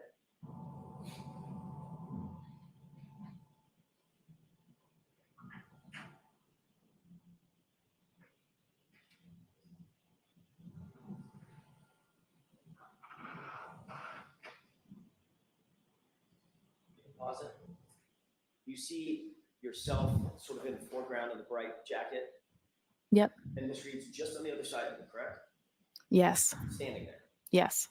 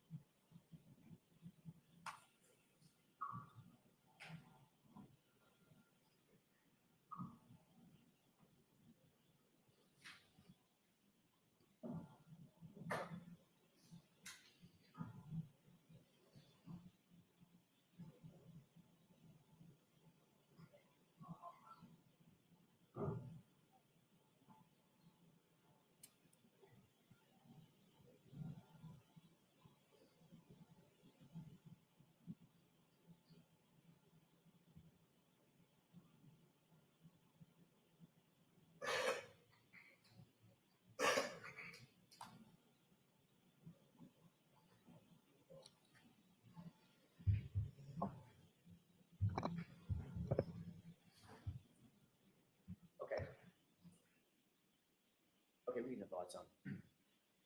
Ms. McLaughlin, during that video, that's the time in which you say, or you claimed last year that Ms. Reed was, in your words, obviously upset, overly frantic, and almost hysterical, correct?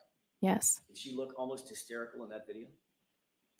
She was, well, in that video, that could not explain what that scene was like. Did she look overly frantic in that video? She was frantic throughout the whole scene. I think that was me describing the entire scene. I see. Yeah. So she did not look overly frantic in that video. She was upset for sure. Was she overly frantic and almost hysterical in that video? Just now. I don't know that you could really see from that video. Did you see anything that appeared to be overly frantic and almost hysterical? Like I said, that video is not really you can't hear anything, so it's hard to. Was she running around? She had been. I didn't ask you if she had been. Yeah. You got there, a lot of things had happened. When she's standing there with you, was she running around? No, she had just stopped running around. Was she gesticulating? I don't know. Do you know what that means? I don't. Was she using her arms and going crazy? With her hands and arms and running in circles? She had been, but like I said. Had been. Yeah, but I I'm think asking you about what happened before you got there. I'm asking you what happened when. I'm sorry. Question and answer, please. Thank you. I'm not asking you what happened before we got to that video. Right? I'm asking you about the video in which you described her previously as being overly frantic and almost hysterical. Did she look like she was just gesticulating and moving her arms and spinning in circles? Not in that video. Okay, thank you.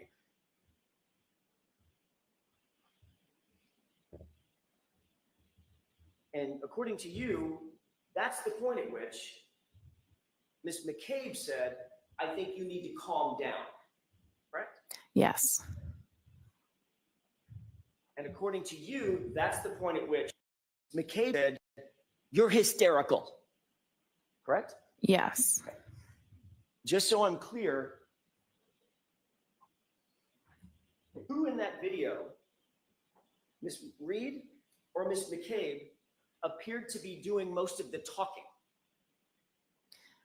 You cannot see from that video. Who in that video I don't know. appeared to be gesticulating with her arms? My client or Ms. McCabe? I think Miss McCabe was doing that, saying you need to calm down. You're hysterical. Oh, the whole time she's gesticulating, she's saying, calm down, Karen, you're being hysterical. Calm down, you're hysterical. And just repeating that? She was trying to get her to stop and to calm down because of the statement she was making. I see. And she was trying to get her to stop, calm down. I see. Okay. So during that entire video, that was probably 40, 50 seconds or so, maybe it's a minute. That's when you're saying now, Ms. McCabe was gesticulating and saying, calm down, Karen. You need to stop making statements. Calm down. Right? That's what she was doing.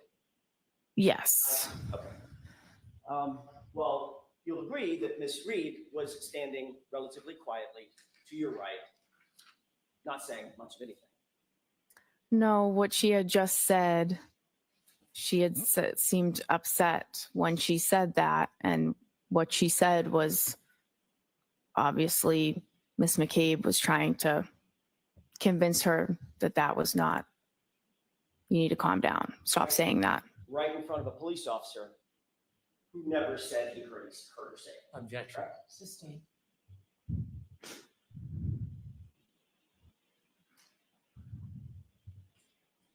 You were standing 18 inches, 2 feet from Officer Seraph, correct? I don't know exactly. Well, give me an idea. I mean, 2 feet, 3 feet, whatever. He was standing near me. And he was standing even closer to my client, wasn't he? Yes.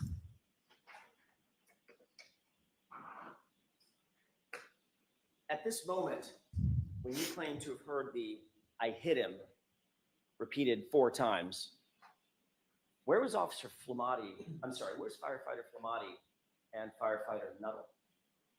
In the ambulance. With the doors closed. Yes. And the ambulance, this is my ignorance, I'm assuming the engine was running.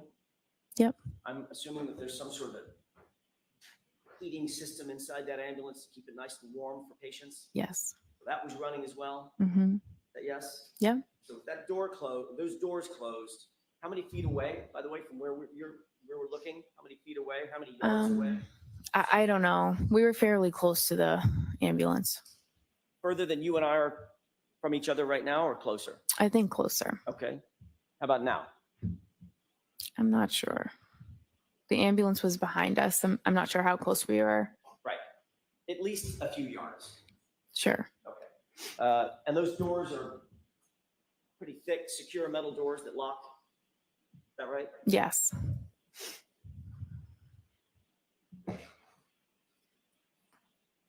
Obviously, when you saw them, I mean, I know you don't know what was happening inside the ambulance, but when you saw them, Firefighter Nuttall and Firefighter Flamati were engaged in life-saving measures with Mr. O'Keefe, one doing the bag, one doing chest compressions as they entered into the ambulance, which you did see, correct? Yes. When those doors closed, would you presume, from your experience, that those life-saving measures and their focus was on John O'Keefe, that continued?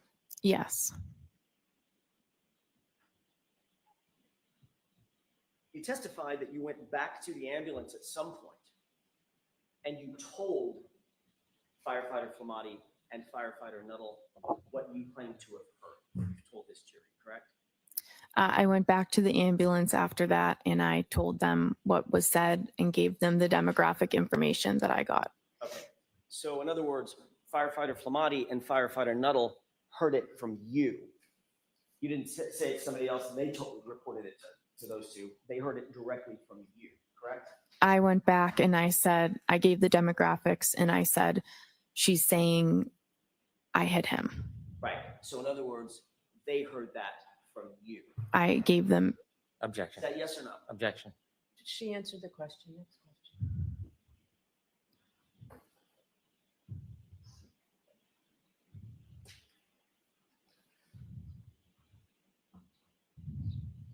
I want to ask you a couple of questions about your relationship with Caitlin Albert.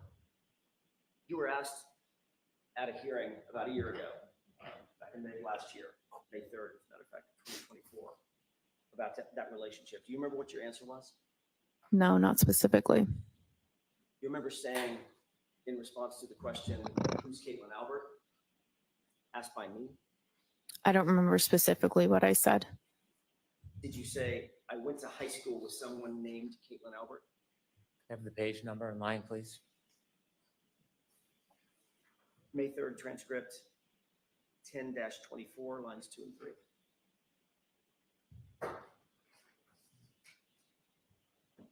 Did you say, I went to high school with someone named Caitlin Albert?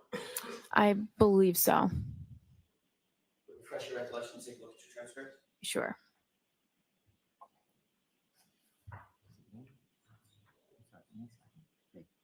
No, May 4th. May 2nd. Let me look.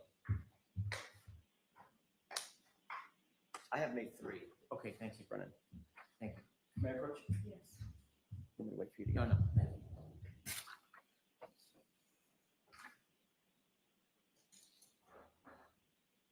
You see that?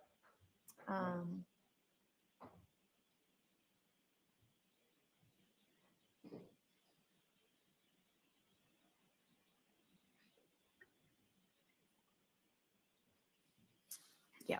May I? Yes.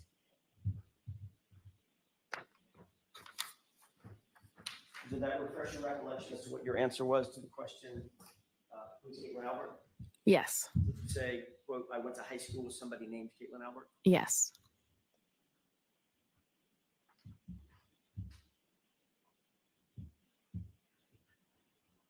Mr. McLaughlin, that was not a full and accurate statement of your relationship with Caitlin Albert, correct? I object. Was that accurate? I mean, that's a fact. That's Okay, next question. All right, I'd like to be seen. All right. Mr. Jackson, why don't you do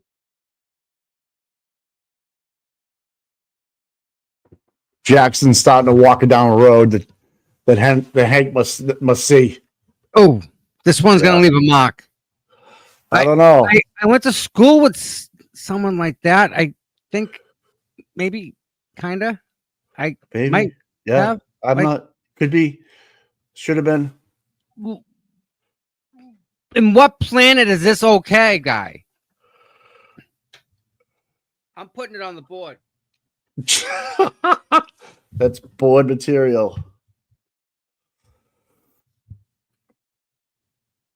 So Ian's motion from the Judge Doolin was denied, so he's not going to be hauled off for saying the word revenge, i.e. karma.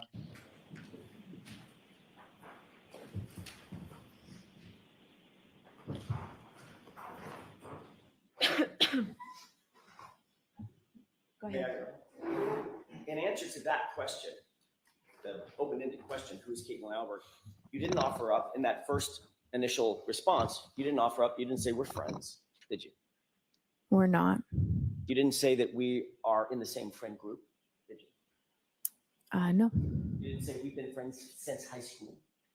No. You said, I went to high school with someone named Caitlin Albert, correct?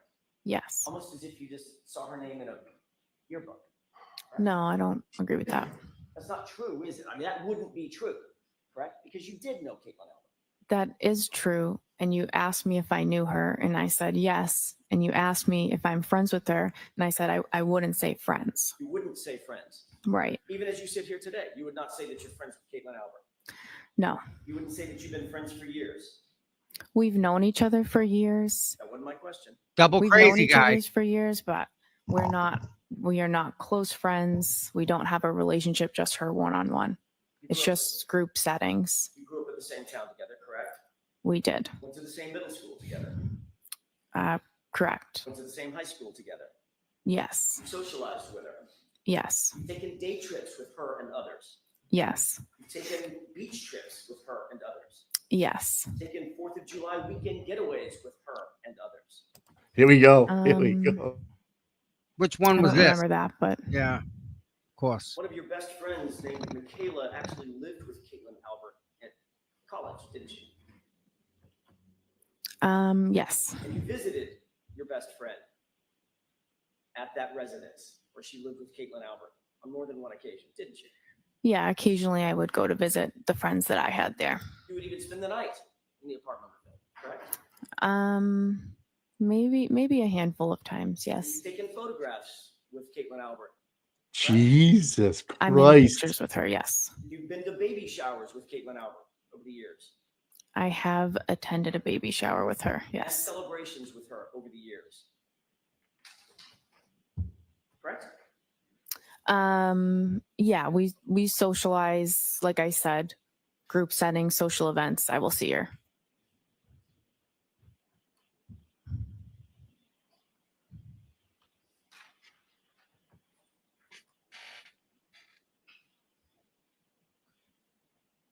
Your Honor, may I approach? All right, briefly. I tell so you, Briefly? Wait a minute. What's this briefly shit? Alan Oh, you asked wanna to go- go talk to her briefly. Frank says that, can I talk to you? Absolutely. Yannetti likes what's going on. She's Look at- proving look at- herself a liar, Mike, right then and there. I know. Yeah. Alan he just nailed off, rolled off like what, 8 or 6 or 7 different settings. And she's like, yep. Wow. Yeah. Ben wants to eat, attorney. Man, Mike, yes. She who's that definitely wants to guy, eat a lunch. that guy behind Paul? I've been looking at that all day, dude. Can't quite tell who that is. Just not quite sure. Did you get a haircut? That's what it is, baby. I'm not sure. Oh, it's a comb over, dude. Oh, it's a flap. It's a flap over. Clone. It's a Trump over. Wow. I wonder who's the dude in the far right. And then you got there's what's his name there? And then I forget this guy's name in the red jacket. I forget his name. I don't know. But he's been there like the whole trial. Dude. Right. Yeah. How do the O'Keefes sit there, Mike, right? And go through all this stuff and they're like, okay, we're seeing it, right? Yeah, Paul, I don't Paul O'Keefe got a understand. haircut. Paul O'Keefe got a haircut? Yep. I don't know. Nobody saw the Jeep. Ryan didn't see a Jeep. Oh, there's somebody. No Jeep. Oh, that's Sue O'Connell in the background, dude. Oh, she changed spots on us, dude. Jesus Christ. I keep fucking every week I get that wrong. Yeah, Damn, thanks. one of these days. I know. You guys are good, man. You guys in the chat are good. The camera setting sucks. I must miss it every day because she changes her outfit. And I just can't, like, in between breaks or something. I don't know what goes on. It's crazy. Yep. I can't make up my mind, just like she can't make up her mind. It's kind of weird how that flip flops like that. Doesn't it? I mean, it's I'm either so- one or the other, and I'm open to everything. Don't get me wrong. I am open to like 8 different Right. things. She want to be a cat? I'm okay with that. Oh. Meow. Meow. That video of the freaking people, the Yeah. cats in the woods. The guy was jumping. Meow. Meow. Hey, Aiden just posted a bunch of pictures of Yep. Caitlin and Oh my God. Katie. But also, hey, what are these Facebook Forget posts? going to Vegas with you, guy. No, listen. Rita Lombardi knows them. She went to Aruba for a chaperone with her daughter and all these girls. Yep. Rita's Oh. friend group with them. So there's a picture of it. Then Rita comments, "Am I going to be the chaperone to Aruba?" This must be back in high school or whatever. And there's six girls here, and it's Katie and Caitlin, and I don't know who the other girls are. Maybe Rita's daughter's in here or something. I don't know. But this was 7 years ago. back in. It don't matter. Friends are friends. Yeah, Canton, I know. Canton, dude. Canton, that's a Canton life, bud. Once you're in, you're in. You can't get out. 2000, Born in it, you ain't 2016. leaving. Yeah. So Rita knows this circle of people. Interesting. Interesting.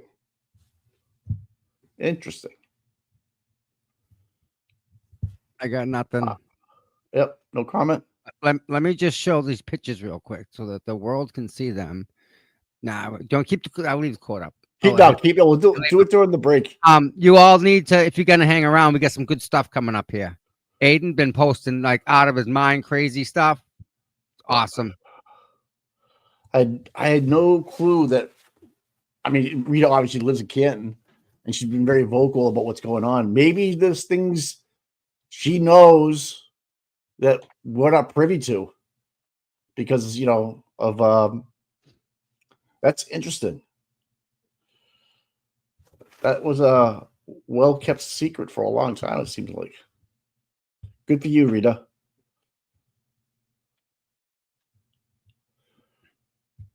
Yeah, well, I guess they of them. Yeah, Erin the cat lady. Yeah.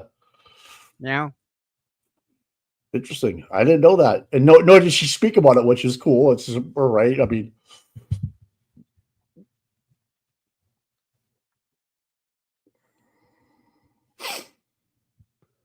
man, people make me mad. Ugh. Let's see this. Everybody, Judge Doolin issued an order denying the motion to revoke Aiden's bail. He called me a journalist and says that the comments I made on my show are not a direct or indirect contact, nor do they constitute probable cause for witness intimidation, even if Brian Tully claims he is in fear. I think this is a great thing to jump off of, to go and look at the other witness intimidation stuff that they tried to throw at him, because even this judge says it's BS. Oh, I see what you're saying. Do you know what I'm saying? Yeah. Take the ruling and use that. Yeah. It's already been proven. Yeah. Looks like Paul's got his own chair over there. He's probably that bench must hurt, Oh.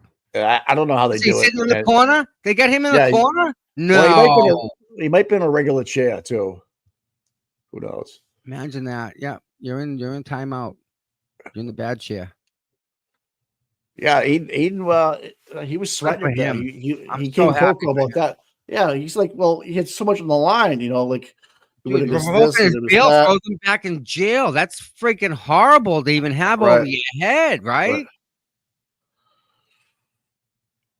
Sucks, dude. Yep.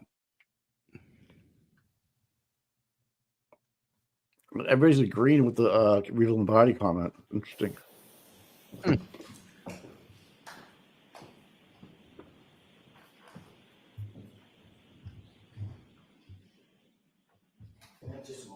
Yes.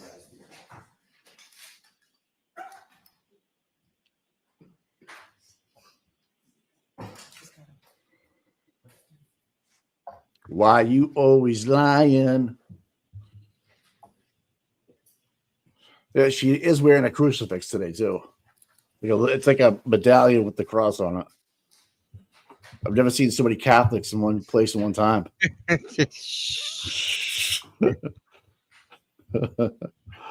Just gonna go, just wipe away my sins of the world on Sunday. Thank you very much.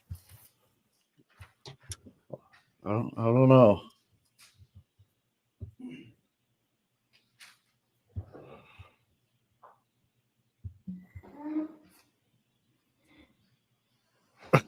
I think posts pictures of Auntie Deb, of Bev sleeping. Oh my god! Hey, Kath. All right. Am I right? Debbie Ray, Rod, like literally, they think they can go to church on Sunday and just wipe away the sins of the world. Oh, that's what they've been told. I was church this morning. I go to church before everybody. Oh, on my X feed, you'll see that Rita is in a Facebook chat from 2016 about going to Aruba with Katie and Caitlin. So, wow, maybe her daughter went with her as well. I'm not sure. I don't want to start anything, but Rita Lombardi's name is in the comments. That's all. 2016, May 15th. I mean, December 15th. It's out there. Aiden posted it as well. Yeah. Wow. We get AJ's walking her down the slippery road. Yep. Oh, you have all my text messages. Oops. Oh. Oops. Oh, I remember saying this. I remember that. Yep. Oh, there's some pictures of me and her. Yes. You can have your own fucking photo album if you wanted right there. I think he does. Is she sniffing, or am I just hearing things? Sniffles. She may have a cough due to cold. Who's depicted in the first photograph? Myself. Do you see? AJ's getting pissed. Oh, does every one of those photographs include you? Objection. Does every one of those What? photographs include Caitlin Albert? Objection. I'd like a curative instruction. Sustained. Oh, he's trying to block her as much as he The can. reality is, Ms. McLaughlin, your relationship with Caitlin Albert goes back not just weeks or months or years, it goes back a decade. Matter of fact, more than a decade. I mean, I grew up we live in the same town, so we went through all the same school systems and everything. May I approach? Yes. If I can have this, please. The reality is you did more with Caitlin Albert than simply go to the same school system. Is that right? Yes. One of these photographs has you on vacation with Objection. Caitlin Albert drinking, correct? Sustained. You've been photographed. You've been photographed with Miss Albert on. Oh, she's loving many it. Occasions at many celebrations with your girlfriends, correct? Like a sidebar, please. Right to Hank. Allow that. She- Her eyes. Is that right? Been photographed on occasions. Part of the deal was Yes. That wasn't my question, Your Honor. Go ahead, ask My it. question was, you've been photographed on many occasions and many celebrations with Caitlin Albert and your girlfriends, that group of girls that we just looked at. Yeah.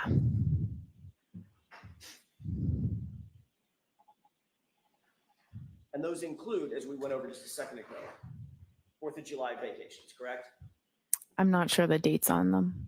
I didn't ask you about the dates. I don't know the dates either. Well, I don't know that was a 4th of July celebration. I'm not sure. Do you see a beach photo with American flags in the background? I'm objecting. Sustained. So you've had, those photographs represent some of the celebrations that you have had with Caitlin Albert and others in your friend group, correct? I'm objecting. Sustained. You've gone on overnight vacations with Caitlin Albert, isn't that right? There was one that I can remember, one overnight that I can remember with a big group of people. Who was that? Where was that? That was in Maine. It was in Bethel, Maine, wasn't it? Could have been. It was in Maine. Have you been to more than one vacation in Maine with Caitlin Albert? No, I don't know. That's the name of the town. I don't remember. You've indicated that you've had baby showers where you've attended with Caitlin Albert, correct? I was invited to a baby shower, not Caitlin Alberts, but she was also invited to the baby shower. Right, and the two of you posed for a photograph together, correct? We posed around the girl that was having the baby. Right, you and who else? A bunch of other girls, her friends. Right, was one of them Caitlin Albert? She was in the photo, yeah. She's standing right next to you in the photo? She could have been. Is that in there? Next question, Mr. Jackson. she's protected, dude. May I approach? I mean, it's obvious. She probably said, "I'm not going up there if you're gonna leave me wide open." Through them. Objecting to this Sorry. whole line. The objection is sustained. The reality is, Ms. McLaughlin, your relationship with Caitlin Albert is far more than simply somebody that you went to high school with. Isn't that true? I described what it is. Do you stand by your testimony that Caitlin Albert is, quote, somebody I went to high school with somebody by that name? I said that and I described the relationship numerous times throughout that testimony to clarify it. And you clarified it under questioning by me, correct? Yes. And Mr. Lally, he asked follow-ups. And in fact, you were shown some of these photographs last year too. Objection. Sustained. The reason you clarified it is because you were confronted with photos of yourself last year, correct? Can you repeat the question? Sure. The reason you clarified it, as you just testified, the relationship, is because you were confronted with photographs of you and Caitlin Albert last year, correct? I just answered the questions that you had. Right, and you were shown photographs last year. I was, yes. There's also another member of the Albert family that you've spoken to about this case, isn't that right? No. January 30th, 2022, you were contacted by a member of the Canton Police Heaven. to set up an interview, weren't you? No, I was not. Being contacted by anybody to set up an interview with Michael Proctor? The state police called me and I met with two state troopers. I don't know which one of the troopers called me to set up the interview. Isn't it true that it was actually a Canton police officer who coordinated that interview with you? I have no knowledge of that at all. Isn't it true that the Canton police officer who set up the interview with Massachusetts State Police and coordinated that interview was a detective named Kevin? Do you remember that? I have no knowledge of that. Isn't it true that Brian Albert has a brother named Kevin Albert on Canton Police Department? I know that now. Isn't that who coordinated your interview with Michael Proctor? I've never spoken to Kevin Albert ever. You can't remember who it was that set up the meeting. How can you say with such specificity? Because it was the state police called me. The state police called me. It was a state trooper. Can you wait till I'm Just finished with my hold on question? 1 second. Oh, wait. sorry. If you can't remember who it was that called you specifically, how can you say with such specificity that you've never spoken to Kevin Albert? Because I have only ever talked about this case with a state police trooper. So there were two of them there when I went for the interview.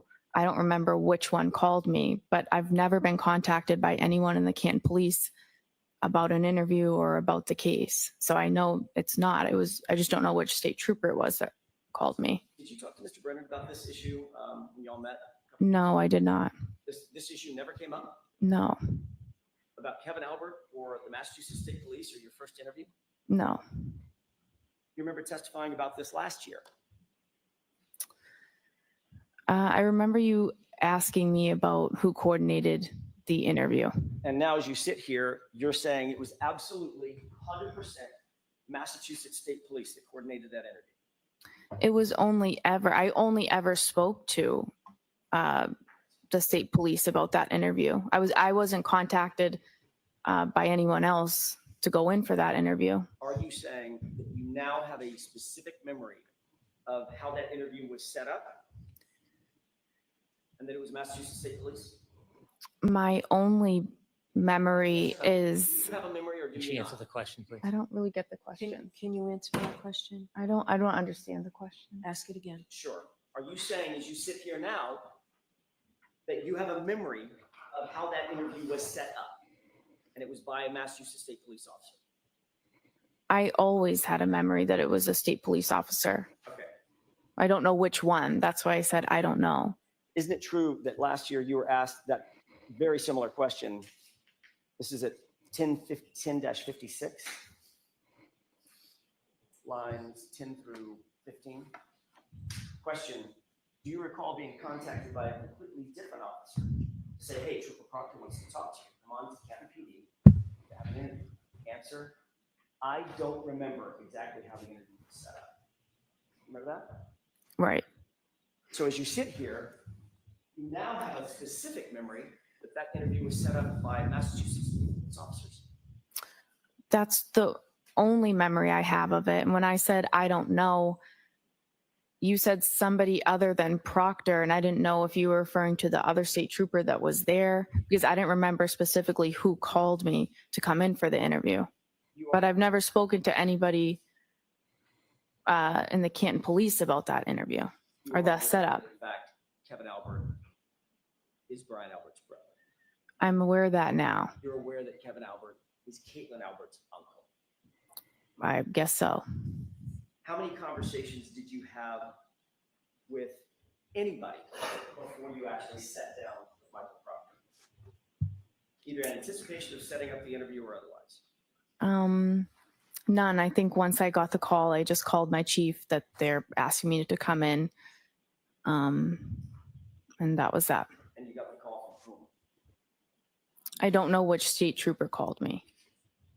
But as you sit here now, you're very specific in your memory. It was a state trooper. I only ever met with state troopers, and no one from the Canton Police ever contacted me about an interview, setting up an interview. During your interview with Michael Proctor, did you disclose to Trooper Proctor that you had a pre-existing relationship with any member of the Albert family? No. Did Michael Proctor disclose to you during that interview that he had any kind of relationship with the Albert family? Objection. Sustained. I want to talk to you for a second about your role when you did, in fact, arrive at 34 Fairview, East McLaughlin. How long had you been a firefighter paramedic at that time, January 29th of 2022? Probably about 5 years. You said that you'd responded to hundreds, you believe it's possibly hundreds of calls. Is that right? Possibly. How many were homicides or potential homicides? None that I know of. So this would be the first one on January 29th, 2022. Is that right? Yes. And obviously, if you had never responded to a homicide before, you certainly had never responded to a homicide of a police officer before, correct? Correct. I think you indicated as much on direct examination that you are not and are not now a trained detective. Is that right? Right. You never conducted any sort of a formal investigation, formal criminal investigation, had you? No. You hadn't been trained. You had no advanced training on how to preserve or interpret statements or memorialized statements for evidentiary purposes? No. Or for the use in trial, things of that nature? Nope. In fact, your role that morning was just to provide medical assistance and pretty much nothing else. Is that right? Yes. And you'll agree that it was a somewhat chaotic scene, right? Yes.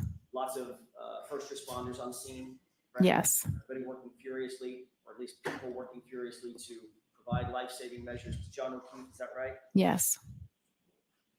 People were talking over each other. There was a cacophony of engine sounds and noises coming from people talking and trying to speak over the wind and the howling, the driving snow and wind that was coming down, snow that was coming down. Is that right? Yes. You hear people in the background, in the foreground, people talking over each other. Yes. Emotions, your emotions, everybody else's emotions were on high alert. Is that right? Yes. So you were trying to do your job under pretty intense pressure and in a very limited context, correct? Yes. You didn't have a tape recorder with you when you were asking my client any questions, did you? No, of course not. There's no audio recording of that conversation you claim took place between you and Ms. Reed, is that right? Not that I know of. And you've already indicated that you didn't even follow up with a single question when she responded in the way that you've indicated she responded, correct? Yes. The words you claim you heard were, "I hit him." Is that right? Correct. It's your experience that people under pressure, people under stress, because you go to high stress situations all the time as a firefighter paramedic, correct? Correct. People in those kind of situations speak in broken sentences or rhetorical questions, correct? Not uncommon. People react differently at different scenes. But you Yeah. certainly wouldn't say that that's uncommon. Oh my God, what happened? What happened? Things of that nature. No. Did you hear my client ask the question of confusion or a series of questions of confusion? Could I have hit him? Did I hit him? I did not hear that. You never heard her say anything close to, did I hit him or could I have hit him? I did not. Ms. McLaughlin, where are your notes regarding this statement? I don't have any. Where'd they go? It's not in the role that I was in. I'm not in a position to write a report on this type of call. It would be the lead paramedic or the officer on scene. So you didn't write anything down? You didn't have any opportunity to write? I didn't. You're just going by your memory. Yes. I want to play exhibit 4, starting at runtime 8:50. Okay. Here we go. She's writing stuff down on a piece of paper right here.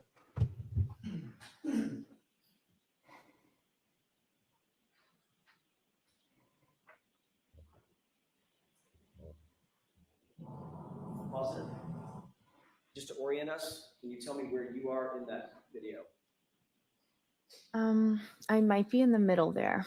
You are in although the I middle. didn't get a good look. With the yellow and the red. Yes. Okay.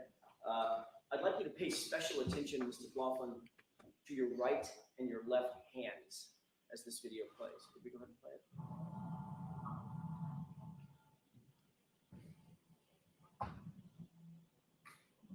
Pause it. What are you looking down at? Oh, I see what you're saying. Yeah, I would write like stuff on my glove. That's something I'll do as I'm getting the information. Was that your question about notes? So you were taking notes. That's just me jotting down the demographics. Let's keep playing.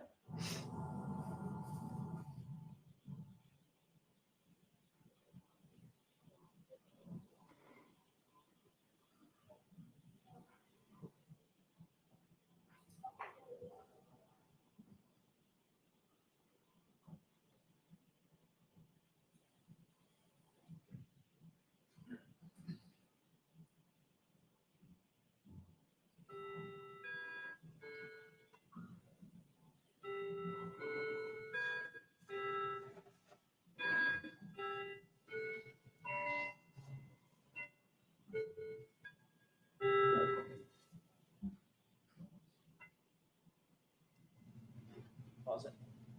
Is this still the part of the interaction where my client is overly frantic and almost hysterical? That's the point where your client started to make the statements. Was she overly frantic and almost hysterical? She was distraught. Overly frantic and almost hysterical. We're using different words. I'm asking you about your words. Does this describe her as overly I think the overly frantic and hysterical, I was describing the entire scene. So you'll agree that she doesn't look overly frantic or hysterical. Again, hard to say from a video, but And according to you, well, that's actually, Ms. McLaughlin, it's easiest to say from a video, isn't it? It's a video. The best yeah, I evidence, mean, isn't she's it? kind of, she's not totally in view. And I mean, she wasn't standing there calmly, I guess. Right, she looks hysterical to you. She was upset. She was very upset. Hysterical? I might say hysterical. She was extremely upset. Okay, and this is the point which Ms. McCabe is saying, calm down, you're being hysterical. Yeah. Okay, let's go ahead and play it.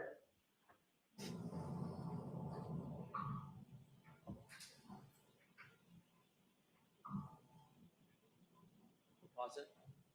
So you indicated that this is the point at which, and we can leave the lights down for a second. I'm going to play it again. This is the point at which you said my client had just said, I hit him, basically confessing to having hit John O'Keefe, correct? Those are the statements she'd made. And Officer Seraph is standing right there, right? Yes. You see any reaction from him right there?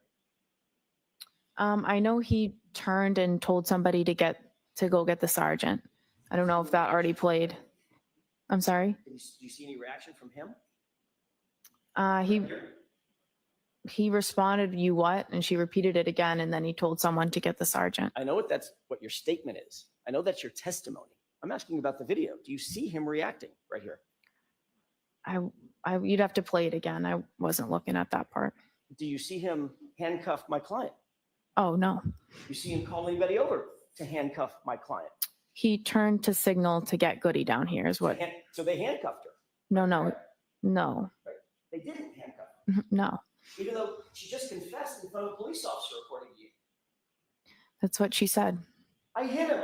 It's my fault. I did it. That's a confession, correct? She said, I hit him. And Officer Seraph just stands there and my client walks away, correct? You'd have to talk to Officer Seraph about that. Oh, we have. You should. Mr. McLaughlin, Okay, so let's move on. Mr. Jackson, I'm not rushing you, but how much longer do you think you'll be? Not long. Okay, so, I can wrap it in a couple of minutes. okay. Toward the end of this video. Are you playing it again or should we put the lights on? If we can play it again. Okay. Continue.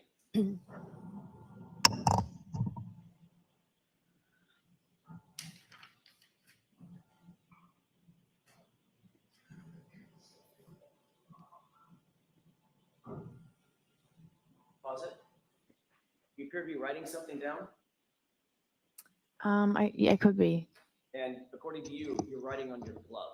Yes. Okay. What kind of glove? Just a regular latex glove that we use on the ambulance. You didn't have a notepad? I probably did. Sometimes it's easier to just write it down on your glove. Right, did you write, I hit him on your? No, I did not. So play it.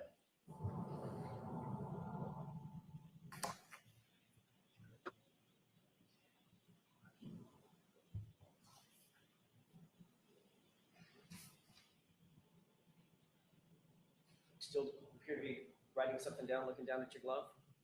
I might be looking at it.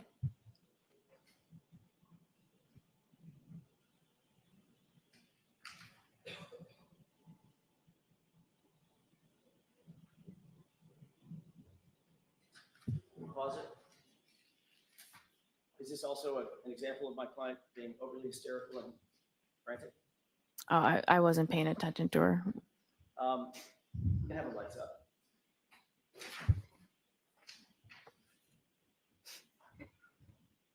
Whatever it was that you were talking to Miss Reed about, it was important enough that you had a pin out. You were writing things down, correct? Well, I was still finishing writing down some of the other. It was important enough. Yeah. To write things down. Yes, sir? Yes, I wrote down things that were some of the things that were said. Some of the things that were important, correct? Yes. So for instance, you'd write down John O'Keefe. That's his name, right? Right. You might write down a circle with a slash through it. Allergies. No allergies, right? Right. You might write down 46 for his age. Right. You might write down how he was injured, hit by a car, correct? I did not know that was, well, I didn't know what those statements meant. You might write down 3 little syllables. It was just told to you. I hit him, especially if it had been repeated 4 times as you climbed, correct? Yeah, I had that in my head and I was going to go tell them that. And you had a pen right in your right hand, writing things, correct? Yeah. You never wrote that down, did you? I wasn't going to write that statement down on the glove. I remembered that and I went back to the ambulance and told them.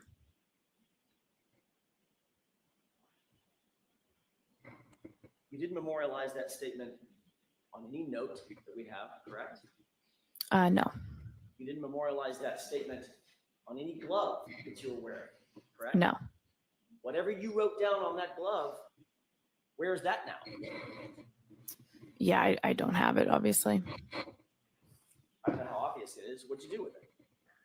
You just scratch everything out and you throw out the glove. Just threw it away. Mm-hmm. Is that right? Mm-hmm. Is Yes. that yes? Yes. So we don't know what was actually on or not on that glove, do we? I didn't write those words down on that glove. As we stand here, we don't know what was or wasn't on that glove. Name, date of birth, no meds, no history, no allergies. And then I wasn't writing that statement down on the glove. I went back to the ambulance and just reported it. And importantly, it was important enough, as you say, to go back and report the statement, but not important enough to write it down with that pen that's very conveniently in your right hand, correct? It's not about importance. I was relaying that information to the ambulance verbally. I didn't need to write it down. And you, in fact, didn't write it down, did you? No, I didn't make a report about it. And you're also aware that not a single police officer wrote that down either. Objection. Sustained.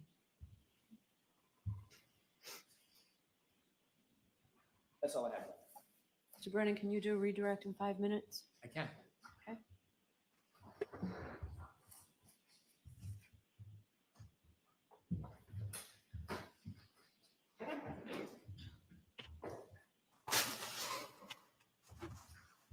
Ma'am, when Mr. Jackson would show you part of your testimony from a prior proceeding, was he leaving something out when he was showing you that, answering your questions?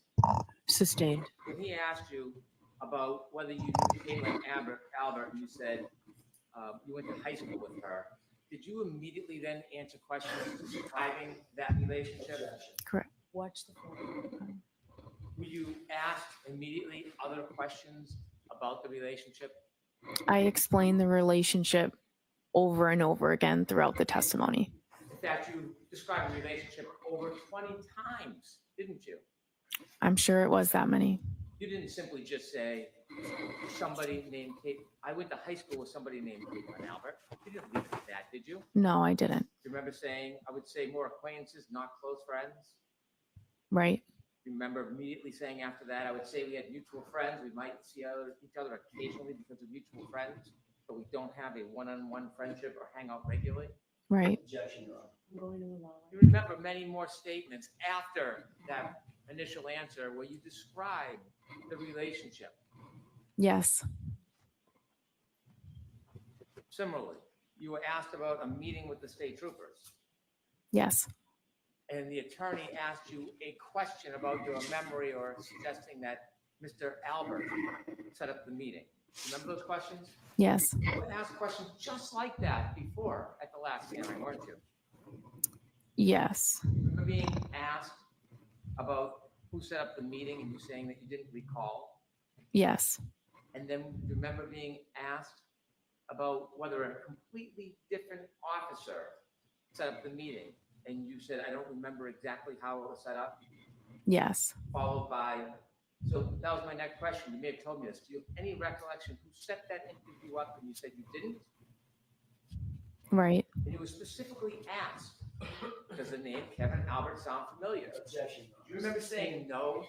The objection sustained. Do you remember when you were asked at the last hearing, does the name Kevin Albert sound familiar? Do you remember what you told Attorney Jackson? I told him no. And then you were then asked, do you know Kevin Albert? Do you remember your response? I said no.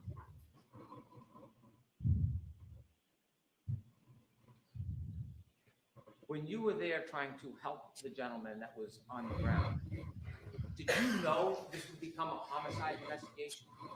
No. Did anybody tell you this was a homicide? No. In fact, when you spoke, or the defendant spoke to you, you were simply trying to get background information to help Mr. O'Keefe. When she told you, I hit him, did she say that she hit him with something? No. Did you know whether it was with a fist or a foot No. or a Lexus? No. You mentioned this was not part of your role to investigate. Why didn't you persist? Why didn't you follow up and ask more questions about that statement? What about the situation and the dynamics caused you not to ask questions? Sustained is to the. Why didn't you persist in getting more information from the defendant when she said, I hit him, I felt bad for her at the time. It was a very disturbing scene, and I did not want to push further down that road. It's not my job, and I didn't feel comfortable doing it. Write those statements down on your glove? No. Then how do you remember she made those statements? I won't ever forget those statements. I have no further questions. Anything, Mr. Jackson? Very briefly, that was a disturbing scene, you said, correct? Yes. An emotional scene. Yes. right? Yes. A scene that was upsetting. Yes. To a lot of people, Yes. For a lot of reasons, right? Yes. And that's when things start getting missed, when emotion starts playing a role, correct? That's when details start getting missed. I guess it depends on the situation. Right, but this was a disturbing, emotional, upsetting scene even for you, correct? I felt that for a civilian to see it, it was very disturbing for them. Probably wasn't great for you either, was it? It's not. Yeah, and your testimony is you never heard my client say, could I have hit him? Did I hit him? Correct? You never heard that. I didn't hear those questions. No. What you heard was, I hit him. Is that right? I heard him. I hit him repeatedly. And changing gears for a quick second, I'm almost finished, Your Honor. You did ultimately start talking about your relationship in more detail with Caitlin Allen under my questioning, didn't you, after that first date? Is that right? Yes. That's when I started showing you photographs, correct? Objection. Was that when you were seen showing photographs? I don't know. I described it so many times. I don't remember. But you knew I had information that I was going to ask you about. Objection. No. Objection. Finally,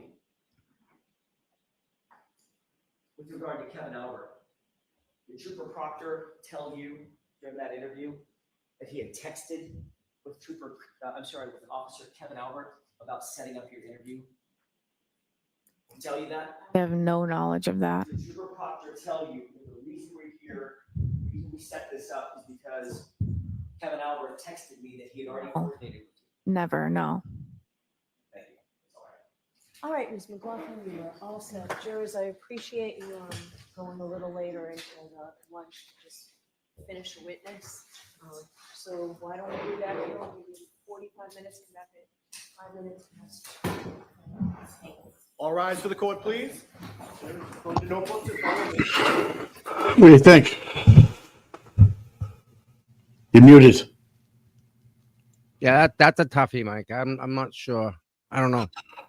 I think she was protected quite a bit by the judge, and Brennan protected her quite a bit. Without a doubt. Without a doubt. All right. Yeah. All right. And it's getting obvious. If you're not liking it, you look at Hank. He'll object. Bev will absolutely allow it.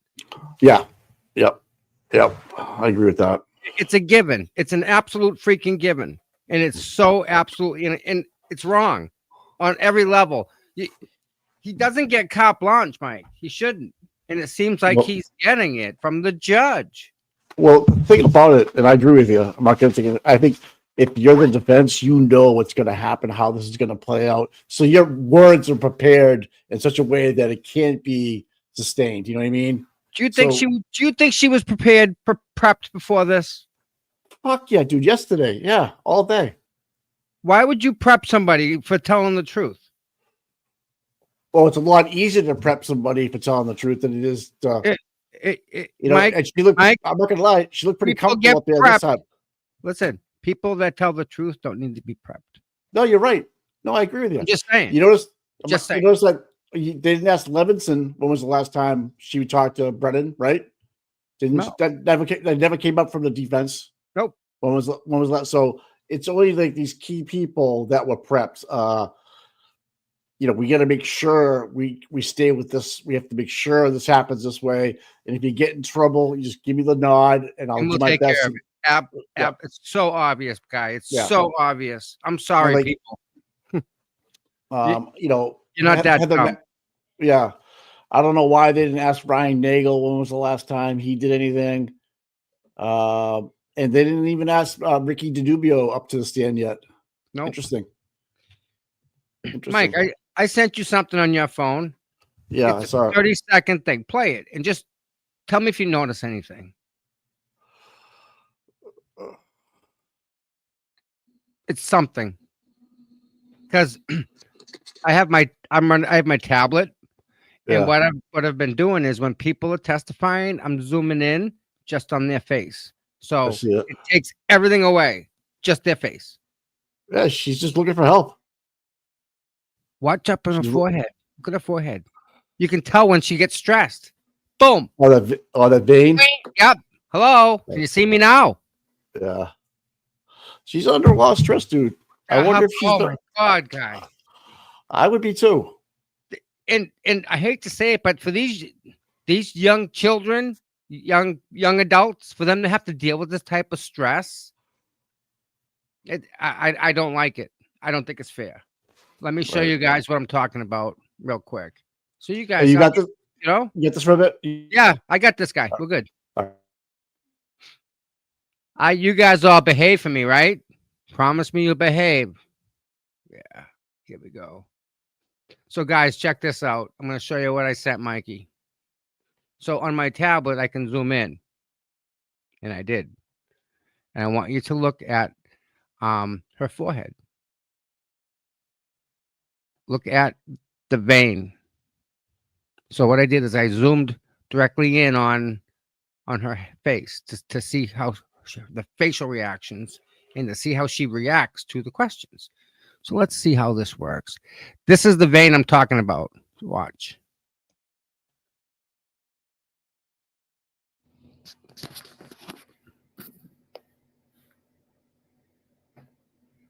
There's no sound. I didn't have the sound on.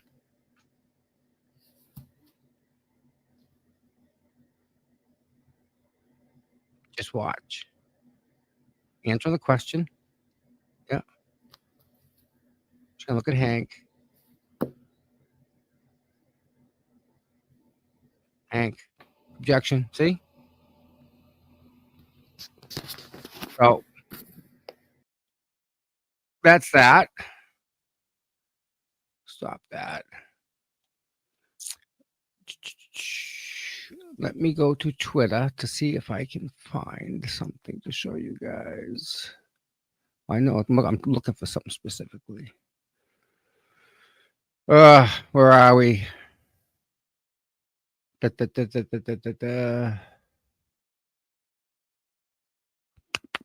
don't see it.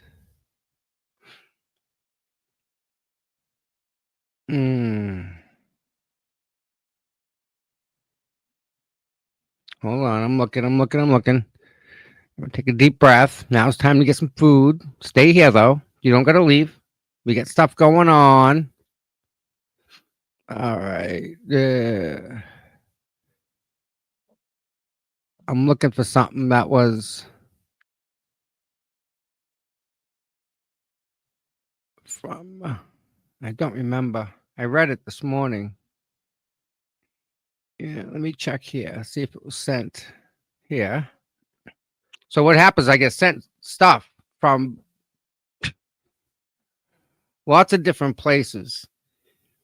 And I don't know exactly where I get some of it from until I get it. I'm looking.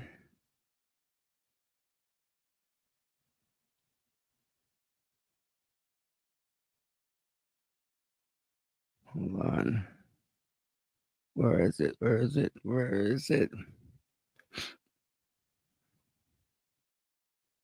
I'm missing it now.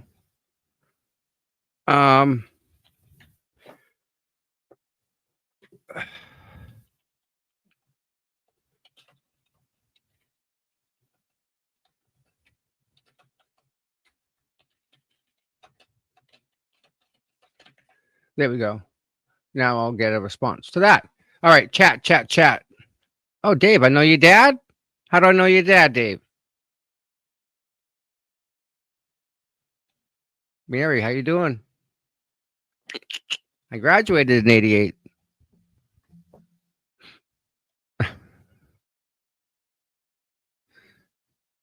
Good afternoon, Catherine. Catherine is one of my amazing mods who's been with me from, oh, there we go. Yeah, I know him. Yep, he actually taught us about a long time ago about the buffer zone. So now I'm well aware of conservation in wetlands, and you can't just go and just cut stuff down. You have to go and get approval. So I try and tell people when I see them clearing land and whatnot, I look for the DEP number and stuff. So I'm all for protecting the environment, Yep.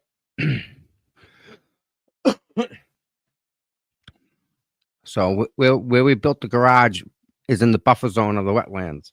So we had to get a variance, which says that you're allowed to do this if you recreate that. So it all worked out. Wow.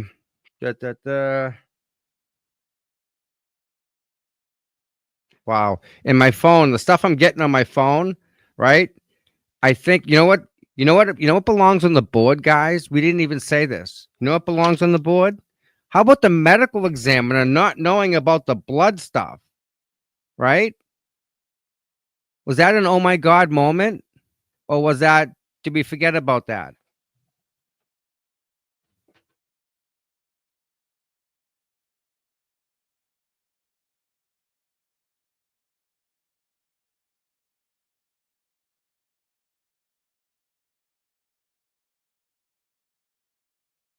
That I believe, people, I believe that that's going to be a huge thing. Yep. How can they do that?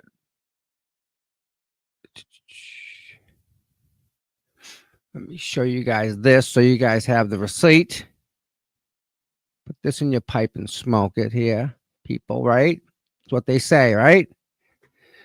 Commonwealth versus Aiden Timothy Kearney. Decision in order on Commonwealth's motion for revocation on defendant's release pursuant to General Law 276, Section 58B. A hearing was held on this matter on April 30th, 2025. After a review of the papers and evidence submitted, this motion is denied. The words stated by the defendant, a journalist, on his YouTube live video of April 26, 2025, do not mandate revocation of his bail pursuant to General Law, Chapter 276, Section 58B. The comments do not violate the court's order to have no contact, direct or indirect, with a witness, nor do they, without more, constitute a new criminal offense. Michael P. Doolin, Justice of the Superior Court, dated May 5th, 2025. If I was Aiden, I would take this and print it and put it on his freaking wall. That is a win, however small it may be. The judge in this case can absolutely see the truth that we all can see plain as day.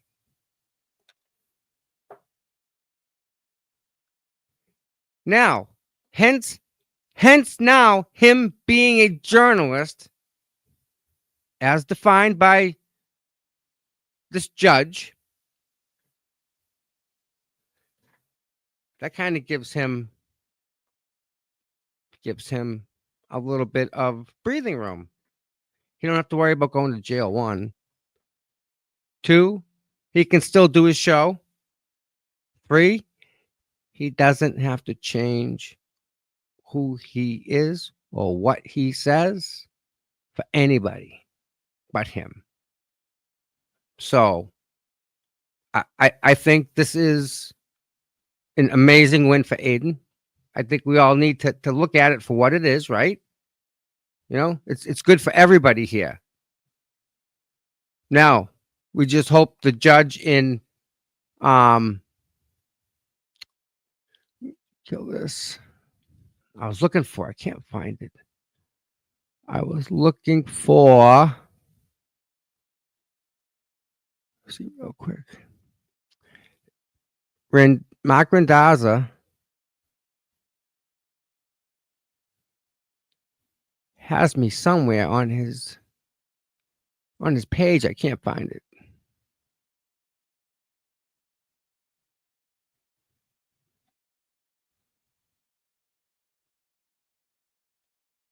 All right. Let's check this out. So this is pretty cool. This got sent to me. Check this out. This is from Dixinormous.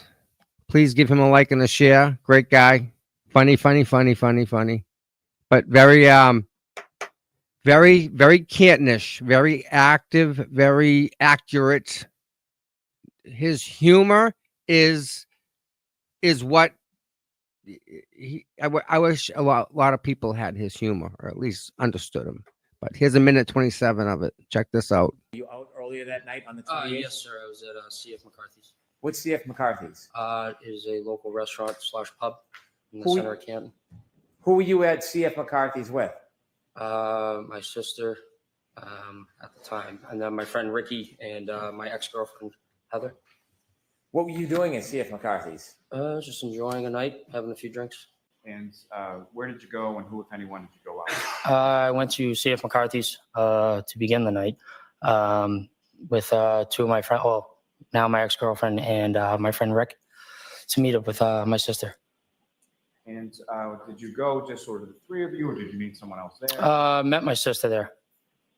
And do you recall about what time it was that you got there? Jeez, I don't know, probably, I don't even really remember, 7, 8 maybe. Probably a few hours, probably 2, maybe 3 hours. Following that, where did you go? From there, we went to, so a friend of mine shot me a text and we went to the Hillside, which is on the other side of town. And about how long was it that you were at the Hillside? I would say I was probably there hour-ish, give or take. And do you know about what time you left? Probably around midnight. And when you left from there, where was it that you went? I went to pick up my sister Julie because she shot me a text asking for a ride.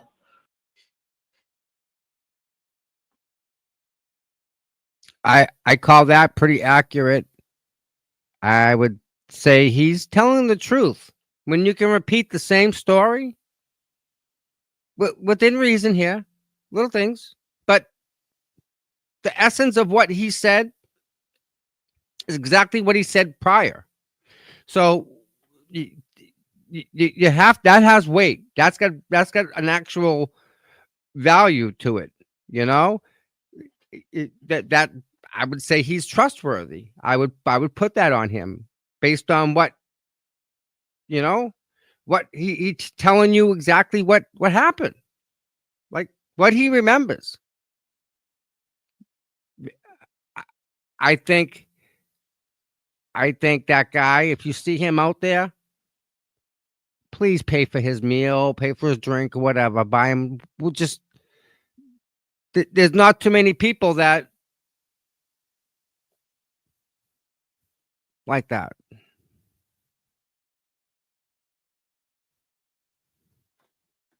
Pretty cool. I like that idea.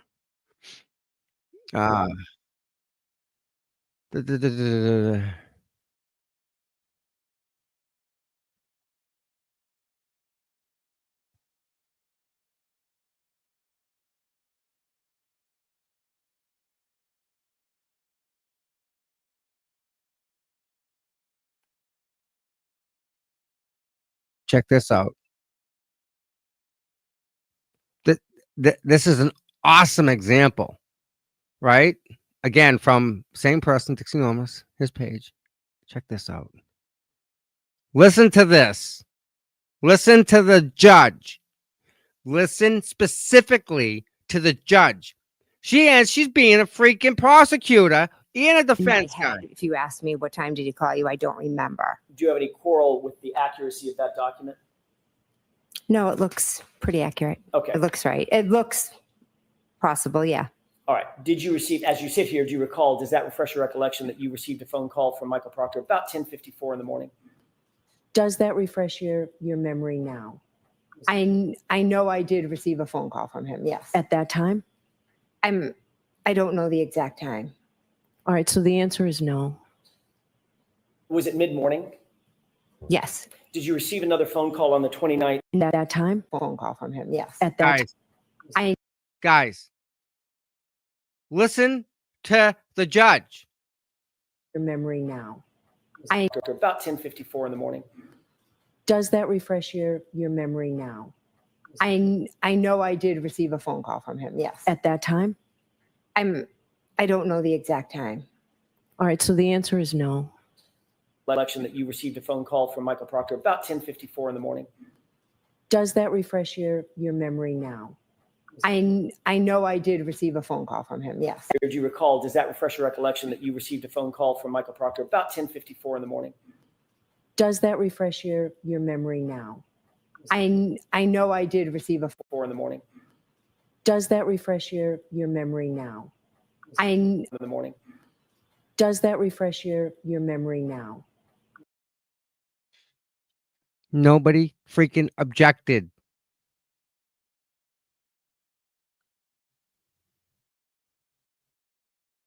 How? Anybody in the chat tell me how that happens? How does the judge end up asking questions here? I don't understand. Yeah, again, the judge interjects herself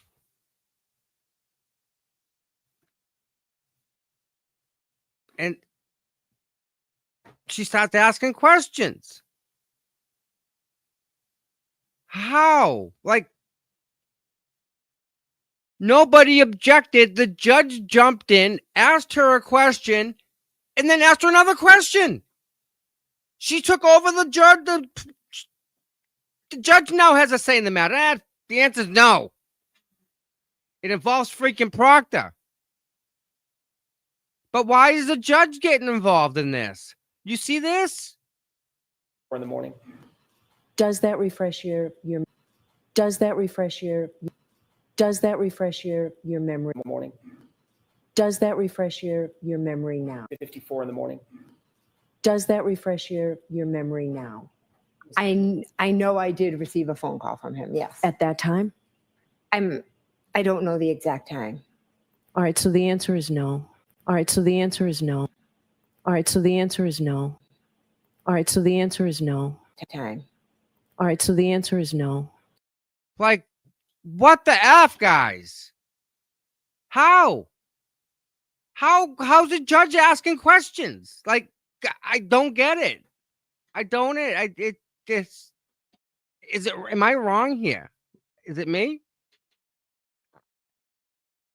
I get it. It's her courtroom and stuff, but wow. I mean, is a judge allowed to do that? A judge. She not only asked a question in regards to the question that he asked her, but she asked him another question and then decided the answer was no. I just don't understand it. Gail, can you? I don't get it.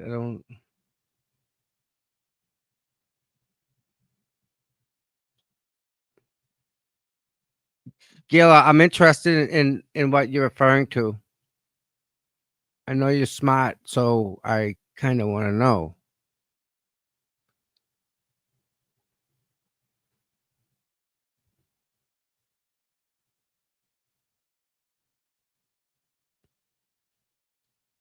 I'm just trying. I mean, I'm confused, and I'm trying to see if it's just me.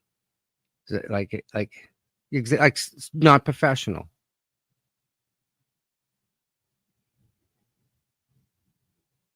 That's all I'm asking is I don't know if she's allowed because nobody objected. Right? There wasn't an objection. Nobody Hank didn't say anything. But it was about Proctor. And she took over the line of questioning.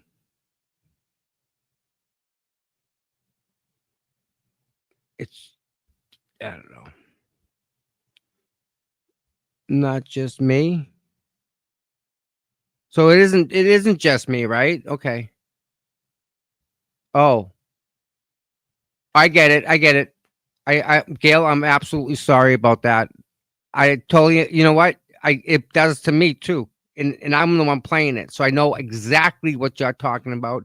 And I'm very sorry. We'll stop this one. I'm sure there's other stuff we can talk about. So yeah, Gail, sorry, I didn't mean to make you feel that way. Because I get it. I understand what you mean. So sorry, Gail. And sorry for anyone else. Don't mean to do that to anybody. Don't want to make you nervous or anxious, nothing like that. Just trying to read X. Let's see. The guy never went in the house, right? Didn't they say that? Just tell them the guy never went in the house. Wow. If John O'Keefe was never there, right? Why even say that? Why not just say he never showed up or we never saw him? They're specifically adding the house into this conversation. Does that make sense? All right, guys, let me share, right?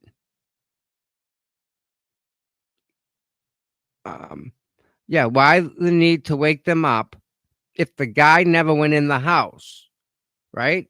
And that got me thinking, that's what their group text said. Just tell them, right? The guy never went in the house. I would think the verbiage should be just tell him he never showed up. He never came in. I don't know. I don't know why they would use that verbiage. Remember? Just tell him the guy never went in the house. Witness from unbiased.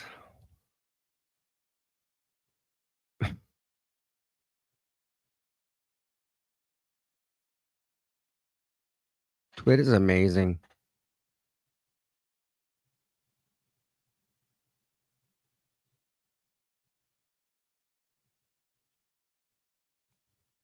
Yeah.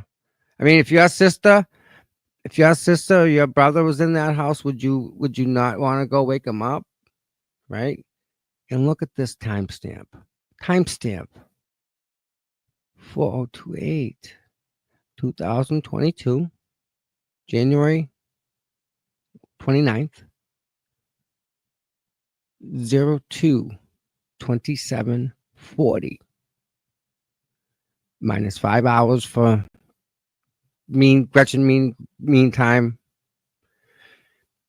HTTPS, so it was a secure site. / www.google.com search question equals house HOS plus space long plus space 2 plus space die plus space in plus space cold and IE equals UTF 8 ampersand OE dash UTF dash B ampersand H T equals EN for English US $ client equals Safari. That's the browser. Client user is $. Sorry, that's the ampersand. So it's used the Safari browser. She was a client, United States, English. There you go. That's your text string. Right there. This, and this all had to be entered manually into the device. That happened right there.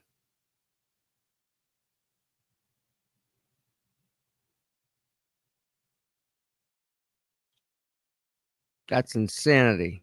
And we have it.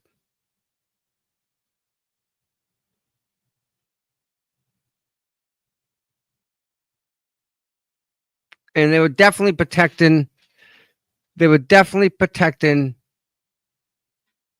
people here. The relationship between McLaughlin and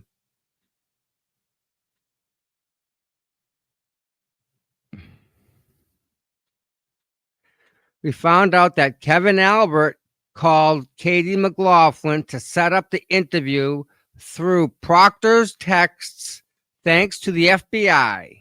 She was likely told, just deny it. Abso-freaking-lutely. Oh, love it.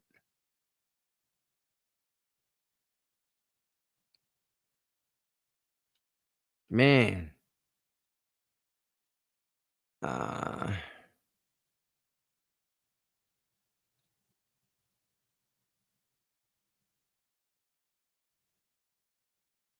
All right, this is definitely worth reading. Let me share this one. This is the bomb.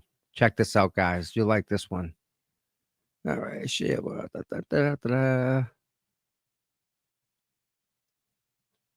one, I think. Give it a second.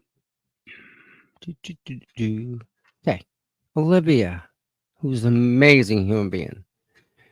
This is why when third-party culprits, McAlberts, all testify with some elaborate and contrived story about how they all coincidentally and inexplicably didn't see a body in the front lawn when leaving 34 Fairview. It completely strains credulity. Here's a disinterested, non-McAlbert witness, Heather Maxson, who testifies like a normal human being, being observant of their surroundings. Between Maxson, Ryan Nagel, and Richard D'Antonio, these three witnesses were observant of things on the front lawn and to the right of the roadway as they drove past it when leaving 34 Fairview. Notice how none of these witnesses provide some ridiculous story to explain why they were looking anywhere but where John's body would later be found. Why did all of the witnesses that left 34 Fairview after this point have some elaborate story for why they weren't looking somewhere but consciousness of guilt? Let's listen to this. When you Okay, you guys got this up here? Yeah. Let me full screen. Volume is up. You ready, guys and gals? Listen to this stuff. When you left, did you drive by the SUV? We did. When you drove by, what were you looking at? My surroundings. Okay. What did you see?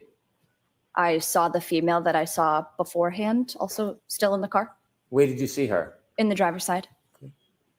Was there at that point any lights on inside the car? There was, yes. What? The dome lights, Was the driver's side door open? not to my knowledge. Did you see anybody else inside the SUV? I did not.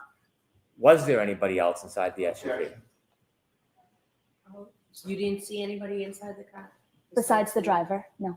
Okay, next question. Do you know whether there was anybody else inside? When you left, did you? So, normal person doing normal stuff didn't see a body on the side of the road. And she would have noticed it. She's in the back looking around, right? Because it's snowing out. She's looking at everything. There's nothing else to do in the back seat of a vehicle. She's looking around. And she probably was like, that girl crazy right back there. She called us to come get her in a snowstorm. Now she don't want to leave with us. That chick crazy. Let's go. So I'm sure they were looking around, right? How can they not? Especially Heather Maxson. She's in the back seat being innocent, just checking out the window. Like, this is cool, looking around, going for a ride. Let's go. That girl's crazy. She come pick us up. Now she don't want to leave. So that one's crazy. She keeps driving around. Was it right?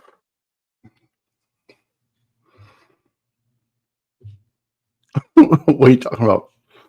How Heather Maxson and Nagel and D'Antonio in the truck leave the driveway. Now, first off, they get called there, right? In a freaking snowstorm. Karen pulls up. They're behind it. They open the door, get in, and she's like, no, I want to stay. What the fuck? You crazy now? They shut the door and they freaking leave. So Heather Maxson in the back seat's going, that bitch crazy back there. She calls us all the way out here, and she don't even want to get in the car. Right. Right? So It does sound going. Yeah, it sounds. What the Yeah. fuck's up with that? Right? Right. Regardless, come or go, they're leaving, and Heather Maxson in the back seat, like any human, is just looking around. Right? Out, there's nothing. What do you do in the back seat, Mike? Usually you're the one cutting the lines up for the bumps, you know? There are no bumps on the road, Mike. Well, making sure that their phones didn't go up and down set of flights they were driving over there. She's Right. in the back seat doing nothing, looking out the window, and she didn't Right. see a body. She saw Karen in her car, 10 and 2. Well, Jen McCabe saw 45 pieces of taillight last week. I know. Right? Interesting how that works out. They didn't catch that. Fucking crazy, man. Crazy shit. Great. We live in crazy times, man. We're living in an upside down world, man. It's a little different, buddy. Still, it's It a is, little like- different. So Micronauts, yeah, I saw your repost. Yeah, we found out that Kevin Abbott called Katie McLaughlin to set up the interview through the Proctor's Texas, thanks to the FBI. She's lucky told just to deny it. Wow. Micronauts. She was, Nice. I mean, she was a much better liar this time around. I'm going to say she practiced. She had her A game on. Probably took Yeah. a nice benzo before she went to bed last night. You know, a couple of whatever you You take. know, Hey, modern medicine. It's, Yeah, it's what it's there for, right? modern medicine. forget about your emotions, your feelings, the truth, the lies. Just take this thing, and we'll forget about it all together. Modern medicine. Mr. Night Night. Badass, man. Send me the dreams. Boom, boom, boom, boom. So deny. you're all denying it, Mike. Yeah. Well, there's helicopters flying around Canton now. No. Oh yeah. Really? Yeah. I can hear them. Huh. They weren't the Blackhawk ones, were they? I can't see from the window. My dog's in the window. I can hear it. It's got a good rotor, so. But Are they news helicopters? I'm not going out to look. I'm sick of all last year. Sometimes I'd be out my deck and I'd see a copter You fly ever see by. Goodfellas? Them freaking helicopters are real, dude. Them helicopters. Hey, everybody in their lifetime, every guy in their lifetime has done that before. Looked through the dash light, looked up. Tristan, has done it. He's looked up there like, Oh my God, yes. I was at court this morning. I was there this morning, my friend. You missed me. Sorry. Bobby Karen's personal security. Oh my God. Watch out for the grassy knoll. A pink shirt might right down and get you. Look out. Look out. There's a lot of people cheering here. What are we in Dallas? Definitely need security. I gotta get security. Need security. Yep, gonna need security. Ooh. Make me nuts. That's good. We found out that Kevin Albert called Katie McLaughlin to set up the interview through the Proctor text. Yep. Guess who's coming up later on, people, for the defense? We were just talking about that. It's funny. Oh, all right. Sorry, I didn't mean to chime in. No, it's good. And it's perfect. So you just saw Officer Seraph in all those videos right there the whole time. Not once. Not once did you write it down in his report, and he testified he never heard her say it. So tick for tack, Mike, stop. Yeah, okay. What do you got? If they thought she did this, she'd be in freaking bracelets. No questions asked, because they had probable cause to arrest her. But they didn't know the plan yet. Why didn't they arrest her? Why is she walking around, especially after he passes? Why is she walking around without bracelets? Tell me. Why? Forget state police. Canton. Where's Canton? Right? Canton police. Canton, no cuffs. No cuff. Unless you're from out of town. No cuff Canton. No cuff Canton. Bingo. We don't cuff you till we get you framed right. Then we come and get you. Nice. Oh God. Good time. What a day. So I know. Who's called next? Who do you think Brendan's going to call next? Well, a firefighter? Because I would think you want to try to anchor home that I hit him thing again. He's been trying to do it all trial with Nuttall and. Yeah, we heard 2 out of the 3, right? Yeah. Well, you gotta remember, Nuttall says he heard her say it, but he was never around when Katie wrote it down or whatever. Nuttall was in the fucking ambulance. And none of them went to the cop and say, "Hey, she just admitted to it." Right. And they were like, when they're there on scene, they have almost as much power as anybody, because the paramedic can say, "Get him out of here," and guess what? That person's gone. Or get this person. That person right there has something to do with it. Cops, done. They didn't even go down that route. They never put the cops on Karen, Mike. And they killed somebody that was a resident of Canton. They knew was a Boston cop. They knew where he was. They let her walk around no. How? Tell me. How do you kill a cop and drive around? Stop. How do you kill a cop and go drive around? Tell me it's okay. Okay, if so, the other part of this whole thing is like, been thinking about it, like, if they sectioned her, when do you determine that she was not in the right state of mind? So she could be saying these things if she even said them, and she's not even in the right state of mind. How is that admissible? Right? It's not. Right? It's I not. can't. I mean, it should be talked about. Like, when do you actually know that she was in this freaking Mike. state? She was in a crazed state, right? Right. At that yeah. point, she's right. And someone gives her, like, did you do it? Did you hit John? Oh my Right, God. Oh my right, God. Like right.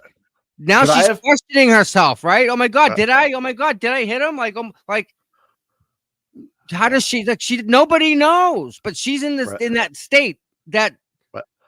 even being questioned, even Yeah. if Jen said, did you hit him? Did you back into him? Did whatever? Especially when they And section she's her. out of, she She's can't process. she's saying if she's saying crazy things, they section her, right? How can Exactly. any It's not how can you making take- sense. right? How It's can any of you short take her circuit, right? right? Yeah. Right. You How can't. like if you get somebody that's like I don't want to use threatening to they're drunk, right? They're hammered. Okay. Right. All right. And, Yep. and they're saying stuff like, I'm gonna go beat somebody up and I don't like that guy. But then they wake up the next morning and go, I must have been hammered last night. What am I talking Right. about? That happens. Mike, there was a kid and he passed away, unfortunately. Go to high school with him. He was like that. Great kid. Hang out with you, laugh, joke, get along. The minute he get drunk, he was just a jerk. Complete, don't even know the kid. So he wouldn't. Dr. Jekyll, Mr. Hyde type thing. Like, yeah, like straight A's. Monday, And yeah. Tuesday, Wednesday, Thursday, Fridays. Next year, he's not a problem. Yeah. Saturdays, Sammy's been drinking. It's like, dude, what's up with that? I'm out. Yeah, like, all sloppy and shit. All wants sloppy. to fight and everybody and grabby. And you stuff, gotta yeah. hold them back. Listen, you don't want to fight today, and Yeah. no, and So, now like- you're in charge of him, and like, no, I'm not. Yeah, you are, because you don't listen to no one else. So no. So if you take the state side of it and say, well, she was drunk, okay, then you have an argument to say that, okay, her words didn't mean anything because she wasn't in her right state of mind. She was drunk, right? The minute that vehicle goes into that garage and those heels hit that floor, she's home, safe. Mike, in the park home run, the ball hasn't even got to the friggin' pitcher. You're sliding into the home plate. In the park home run, not even up a discussion, not even close. Minute she gets home, heels go on the ground. Can't charge anything. You can't prove it. Yeah, because she can't prove that she had another drink or she didn't. She had Right? it in her hand. The key goes off of the vehicle, out of the vehicle. Door opens. Her heels hit the ground.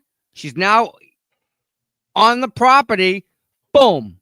Have a nice day. You can't prove anything at that point.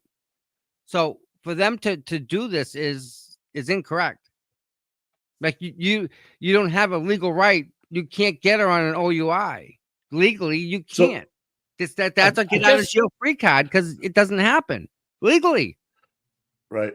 Unless they change the law from when they taught it to me. The minute her feet hit the friggin' cement floor, boom, safe.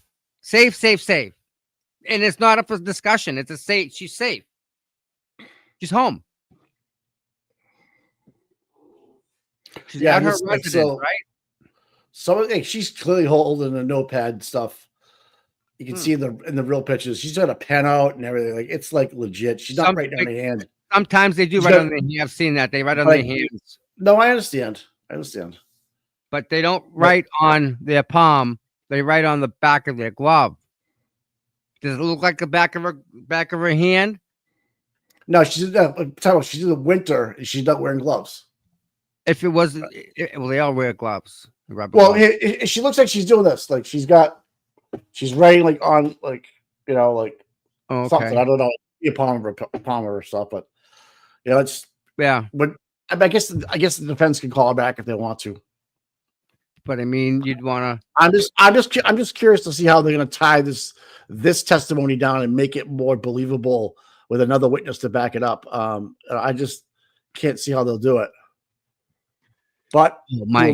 Mike. I'm just Mike. Want to make Yo. some money? Make some money? I get enough, but go ahead. Listen, What? fucking rubber glove industry. We're gonna listen. We're gonna stamp the back of the gloves. Name, date of birth, blood pressure, blah blah blah blah blah. Allergies. Blah. So yeah, check. Hit by that's good. Not a bad idea. So you can Firefighter gloves. right on the back of Yeah. the glove. Right on the back of the glove. We'll do right It's on a good it. idea. What do you think, Mike? I want to know what type of pen she was using. Was she using a wax pen just now? Or what was she using? It had to be something that was like a marker, like a Right, Sharpie. because it couldn't be. Sharpie, Yeah, a Sharpie will work in the cold. Yep. So, yeah. it's a good idea. Yep. There's $1 million idea right there. That really is a good idea. I'm I not know. lying. And you can have like your department Canton PD at the top of it, right? Then like 1 through 5 questions. Yeah, that's a great idea. And have wax pens around. And this was her first homicide or death. Dude, that was You would think that'd be a kind of it's a traumatic experience for her and herself to see somebody like that. It really is, Mike. To see anyone in that condition, you're never gonna forget it. If you came across something like that, Mike, you'd be a little. You'd have to get centered back. You'd be off. You're not going and walking a tightrope after you see something like this, Mike. You know what I mean? I don't know, man. You look like you get beat up. He looks like he went a couple of rounds with Mike Tyson, didn't he? Sure did. Those are somebody's exact words inside the hospital. Now, the question is the handoff from the ambulance to Good Samaritan. What was told to Good Samaritan? Correct. That needs to come up next, right? Because I think Katie would have been the one on the radio to call the hospital and say, "Hey, this is what we got coming in. Heads up." Right. You know, And then male, 6 feet. Then you had Buchanan calling the medical examiner saying it was a glass or a domestic, I should say. So the gap between I hit him at 6:30 in the morning till 10:30 never got to the state troopers. Are you shitting me? Come on. Doesn't make sense. He called Scotty Bello at 10:30 in the morning. Looks like a DV. You know, I wonder if they cut his shirt right down the middle. They cut did. it down, right? Yeah. And they just threw it to the sides. Yeah. Because they're gonna pump on his chest and try and get him warmed and hot because his coil was done, right? Right. And all we're good, right? Everything's good, everything's in place, right? Mm-hmm. They probably never saw the wounds on his arm. The doctor. Sydney Sue might- yeah. Look at that one. Yeah. Sydney They Sue wouldn't have was another one. known until after. Right. Yeah, there's a lot of things that don't make sense. The timeline. I just read that. Yeah. And Yeah. the jackets. Yeah. I don't believe it either that she's right. And I've seen doctors do it, nurses do it, believe it or not. Yeah. When they run into an ER, they have a glove and they write down real quick. Yeah, I've seen that happen. It's to keep consistency for their notes is what it is. It's so that when they do their notes, the blood pressure was this at this time. It's funny you said that. I think the last time I had my blood pressure, I can't. Yeah, I don't know. Maybe it was. But I have there's medical people on my side of the family, nurses and stuff. So Yeah, they need to know. So the ambulance will know if there's any blood pressure, and they're gonna call it ahead to know what's going on. Interesting. Yep. I guarantee the defib in there was turned on when he rolled in. I wonder what they called in when they got the Good Sam. Right. Who received the call? What's the protocol? What was followed? What doctor came to see him? Right. Don't tell me it was Dr. Rice. You know who that is. Oh, coming back. No, Dr. Rice is who? He's the one you couldn't understand last time around. Oh, where's not all with the puffy coat? Puffy. I had a cat named Puffy. I'm sure you did. This freaking cat walked over an open flame and it started freaking catching on fire. I had no idea. It's what we call a hot pussy. Meow. Puffy. Meow. Yeah. Cat was on fire. I had no idea. Stand there. Meow. Meow. Pat me. Who was that guy with the red sweater on? All right. Maybe, oh, it's Fred, it's is Sue. that Fred Daniels? No, it's Sue. It's Sue. Oh, Sorry. dude, what's with the hair, dude? She Is got that better hair than this. those hair extensions? I don't know what's Those going are on with hair the girl in the extensions. front there next to Mrs. O'Keefe. I think that's a bottle out of CVS and done myself. I don't know. On an SD commercial. I don't know. We'll sniffle up with this. Where'd she go? Oh, Paul's on the bench. He doesn't look happy. Arms are crossed. I want to be. Was it a 2 martini lunch today, or was it a 1? You think? I think it Couple was of- straight up today. It was Straight up gin. vodka. It was gin. Dry vermouth. Ugh. Yeah. What's the other one? Oh. Tanqueray. Yeah, have some Tanqueray. Yeah. Ha. Like paste. Like. Yeah. Makes me want to gag thinking about it. I wonder what Sue had for lunch today. Let's guess. Was it a salad? Think she had a salad? Maybe, right? Probably a This- salad. This Canton Salad Community to TV safe right bet. there. Yeah. Canton You TV think does she- good. I like Canton Yeah, TV. yeah. They're very nice people there. They're very nice people. They're very Oh, Sue's they looking know around. what's going on. They know Right. what's up. Uh-oh. Who's in trouble? Uh-oh. Sue, you gotta put your shirt back on, Sue. Put your sweater back on. Fish sticks. You had a fish stick, you think, or a hot pickle? I don't even know what a hot pickle is. Maybe she had like a no vegan type of a thing. All right. Do you think the O'Keefe's, that whole bench right there, is getting catered lunch to the courtroom, or did they have to leave? No, they're not leaving, are they? Nope. The defense is leaving, though, isn't they? Absolutely. Jesus Yep. Christ. Yep. That's the treatment they get, Mike. It's bad. Just for Really is bad. And it's I just thought the- so freaking obvious. It's sad. It's really sad state of affairs. It is. And I really hope that they're seeing more facts now from the people that are actually testifying. You know, I really hope they're seeing facts for what they are, Mike. We got down Sue ate a small children for lunch. I need protein. Wait, you're right though. The whole O'Keefe side won't look at the camera. Right. They're not looking at yeah. Mike, It's interesting. why aren't they open to listening to what's going on here? They don't see it. I don't. And again, Tom, I've been we can only this has been in pray my- with the Yeah. This has been in my head for so long. Like, how can 95% of the world understand what's going on, but a select few can't? Sue, where you going? Okay. She looks like But one of the anyways, Beatles, like Ringo. I was gonna Paul McCartney right there. Yeah, that's the one. Remember they had the long. Yeah. The fly. Yeah. That's who it is. I knew Do it you, was. do you think she wears a baseball hat when she goes home? Probably wears many hats. That's a different story. Do you think she drives a Subaru? Absolutely. Goes without saying. There's Christina Rex, Rexosaurus. She drives a Subaru. Did she drive a Forester or an Impreza, like the sporty one, or was she all about? You think Oh, she's definitely the Wagoneer.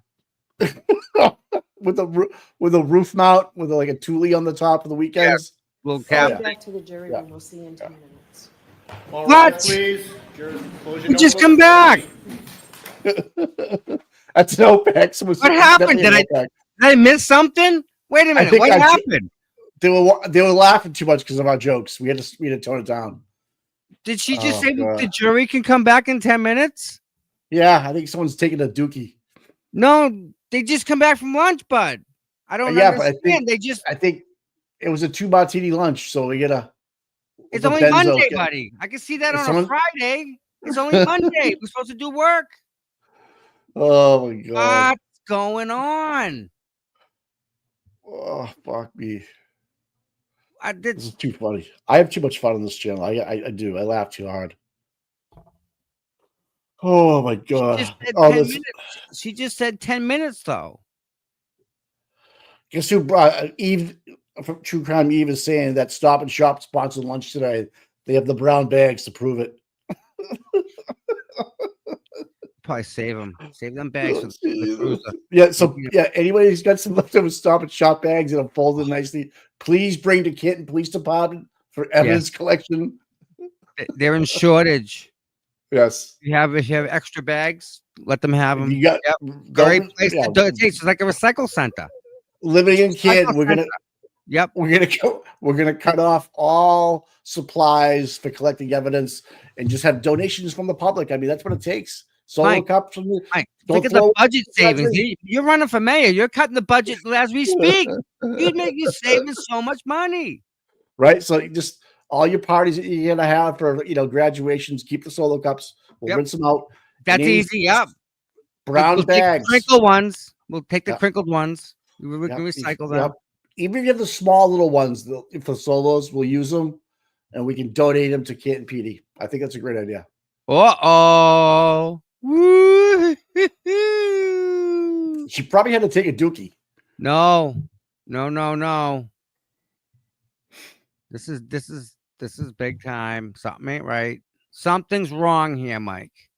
Well, you don't come back from lunch and just bang out a friggin' 10-minute thing. Oh, unless she left something on her desk. That's the shit. Jesus. Ben had a bad lobster roll over the weekend. Oh my god. Bad seat. It was a red tide down the Cape, That's you gotta watch out. You can't see seafood down there when the tide. No, when the red tide comes in, you gotta very bad. Very bad. Hey, if she don't know, she don't know. She find out. But no, this is not in the chat going. If this is going to be a half day, people are getting pissed. Yep. Pip had a roofie in her fucking cocktail. Fuck. Does anybody who's being called next? All right. So Debbie, this is what's going on. Debbie's asking what's going on. The people that just joined us, that came back from lunch. They asked for a sidebar. All of a sudden, judge says, "Come back in 10 minutes," and she left. Word is she left the bench rather quickly versus casually. Maybe the FBI is kind of knocking on some doors, Mikey. Helicopter. Well, I heard the helicopter right before I came on. I'd be worried. I hear helicopters all the time, though. Imagine Miss McLaughlin driving home, Mike, 10 and 2, and she gets pulled over by some black cars with lights on them. And they kind of cut in front of her and stuff. Well, imagine if you get pulled over by a Subaru. Well, that's a whole different story. That's a different story all the time. Oh my god. Oh, do I still have? This is big, Mike. The judge not being on here, and they just come back from lunch, and then they just bang out a 10-minute recess right after. Like, no. It's 2:18, Mike. They took it at lunch at late, right? 1 o'clock. They were supposed to be back at 2:05. Yep.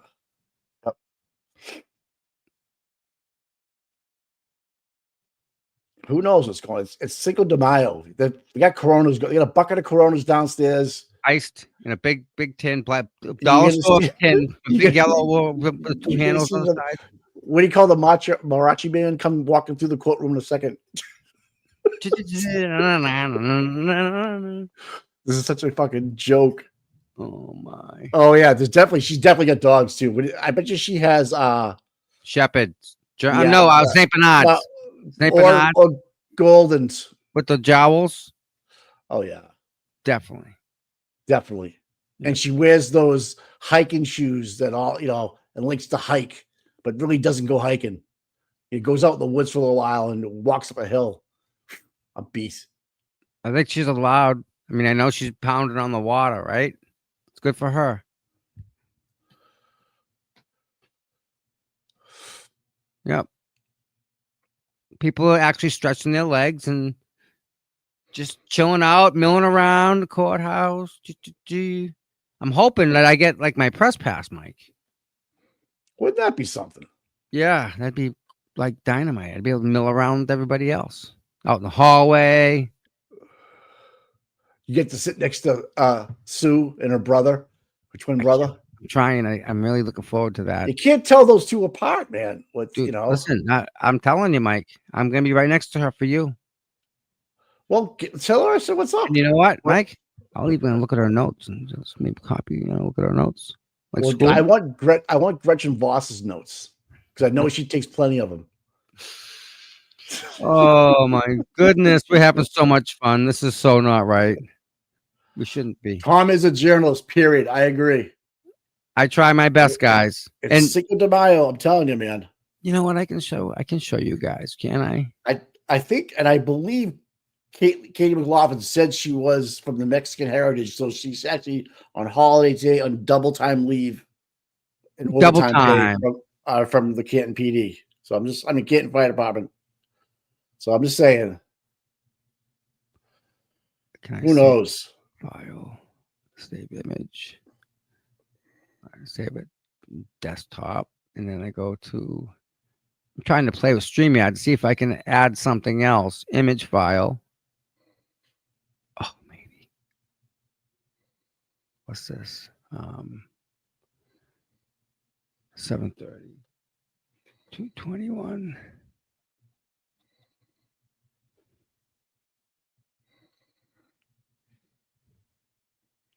She says she doesn't know her. This is at her college dorm, Mike. Yeah, I know. She doesn't know her. This is inside her dorm, where she lives, in her Fucking house. Blouses, man. Look at them. In her Gross. house. No. She's in her house, guy. In her kitchen. And she Right. doesn't know the girl. I don't know what to tell you. How man. many people come in your kitchen that you don't know? I'm just asking, Not dude. too- I'm just no asking. one. Nobody. Like who? Anybody out there? Mary Jo, thank you so much. Anybody out there? Do you guys have strangers in your kitchen? Friends of friends of friends of friends, or just some dude that shows up? Dude, those days are way behind me. Back in my 20s, There I we did, no. Not anymore, man.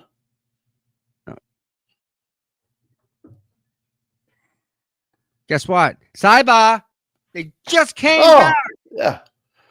You see, Sidebar. you see the guy over there shaking the martini.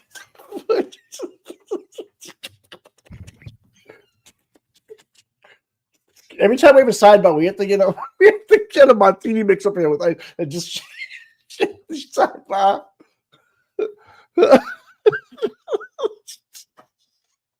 This is fucking ridiculous. If I drank and did a shot for every sidebar, I'd be hammered.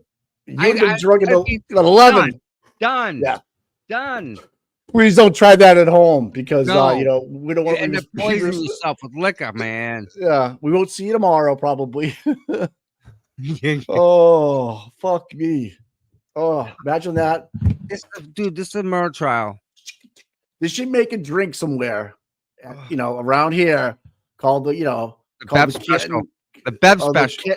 Like the sidebar kitten cuck something. I don't know. And make a drink, You'd be, sit a fireball, liar ball, Oh, there we go. Give me a couple of liar balls. You're giving the chat some ideas, Mike. It'll be on Twitter in a couple minutes.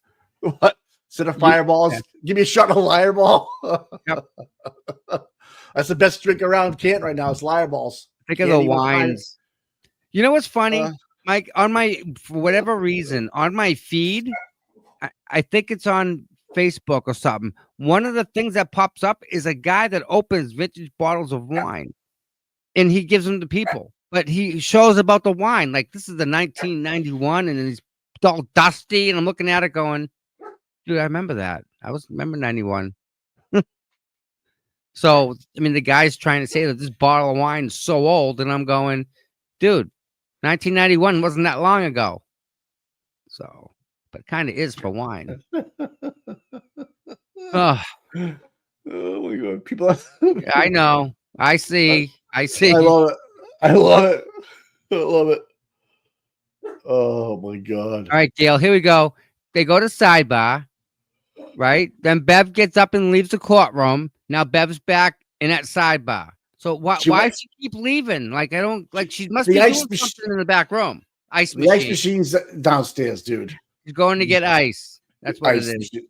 Yeah, the ice Got machine's ice. downstairs. Got the ice. Maybe we get volume. Yeah, but we got nothing. We got the fan, dude. Yeah. No, here we go. It's gonna come on right now. 2:25. We're on time. Mike, man, what's going on with this trial, bud? What is this, guy? What is this? We're trying to watch a Shannon, but we're not going to let it happen. There's so much reasonable doubt right now, like beyond repair. Everyone on Twitter has taken every single thing people have said and torn it apart. There's no way that this is true. I apologize for that, folks. Nobody likes wasting your time. Except you. The ice was we didn't realize, and Jim the drunk clerk. It's off his game today. Oh God, Gallagher. What was his name? Gallagher. Oh my God. I have two Cavapoos. You solemnly swear the evidence given in court and Jerry in the case now hearing is the truth, the whole truth, and nothing but the truth, so help you God. I do. Who is it? Oh, Lieutenant Gallagher. Oh. All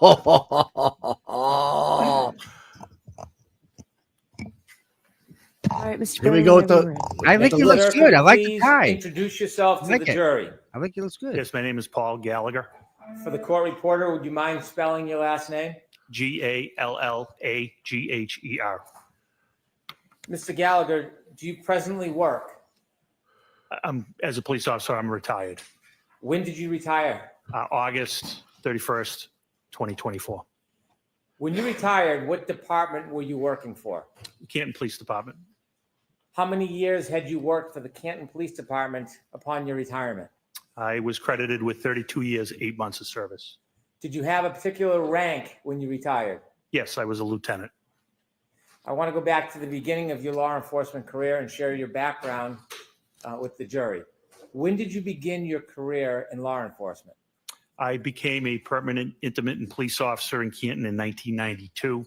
What a permanent intermittent police officer is, it's basically a part-time police officer. You're required to attend a 16-week part-time academy. Your duties include regular patrol duties that a regular police officer would do, but you're only utilized during special events, short staffing, and you're allowed to work paid traffic details. Did that status change at some point? It did in 1994. 1994, were you a patrolman? Yes, and that required me to attend a full-time 18-week police academy. In addition to the police academy, did you continue your training over the years? Yes, I did. Can you share with the jury some of the training that you would attend over the years? Oh, sure. So I did constitutional law. I did interview and interrogation, terrorism, international terrorism, domestic violence, buccal swabbing, and DEA basic narcotics course.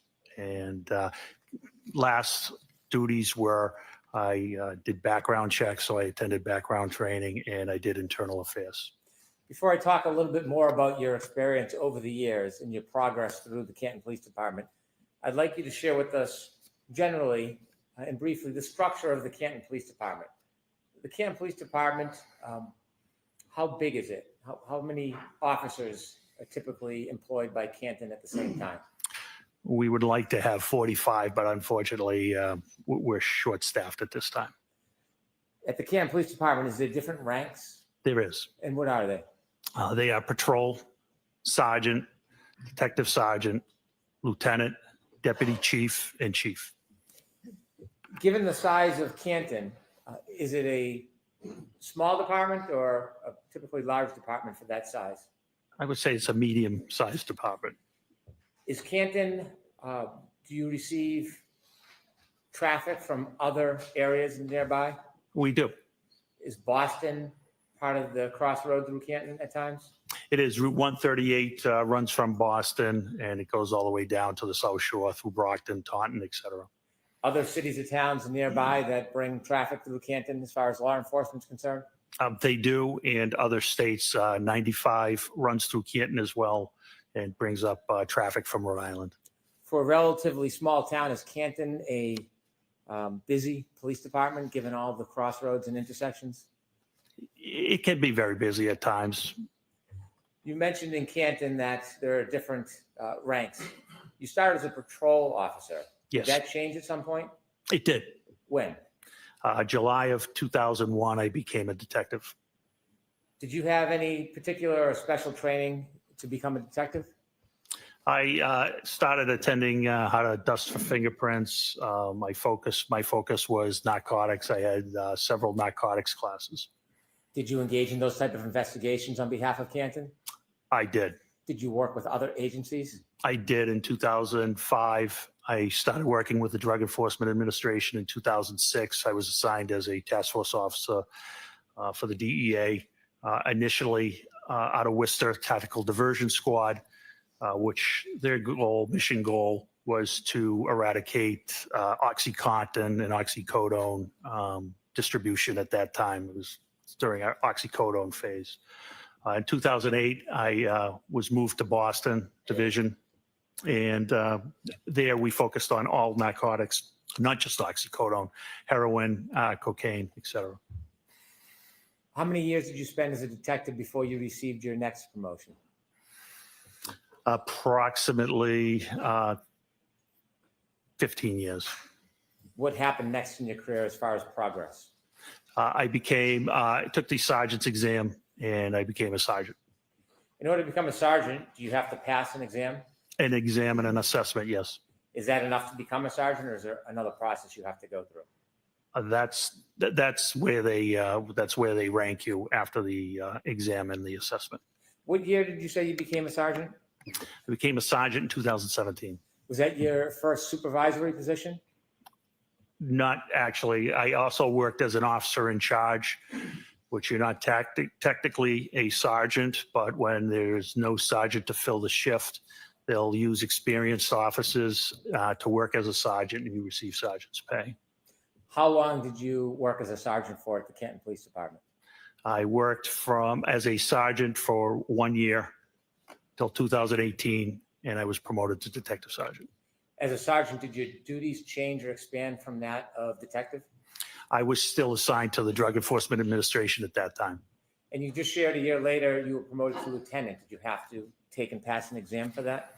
That was detective sergeant, and I did not have to pass a test for that. Did your duties and responsibilities expand when you became lieutenant?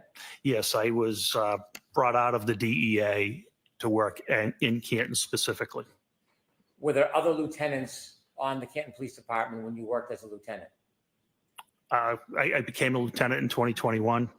At the time, there was 3 other lieutenants. Were there any other officers above lieutenant at that point? There was a deputy chief and a chief. In 2022, January, were you a lieutenant? I was. Your duties and responsibilities, do they include actually going to scenes, or was it purely supervisory? It was supervisory, but we were expected to respond to scenes. What do you mean by that? Our chief expected a supervisor on scene at all times, at all scenes. Even if there was a ranking supervisor like a sergeant, were you still as a lieutenant expected to go to scenes? Oh, yes. Did you do that often? Yes. I want you to take us to January 29th, 2022. Were you working the overnight shift from January 28, 2022 into January 29, 2022? I was the outgoing lieutenant. I did not work into the 29th. I was the last lieutenant to work on the 28th. In the early morning hours around 6 a.m., were you on shift or off shift? I was off shift. Were you planning on working that morning? I was planning on working later that day, yes. Do you remember what the weather was like that early morning? Yes, there was a nor'easter, which was snow, wind. Did anything interrupt your plan of working later that day? Yes. Tell us what happened. Shortly after 6 a.m., I received a call from Sergeant Sean Good of the Canton Police Department. After you received a call from Sergeant Sean Good, were you informed about a situation? I was. Were you told any basic details of where and what? Yes. Without sharing the actual conversation, where was this situation taking place? I misunderstood the situation. I thought it was on Meadows Ave in Canton. I later found out through dispatch that it was actually Fairview Road. When you heard that there was a situation in Canton, did you decide to change your plans about when you would come in? Yes, I responded. Why did you respond? That's the expectation our chief had for us. When you go into work, do you use a police cruiser or do you use your personal vehicle? On this particular day, I used a personal vehicle because of the weather. Was that different than typical? Yes. And why would you use a personal vehicle instead of a police cruiser? It was larger. It was 4-wheel drive. It was the only way I probably would have got there to the scene. After you received the call about a situation, tell us what you did. I loaded up the car with a tent, and I drove to the Canton Police Department, and I got some winter gear from the office, and I got on the radio and advised Sergeant Sean Good, who was at the scene on Fairview, that all officers were held to further notice. What does that mean? They weren't going to be going home at their end of the shift until they were relieved by another supervisor. Why did you take a tent with you? Because of the snow, the way the call was described to me was a person possibly not breathing. And if it was an unattended death, I wanted to be able to cover the person. Why? Respect. That tent was a tent from your home, a personal tent? It was an 8x8 pop-up tent.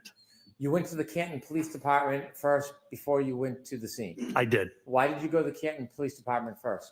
I had some winter gear there, including a reflective jacket that I thought would be helpful, given it was dark out. Visibility was very bad. When you got to the Canton Police Department, did you learn anything from any of your colleagues while at the police department? The only one colleague at the police department at that time was Officer Kelly Dever. After you got your gear at the Canton Police Department, did you head towards Fairview? I did. Other than the general description that you had heard, did you know anything about what was going on there? Just that a gentleman was found unconscious in the snow, possibly not breathing. You mentioned the term unintended death. What does that mean? An unattended death is a death where someone dies alone, and you don't know the reason. It doesn't mean there's foul play. In fact, 99% of the time, it's natural causes. Is there a process for the Canton Police Department when they learn of any death, unintended or not? Is there a process you need to follow? Yes, there is. And what is that process? That's to call the Norfolk County DA's office, their CPAC unit, Crime Prevention and Control. They have jurisdictions over deaths and unattended deaths. You mentioned a CPAC unit. What type of officers or law enforcement is the CPAC unit? It's manned by the Massachusetts State Police. Are you required by statute to contact CPAC or the Massachusetts State Police, even if it's an unintended death? Yes. Did you follow that process? Sergeant Lank followed that process. Is that one of the officers who worked under you? Yes, that is correct. Did you know if Sergeant Lank was at the scene when you were leaving Canton, or did you learn at some point when you got there whether Sergeant Lank was at Fairview? When I got there, I saw the black Toyota Tundra, which is operated by our detectives there, and then I saw him. When Canton Police Department first contacted the Massachusetts State Police or the CPAC unit about the information, do you have an understanding whether or not the Massachusetts State Police were going to respond or not? They were not responding. So when you got to Fairview Road, were there any other law enforcement officers other than Canton police officers? No, there was not. When you appeared at Fairview Road or arrived, were you the superior officer on the scene? I was highest ranking officer. As you're pulling up to Fairview that morning, what's the first thing you see when you get there? As I pull up, I see the last of the fire apparatus pulling away. I get out of the vehicle. The first one I encountered was Sergeant Sean Good, who was the shift supervisor. Did you see any other of your officers there? I did. I saw Lieutenant Lank further down, and further down, I saw two other cruisers, which ended up being Officer Mulaney and Officer Sarif. Did any of the cruisers or vehicles have lights on? They did. Did you hear any sirens? No, there wouldn't be any sirens. Why wouldn't there be? Sirens are used to move traffic. There was no traffic. It was a blizzard. There were no cars on the road. You might see an occasional plow. Did you ever learn the general area where the person was found? Yes. At that time, did you know who the person was? I did. I knew him by name, yes. Did someone inform you of who the person was? Sergeant Sean Good did, yes. Okay. And who was the person that you learned was on the ground? John O'Keefe. Had you known John O'Keefe? I knew of John O'Keefe. I had never met John O'Keefe. When you first arrived at Fairview, was Mr. O'Keefe still on the ground? He was not. Was he at the scene? He was not. So when you got to the scene at Fairview, Mr. O'Keefe was already gone? Yes, he had been transported to the hospital. So did you ever firsthand see exactly where Mr. O'Keefe was lying when he was found? I did not. Did anybody point out to you the general area? Yes.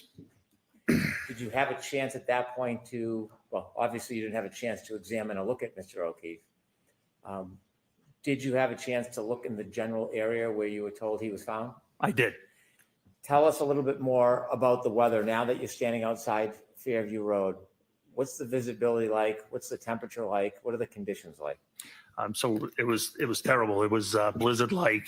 The wind would blow in your face. It would change directions. The snow was an icy snow. In the wind, you had to actually talk loud to be heard. Somebody right next to you, and it was your typical New England blizzard, basically.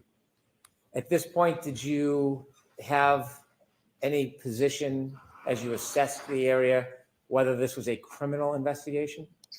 When we had no crime at that time. When you were there, were you looking for anything? Yes, I was examining the scene. At that point, did you have any reason to start a criminal investigation? Not at that time, no. When you learned that Mr. O'Keefe was found outside, did you go look at the particular area? Yes. Can you describe the area that was shown to you where Mr. O'Keefe was found? Sure. It was on the left side of the property of 34 Fairview. You could see where first responders and witnesses and police officers had walked up to the area. It was by a flagpole on the property line of number 32 Fairview. What was the lighting condition at that point in that area? It was dark. It was sun was coming up, but due to the weather and the cloud cover and the snow, its visibility still was not great. Were the law enforcement vehicles providing any light for the area? No. How about the house? Was there any bright lights coming out of the house illuminating that area? I didn't see any lights, window lights on. There may have been an exterior, the door light at one or two houses. In addition to the law enforcement officers that were there, did you see any civilians when you got there? No, there were no civilians there. While you were outside looking at the area, did any civilians ever come out? No, not at all. Any civilians ever come out of 34 Fairview? No, How about next door, 32 Fairview? Did you ever see any civilians come out of that address? nobody ever came out of the house. Across the street, is there homes across the street from 34 Fairview? There is. Did you see anybody come out of either one of those houses? Did not see anybody come out of those houses. When you were outside and you were shown the area where you were told Mr. O'Keefe was found, did you try to do anything regarding that area to identify the area itself? I'm sorry, can you ask that again? Yes. The area where you were told Mr. O'Keefe was found, did you try to do anything around that area to identify the area? Well, it was marked out with crime scene tape at that time. And what I saw was pink blood, and it was in a circular pattern. Was the crime scene tape holding up at all? No, it was not. It was blowing wildly in the wind. And at one point, it was actually blowing in. It was triangular, and it was actually blowing into the crime scene. Was the tape helping at all? No, it was not. Was there any use of putting a tent up at that point? No, there wasn't, not due to the high winds. Did you learn whether any of the officers had, at any point before you got there, gone into Fairview Road? Yes. Who did you learn went into Fairview Road? Both Sergeant Good and Detective Sergeant Lake went into Fairview Road. Did you know how long they were inside for? Oh, no, did you know that? I did not. At that point, did you go and speak to anybody in any of the nearby homes? I did not. When you were at this scene and you saw what was happening in the weather, did you make a decision to do anything? Yes. What did you decide you were going to do? Since the state police were not responding, I decided to process the area where Mr. O'Keefe was found and try to find out why he had the medical episode he was having. If you understood this to be a medical episode, and at that point you didn't have any information it was a crime scene, why were you taking the time and effort to process the scene under these conditions? Because that's what we do. Even the hospital, there could be a reason that there's obviously a reason he's there. I think we had a duty and obligation to check around where he was found and see if there was any explanation to what caused his medical condition.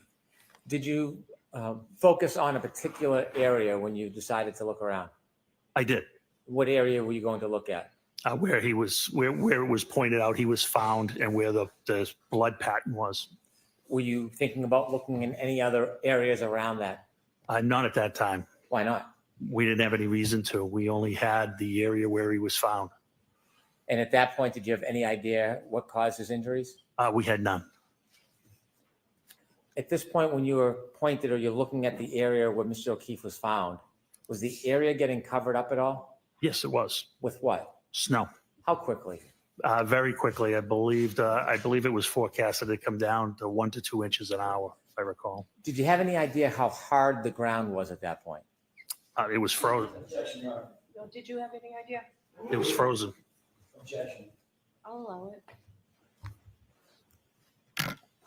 How deep was the snow covering that frozen ground? Approximately 4 inches at that time. When you wanted to look around the area, did you consider using a rake or a shovel? I did. And did you? I did not. Why didn't you use a shovel at that point? I was afraid I would miss something or possibly break something. What could you break with a shovel? Anything, glass or anything of that nature. What was your decision about how you would search that area? What did you want to see? I wanted to see anything that was possible, whether it was any type of weapon or any type of medical bottle or any reason that he could have come to where he was. Did you think of a way that you could look below the top of the snow without unresting the scene? Yes, I did. And what did you conclude? Because of the blood, the pink spots I thought might be blood. I thought a leaf blower would be the best method because I have seen it used and to remove light layers of snow, and it can be controlled. And after having seen that before and making that decision, what was the benefit of a leaf blower over a shovel? I wasn't going to miss anything with a leaf blower, much better control. And control, tell us what your intention, what was your hope with the leaf blower? To clear the area, controlled, slowly, so any potential evidence of what happened to Mr. O'Keefe wouldn't be lost. Did you have a leaf blower with you? Did not. So what did you do? Sergeant Good volunteered to go get a leaf blower. Did you remain at the scene? I did. And during this time, are you still have no information that it's a crime scene? We had no information on a crime at that time. Did Sergeant Good come back with a leaf blower? He did. Did you try to get any other items to help you? Not that I recall. Okay. When Sergeant Good came back with the leaf blower, did you use it? I did. Was it successful? Very. Tell us what you did. I started with low speed and began whisking away the snow. And then I saw how it was uncovering those pink spots were becoming brighter red. So I verified it was frozen or coagulated blood at that time. And so out of the abundance of caution, I decided that that was something we may want to collect. Why did you want to collect that? Just out of abundance of caution, DNA. I expected it to be John's DNA. And I wasn't going to get a second chance at it. It was either collect it or never have it. Were you making quick decisions under these circumstances? Yes. Did you ask somebody to get a container to put the coagulated blood in? I ended up getting the containers. Where did you get them from? I got them from Lieutenant Kelleher, who lived in the neighborhood. Did Lieutenant Kelleher ever come over to the scene? He did not. Did he work for the Canton Police Department? He did. Why didn't he come over to the scene with you? Because he originally thought the scene was at 32. Did you ask him to come over to the scene to help you? No. Did you expect him to come over to help you? No. Did you prefer he not? Correct. So when you get the containers, were they plastic cups? Yes, they were red Solo cups. And what was the purpose of using the red Solo cups? They were plastic. They weren't going to leak. They weren't going to get soggy. They were large. I needed a small sample. My thought was because it was frozen or coagulated, that we could collect it, transport it, and transfer it to the crime lab, who could extract the DNA however they saw best fit. Do sometimes the crime lab test evidence and sometimes not? Of course, yes. Is that your decision? No. You were telling us about the leaf blower. Does it serve to excavate the area? It did. Did you begin that process? I did. And when you did that, did you try to memorialize it? Yes, I did. How did you do that? I had Sergeant Good videotape it. Why did you have Sergeant Good memorialize your efforts to excavate the area? I thought someone may wonder why I decided to use a leaf blower, so I wanted to demonstrate its effectiveness. I'm going to move to introduce 2 videos that council has.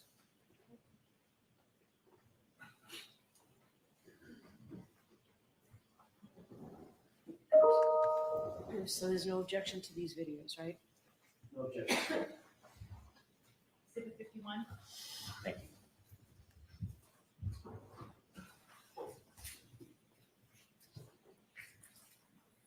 With the court's permission, can I show the jury the videos? Yes.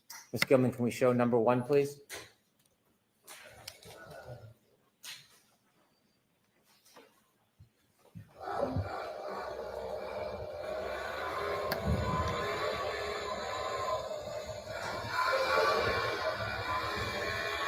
Look at the footprints. Look at the footprints.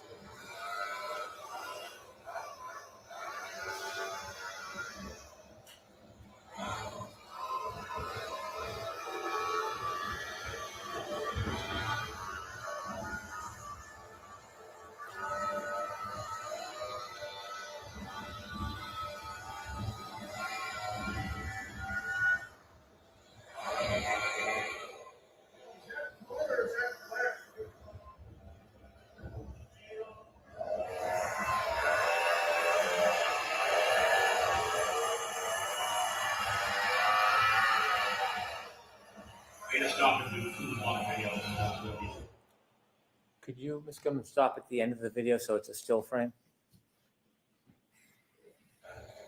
That's good right there. Sir, who's the person holding the leaf blower? That is me. Did the leaf blower work as you had hoped? It was great. You see other footprints around that area. Correct. Do you know how those footprints got there? Some of them were from first responders. Some of them were for witnesses. The ones up top by the flagpole were for when the officers put out the crime scene tape. Did officers try to wrap the crime scene tape around the flagpole? They did wrap it around the flagpole, yes. I see. And from that vantage point, could you see the side and front yard? Yes. Did the side yard have any footprints or evidence that anything was dragged through the side yard? No, not at all. How about the front yard? Did the front yard have any evidence that anybody had walked across it or dragged anything across it? It had one set of prints from Sergeant Lang. Other than Sergeant Lang's footprints across the front yard, was there any other impediment? No, not that I saw. I'm going to ask if we could see the second video, please, Ms. Gilmer.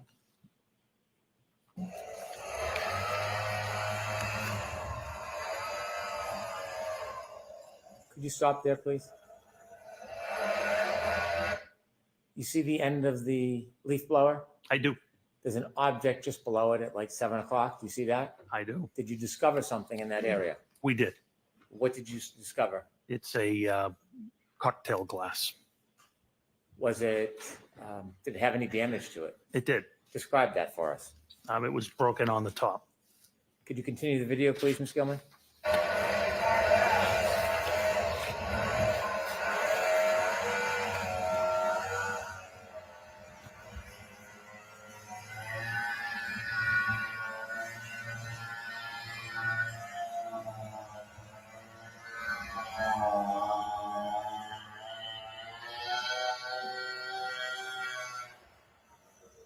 Stop, please. There's some red spots. Is that what you identified as coagulated blood? That is. Below some of those spots and to the left, there's an area that's not white. It's brownish. Do you know what that is?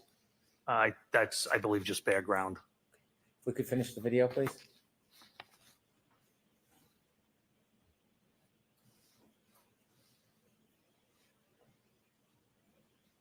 Okay. Thank you. Could you have the lights on, please? Did you or any officer at your direction obtain and preserve that broken cocktail glass? Yes. May I approach, Your Honor? Yes.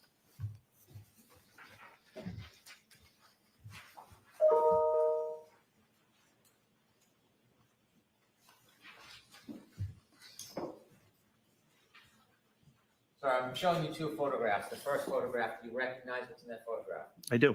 What is it? It's a after we exposed I exposed the broken glass.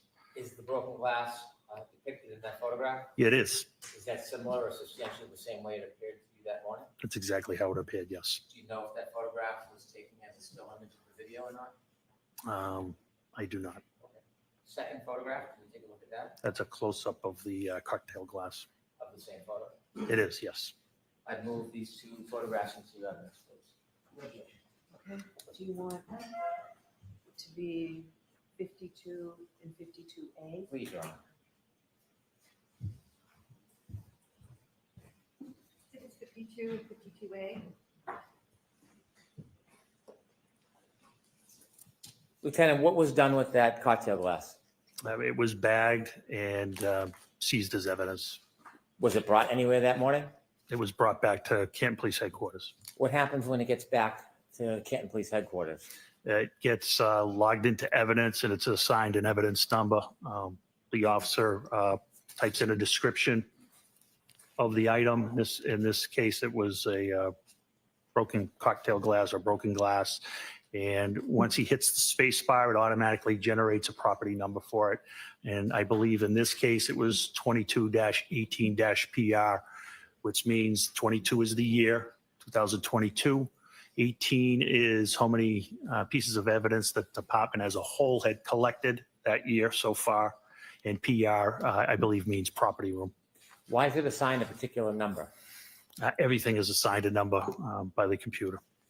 You said it's brought to the evidence room. Is that a separate or a special place? So we have two rooms. We have a temporary evidence room, and then there's a permanent evidence room. Only two people have access to the permanent evidence room. Is there a reason why access to the evidence room is limited? There is. Why? For security. Even in a police department, the evidence room is limited as far as people who have access? That is correct. In the evidence room, is there an officer assigned as an evidence officer? Not full-time. There is an assigned admin sergeant who is assigned as the evidence officer. Does anything happen specifically with the evidence? Is it packaged or stored in any particular way? The glass was put into a locker, I believe, and temporary evidence. And then it's the evidence sergeant's job to retrieve it. But in this case, we were going to transfer it to the state police. Was it transferred to the state police at some point? It was. Were you part of the transition of that item to the state police? I was. And when was it transitioned and to who? It was on February 1st, 2022, and it was to a criminalist from the Massachusetts State Crime Lab. Do you know who the criminalist was? I don't know the name, no. Did the criminalist come to your department or did you bring the item to them? They came to our department. In addition to the glass, there was plastic cups with coagulated blood? That's correct. What did you do with those cups? Those were placed in temporary evidence and placed in a refrigerated unit. To carry them from Fairview to the police department, Did you hold the actual cups or did you put them in something? Nope, they were stacked in a bag. What type of bag? It was a craft paper bag. In this particular case, we utilized the Stop and Shop bag. Is that any different than a bag from the police department? This made of the same paper, craft paper, the same size and dimension, other than Stop and Shop and evidence and probably price. They're basically the same bag. Why did you use one of those rather than a bag that said evidence on it? I don't know where that bag came from. I was in a personal car. Sergeant Lank was in a Tundra. If that bag is upside down, you wouldn't know it didn't say evidence on it. So I'm not sure where that bag came from. And the plastic cups, do you know what happened to those? Yes, they were turned over to the criminalist as well. Where did you store them before they were turned over to the criminals? Temporary evidence in a refrigerator. Temporary evidence in a refrigerator. Is the refrigerator part of the temporary evidence area? It is, yes. Did you bring that piece of evidence, the broken glass, with you today? Yes. With the court's permission, I'd like to approach the witness.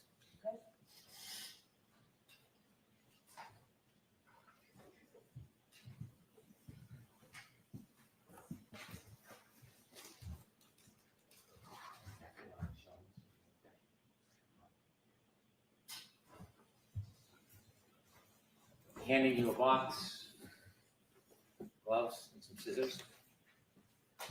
Let me ask you about that box. It has red tape on it. Why? It's a secure and transfer of custody.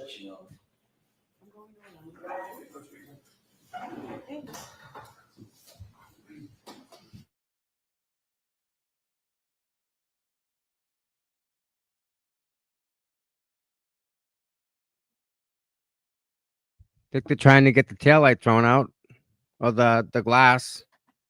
This is interesting because they don't match. Remember the pieces of glass were different from the bumper? Yeah. They found it counts. Yeah. Yep. This is crazy.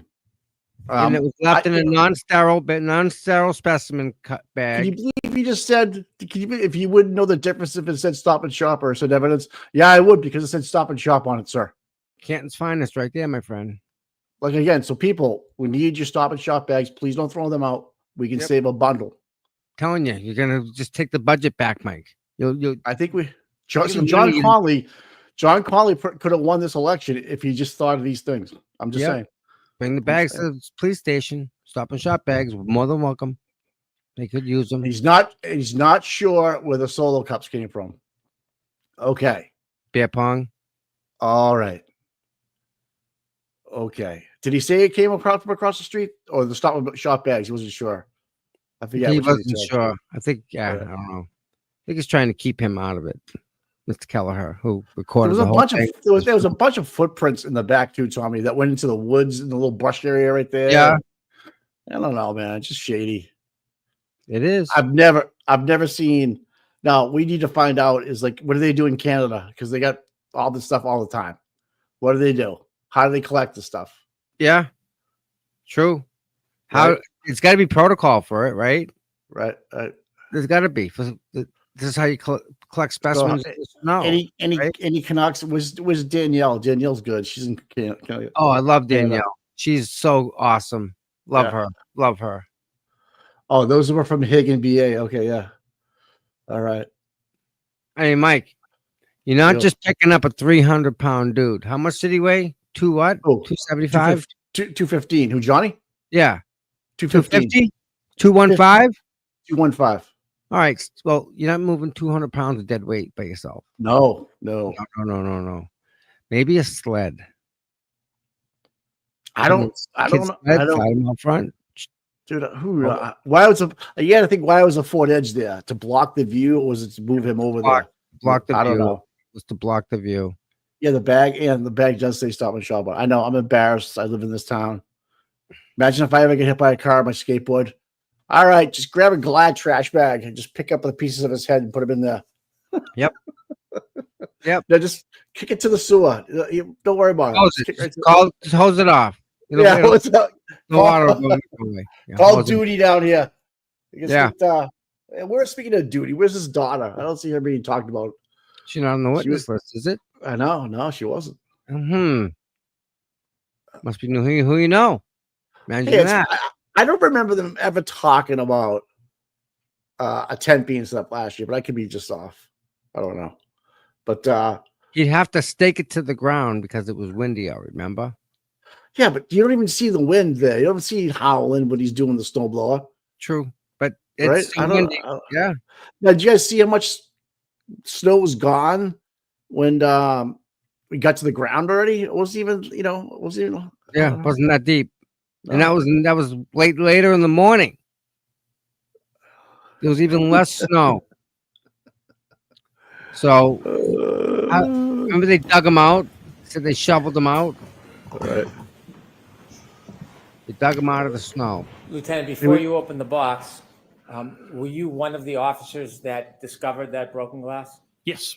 Did you personally bring the glass from Fairview to Canton? No. Do you know who did? Yes. Who? Detective Sergeant Lang. Sergeant Lang? Yes. When you went back to the station, you said that the evidence was then put into an evidence locker. Did you place it in the evidence locker? I don't recall. Ooh. And then inevitably, it was transitioned to somebody from the forensic unit? That's correct. Were you personally there when it was taken from the evidence locker and given to the person from the forensic unit? Yes, that was me. Did you have a responsibility and role in that process, or were you a passive observer?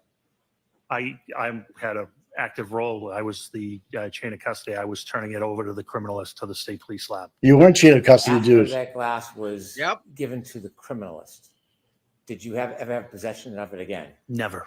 Did you ever package it or touch it again in any way? No, never. Did you ever process it in any way? No. Did you put it in that box and tape it up yourself? No. Okay, I'm going to now ask you to open the box, please. I see why they objected. But if he didn't transport it from the scene, how the chain of custody is broken? Yes. Blank.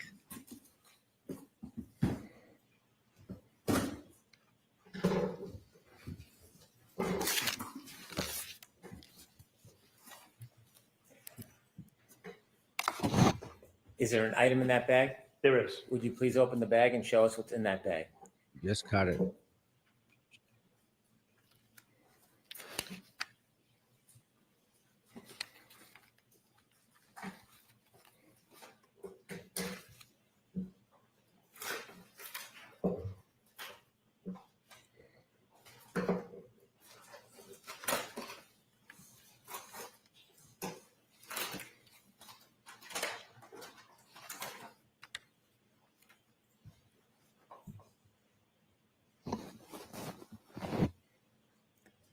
Thank you. If you could put it back in the bag and the bag back in the box, please.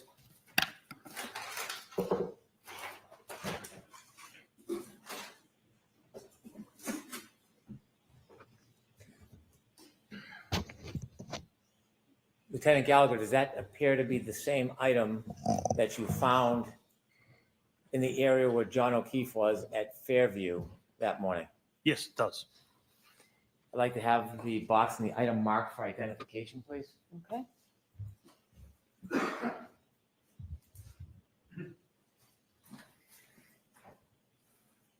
The cue for ID. Thank you.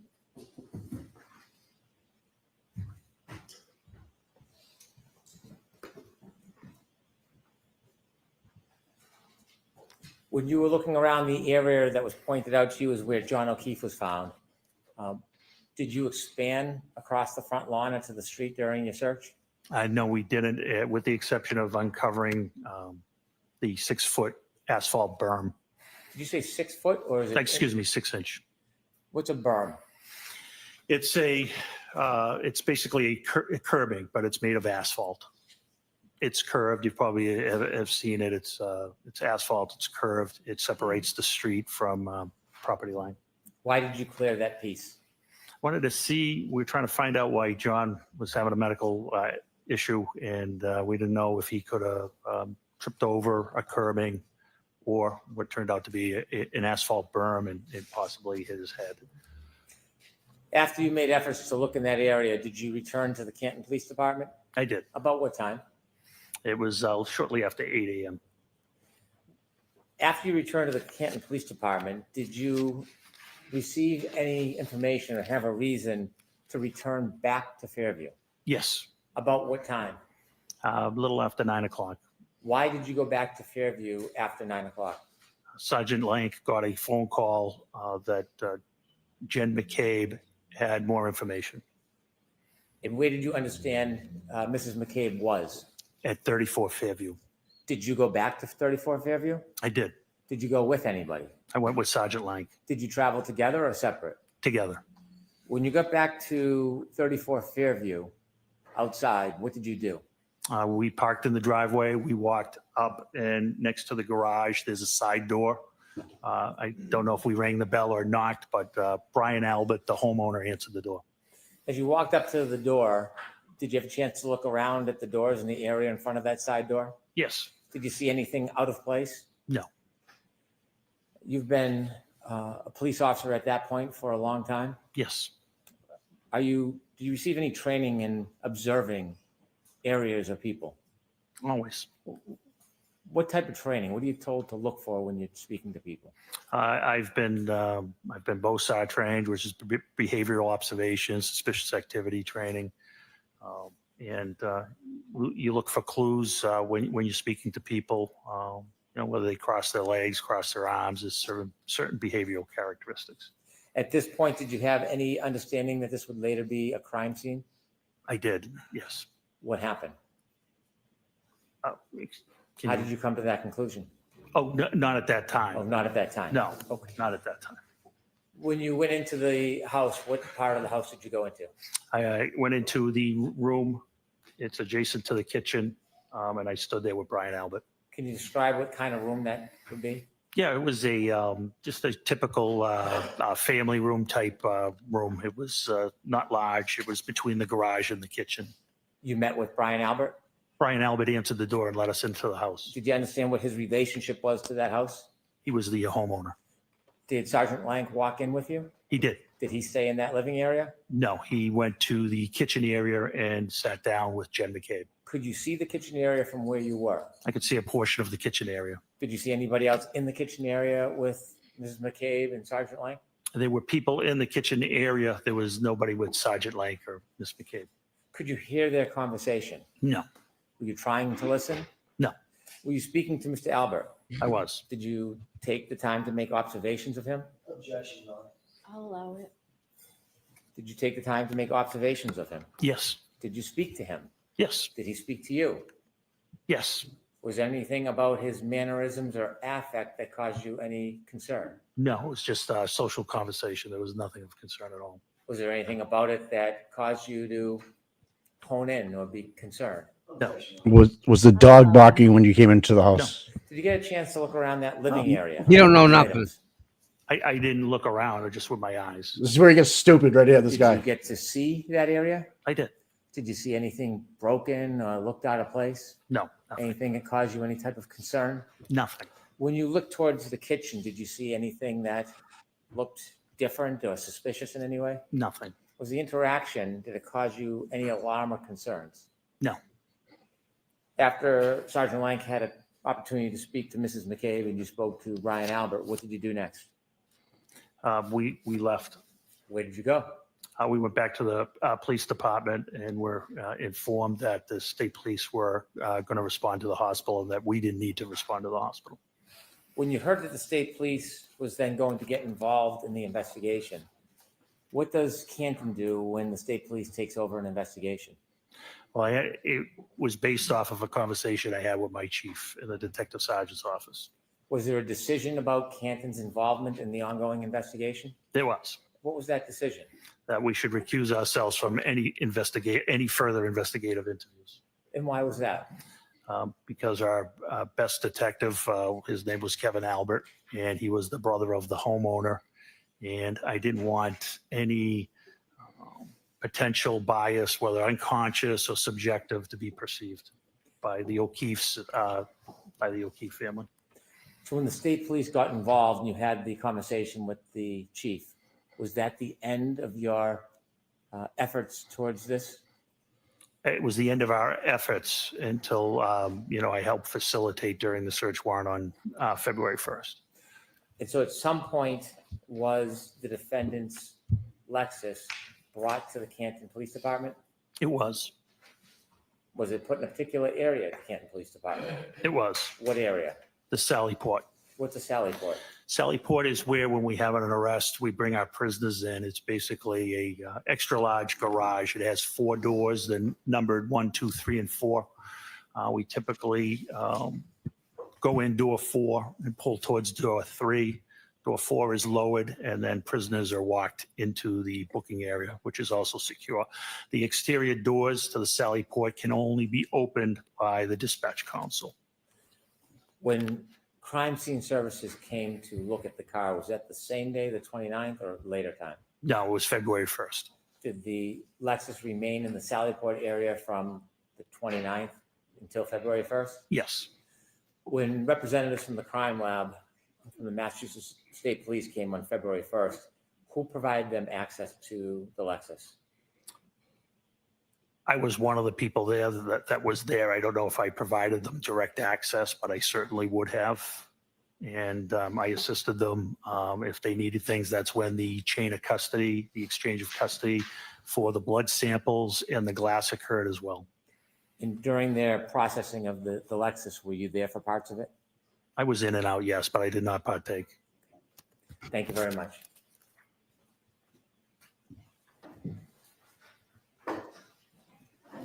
Please.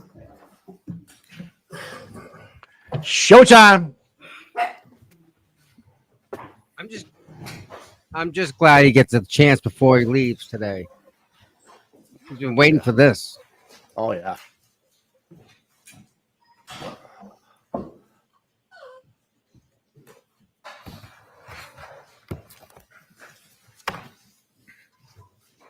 Mr. Jackson, is this video up there yours or is it the Commonwealth? Not mine. Or is it?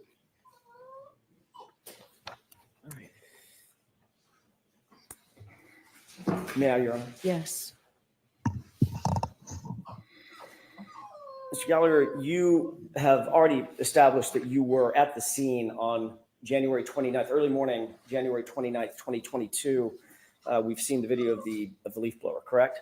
That is correct. So you were integral to at least an initial search of the scene, which recovered the drinking glass that you've shown us, as well as some of the blood byproduct that you've talked about. That's correct, yes. Okay. You were the ranking person on scene. You've already described that. Yes, that is correct. There were also several other officers from Canton PD who were there with you.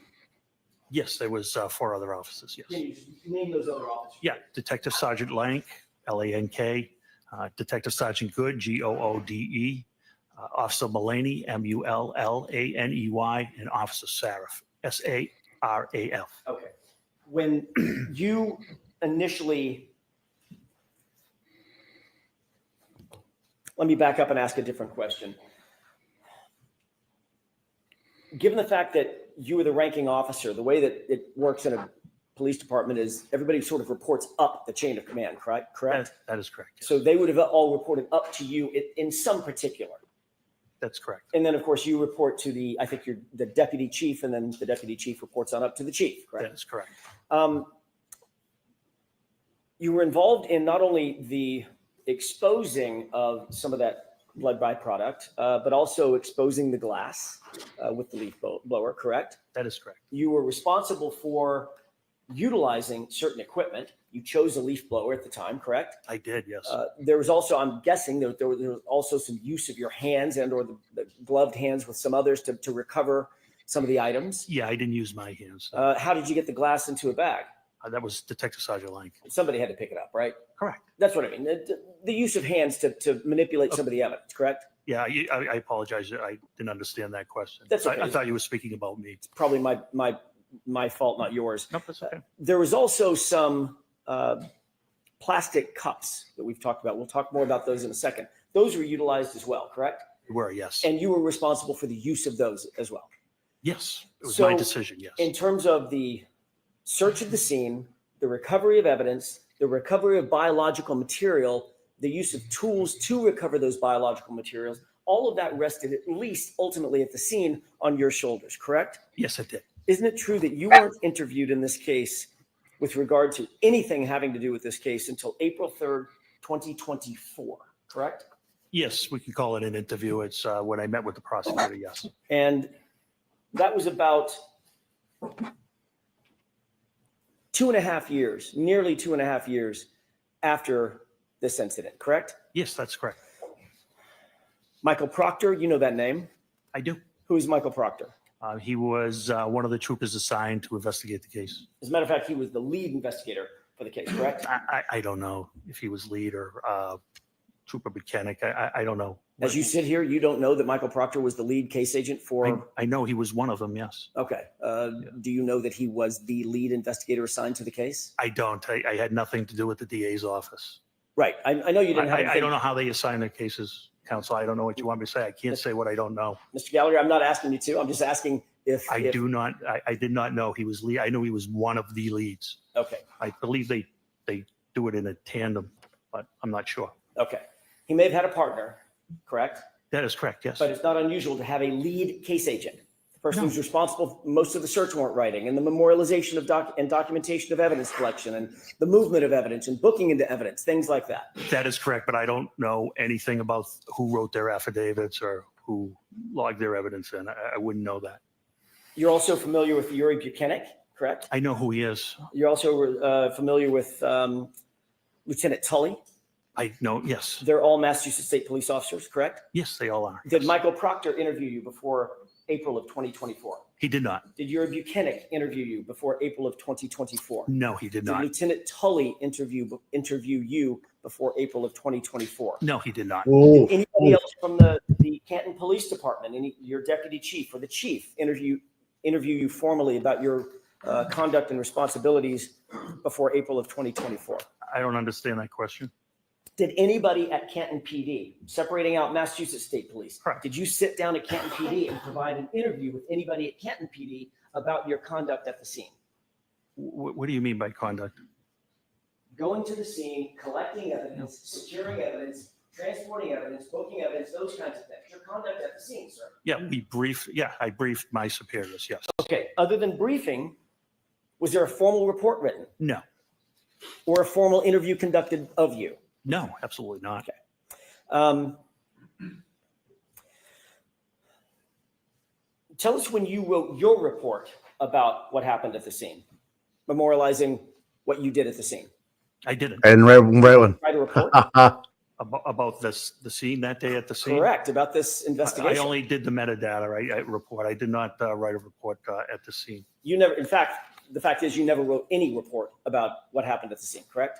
Correct. You didn't memorialize that in any formal way on Canton PD letterhead to describe what you did and how you did it at the scene? No.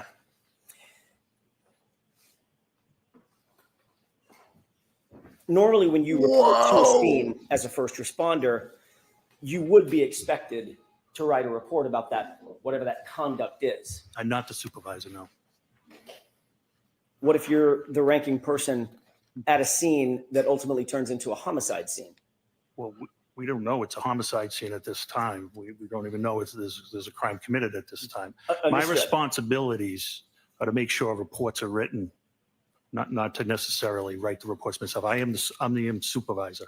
It's my job to make sure reports are written, evidence is logged, those types of things. Under ordinary circumstances, you would respond to a scene as a supervisor and you would oversee what other people are doing. That's correct. Can I finish? Sure. I don't want to talk over each other. I apologize. You would want to supervise or oversee what your subordinate officers, whatever he or she might be doing or they might be doing, you're going to oversee that. But they're the ones actually conducting the investigation or picking up evidence or doing the interviews, writing those things of that nature. Correct. Detective Sergeant Lake's investigation, yes. So in that circumstance, you wouldn't be expected to write a report because all of that conduct is memorialized by others subordinate to the supervisor, correct? Correct. But in this case, quite the opposite happened. You were the one that was in the video utilizing the leaf blower, correct? That's correct. You were the one that actually exposed the drinking glass, correct? Correct, yes. You noted the drinking glass and actually called somebody else over to take a look at it, correct? That's correct. You directed someone, Sergeant Lang, to pick up the drinking glass and recover it as a potential piece of evidence. That is correct. You noted the blood or the coagulation of blood in and around that area, correct? That is correct. You noted where you believe the drinking glass was, in other words, what location, if there were grid coordinates, where it would be, correct? Correct. And you instructed others to transport that important evidence back to Canton PD to have it booked, correct? That is correct. You also secured the plastic containers in which to recover the blood. That is right? correct. You also directed someone to get a bag to put the plastic containers in and ultimately transport it, correct? That is correct. So you would agree with me, Mr. Gallagher, that in this circumstance, you were the centerpiece of the recovery of evidence and the investigation as it was at that time in that limited context. You were the centerpiece of what was happening at the scene, correct? And I made sure it was documented by Detective Sergeant Lang. But you didn't find it important enough to write a report yourself. I think that's poor misrepresentation. There's a person fighting for their life. It was very important. When you were there at the scene at what time was it, by the way? I got there shortly after 7. Okay, you knew that that person who was fighting for his life had already been transported and was in good care, as best care we can provide at Good Samaritan Hospital, correct? That is correct. So certainly you're not excusing away the idea that you didn't memorialize your conduct because you were too busy fighting for someone's life. That's not what you're saying. No, it definitely is not what I'm Okay. saying. This guy is such a clown. He is such a clown, dude. Obviously, Jackson is clowning this guy. reporting to a scene and supervising a scene is one thing, but actually gathering evidence is a whole next level. You would agree with that? Sure. Because just to put a fine point on it, responding to a scene as a supervisor, you want to make sure everybody's doing their duty, but the officer or officers who, for instance, uncover, let's say it's a knife or a gun or some weapon or something like that, actually documenting and picking up that evidence and handling it in an appropriate way, that is all highly, highly technical. It's very important to get it right and memorialize it all, correct? That is correct. That's why you're highly trained to memorialize and report everything that you do in that regard in a report that can later be used forensically, in other words, in a courtroom setting, to recreate as best you can with as much detail as you can exactly what you did and how you did it and where it was done, correct? Sure. Yes.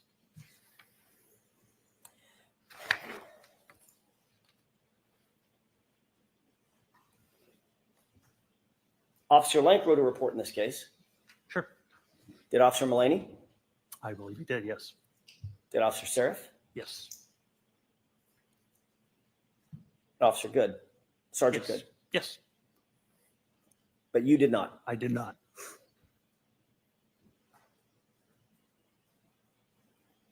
Who was the first officer to find any potential physical evidence at the scene, be it blood or glass?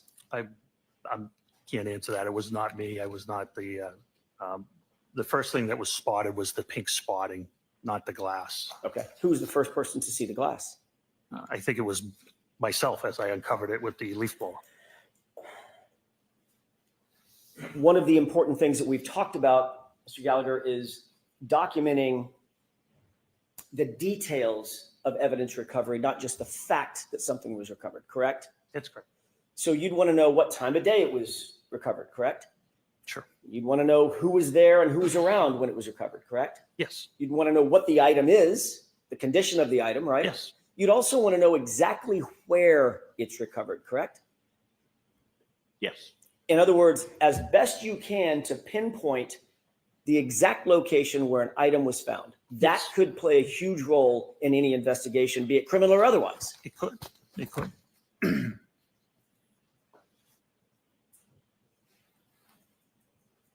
Upside Did you down diagram frown. or draw a diagram back at Canton PD or I did out not. at the scene? No. About where that glass was found? No, I did no reports or diagrams.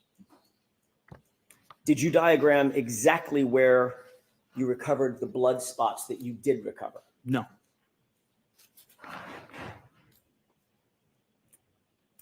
Did you at least, if you didn't write a report, did you at least take notes on a pad about what you were doing? Yeah, conditions weren't, it was pretty hard to take notes at that time, but I did not take notes, no.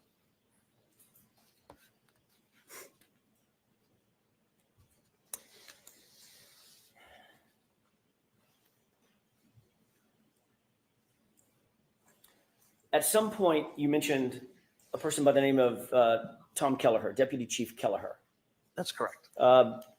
Who is Deputy Chief Kelleher? He's the deputy chief of Canton Police.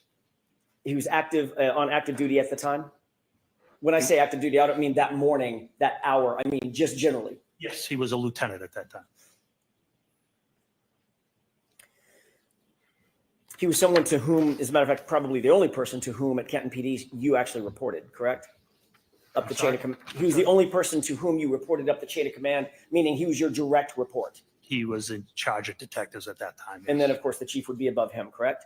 Deputy chief and chief. Okay. When you responded to the scene, Deputy Chief Kelleher did not come out of his house and take over the investigation, correct? Correct. That was yours to detail, That is correct. at least while you were there. That is correct.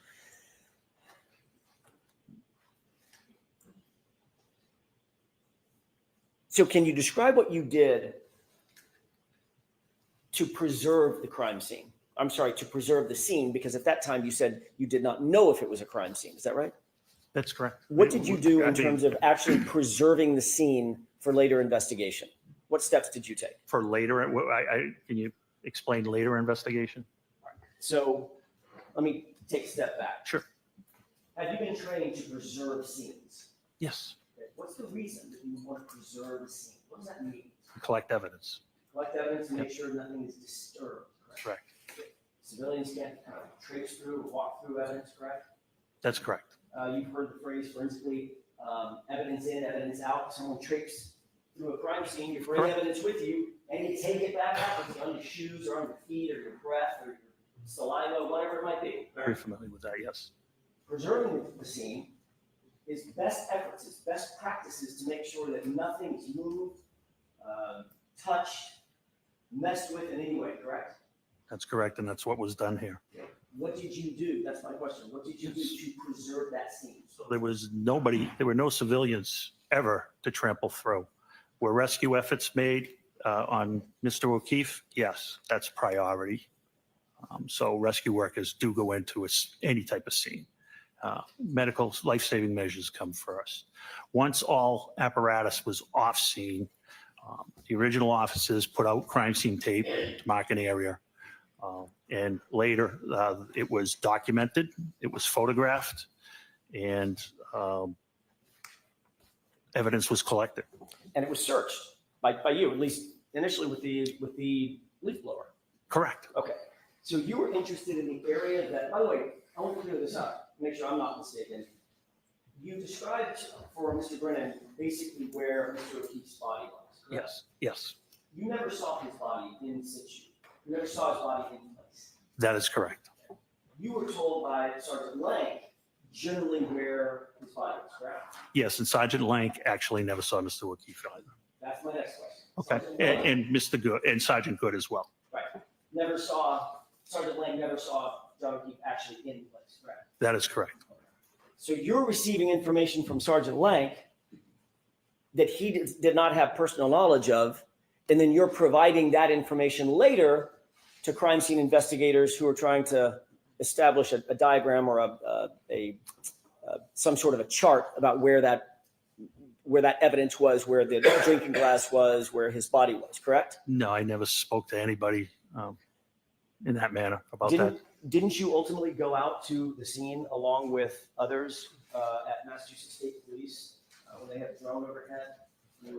No, you're mistaken. I can clarify it for you if you wish. Sure. So on February 1st, after the execution of the warrant, they wanted to go down to the scene. It was Trooper Proctor and somebody from the CARS team. I'm not sure of the name. Once they got down there, I did show them where I was shown John O'Keefe was. They did want to put up a drone, but they could not do it because they were too close to Norwood Airport and because of FAA regulations. Okay. And that was the last of my involvement with that. I hope that clarifies things for you. Forget the drone. I'm interested in the first part, which was you accompanied Trooper Proctor to the Correct. scene, correct? Correct. There were other members of CARS, C-A-R-S. I think there was one crash accident reconstruction section, I'm assuming. Okay, so it's a forensic, a member of MSP who does forensic diagrams, correct? I would say. I don't know if they do diagrams. I don't know what they do. Or reconstruction of some sort. Sure, reconstruction of some sort. So you were there to help provide information about where Mr. O'Keefe's body was found, correct? And be a Canton police officer present in case any neighbors had come out. So you were there to help provide information about, or at least you did provide information to them about where Mr. O'Keefe's body was found. Oh, sure, yes. Except you didn't see Mr. O'Keefe's body, did you? No, I did not. So that was a guess on your part. It wasn't. It was what I was shown. It's the information I had. Yeah, it was the information you were told by Sergeant Blank, correct? Yes. Who also didn't see John O'Keefe in place on the ground at 34 Fairview, correct? That is correct, yes. So his would be a guess also, correct? Well, we're going backwards. So he was told by Sergeant Good and et cetera. So it was information passed along, which is what police officers do. Right. But the person, the police officer that was out there at the scene, who was helping the reconstructionist establish the formal report, and the CARS report was an officer who not only didn't see where John O'Keefe's body was, you got information about where John's body was from someone who didn't see it either. Correct? Can we at least agree on No, that? you have to go back to the beginning. I didn't understand the beginning of that question. Sure, It was very I'll try it long. again. The point is, Mr. Gallagher, you happen to be tapped as the person who is going to assist the CARS folks, the MSP, in creating their CARS, ultimately their CARS report. No.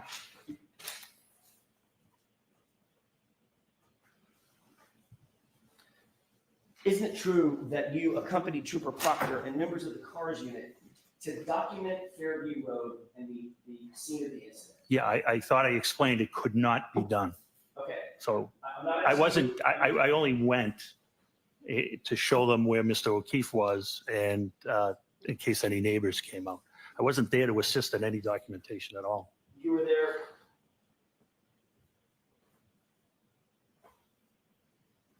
You know who Brian Tully is.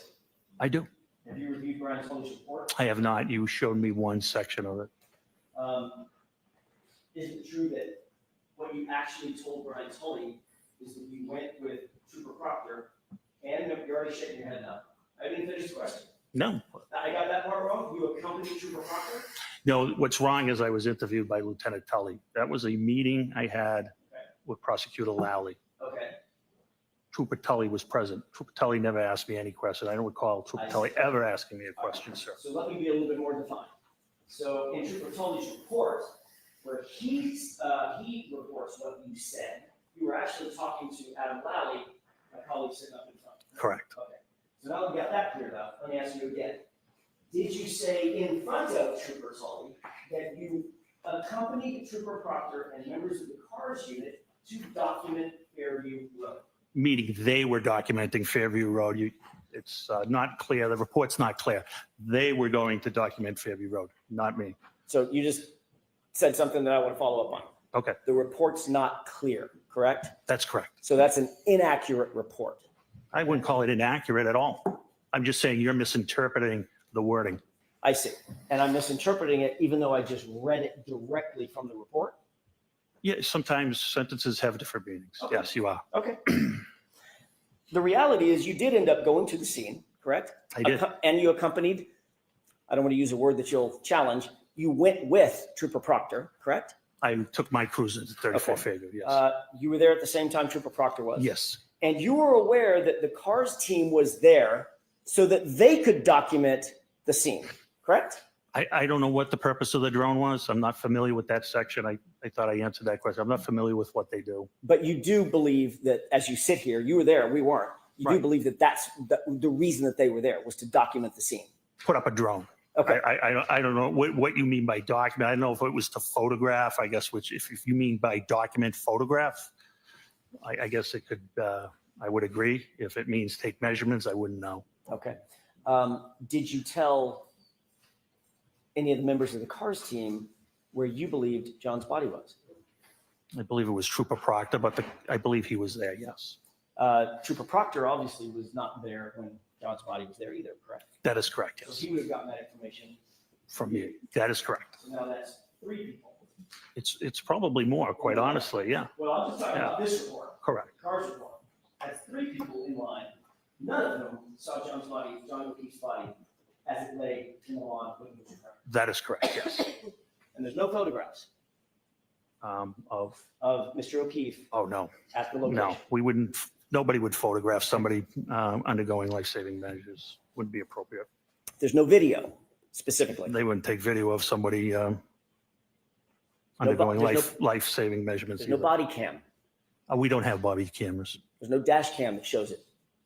Well, dash cameras would be on the road. Mr. O'Keefe was approximately 8 to 10 feet off the road. Well, hang on a second. You're not sure where Mr. O'Keefe was because you never saw him. That's why. Walked him right into it. I know where the blood was. I know where the glass was. Right. You don't know if he was 7 to 9 feet off. That's correct. Or 12 feet off. You can't say. I could, only approximately. You are correct, yes.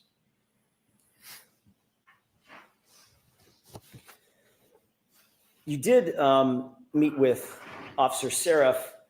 You met with all the officers when you arrived at the scene, correct?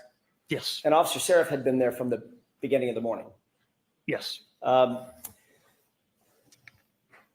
Officer Seraph didn't report to you at that time any statements attributable to my client. He did not know. You later went back to 34 Fairview with Sergeant Lank. That's correct. And you rode back. Did you ride back to Canton PD with Sergeant Lank or separate cruisers? Which time? I I'm apologize. sorry. That's a vague question on my part. You went back to 34 Fairview with just Officer Lank, and you described the circumstance in which you went in, you were let in by Brian Albert. He went to the kitchen. You were in the family room or some other place. Right by the kitchen, yeah. Right by the room kitchen. off the kitchen, yes. Okay, so right next to where he was interviewing. That's correct. Jennifer McCabe. Yes. Did you ride back from that meeting with, or that event to Canton PD with Sergeant Lank? Yes. And Sergeant Lank didn't say anything to you about his interview with Jennifer McCabe at that time. I don't recall our conversation on the way back. Okay. And you didn't write a report about any conversation that you had with Officer Seraph. You didn't write a report about any conversation you had with Sergeant Lank. No, they're responsible for writing their own reports. Got it.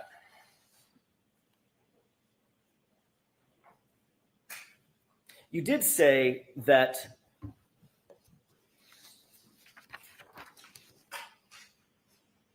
let me back up and ask you a different question. You testified about a year ago in another proceeding. You talked a little bit about the evidence collection of the biological material, the blood, or I'm guessing at that time, presumed blood. You haven't done any testing. That's correct, yes, sir. But you assumed it was blood just because of your experience and it looked like it could be blood on the street. That's correct. How far were you from Canton PD? Approximately. Mile and a half. Mile and a half. You had your cruiser with you, I had my personal vehicle with me. your personal vehicle. In other words, your ambulance where you could get from point A to point B if you wanted to. Yeah, I was the scene supervisor. I wasn't leaving the scene. Okay. But you also had subordinate folks at the scene that you could have dispatched had you wanted to. Correct. They all had cruisers Yes, they did. or personal vehicles. I'm not sure which. I'm sorry? Or personal vehicles. I'm not sure which. I was the only one with a personal vehicle. Detective Sergeant Lank had a Toyota Tundra pickup truck that is not marked, but it's assigned to our detective unit. So if you wish to, as the ranking officer out of the scene, you could have dispatched one or more of those officers to run an errand to go do something in furtherance of the investigation had you wanted to. Yeah, I actually did that. Okay, you did. What did you Yes. do in that regard? Remember, I sent Sergeant Good to get the leaf blower. Got it. You also know that Canton PD has evidence collection bags at Canton PD. Yes.